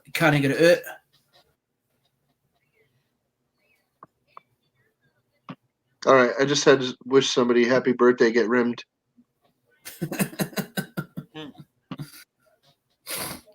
Well, I mean, it's nice to wish somebody a happy birthday, but if you had get rimmed, you know, you're wishing them the best. That's funny. Anyway, I gotta get off of here before I forget to start saying something really stupid. So I've been on here for over 4 hours, man. Come on. Oh crap! I didn't even think it would last as long as 4 hours. I think the other one did as well. It lasted over 4 hours. Is this your longest one? The other one the other day was like 3. I think it was like 3 hours. It was me just rabbling on. I didn't even do anything with the coins. It was supposed to be the same thing. It was supposed to be as in thing with coins and drive shaft come in, but it was about 11 o'clock or something like that. I started it late on. I think it lasted at 3 in the morning. Well, after this, after I get out of here, I'm gonna go live, like pretty much right away after I take a piss, and then I'm gonna freaking go live, and I'm gonna freaking do a mail call. I have 3 pieces of mail here. 1, 2, 3. I've got 3 stately pieces of mail that I have to open up. All right. So there you go. If you guys want to come over and check it out, you can. If you want to keep going, do it. Because this is YouTube. You do what you want to do. It's YouTube. Remember that. Always remember that. Everybody out there. It's YouTube. Not me tube. Not YouTube tube. It's you. Tube. All right. I'm going to go. Later, Dale. Later, Christopher. Later, Angry Brit. Later, Eric. Later, Alex. Later, everybody. I would list off more, but I really have to urinate very badly. So, jerk off, everyone.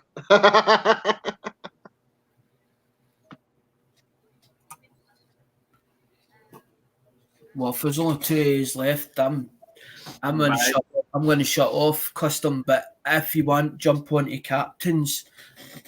As I'm just going to put this one up as in thingy, upload it to YouTube, and that's it in the story. I've done what I've had to do.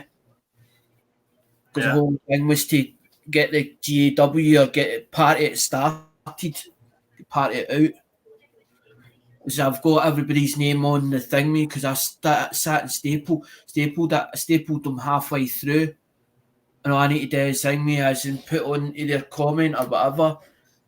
Because either they've to contact me, or what I might do is if they don't get back to us, I'll probably put it in a comment or whatever so that they know. Because they're going to have to get in contact with us because I didn't put out the email address on the thingy because I'm not putting that in the chat. But it's my email address is in my about section, so they can actually go through it because it says business email on it. Okay. Have a good day, then.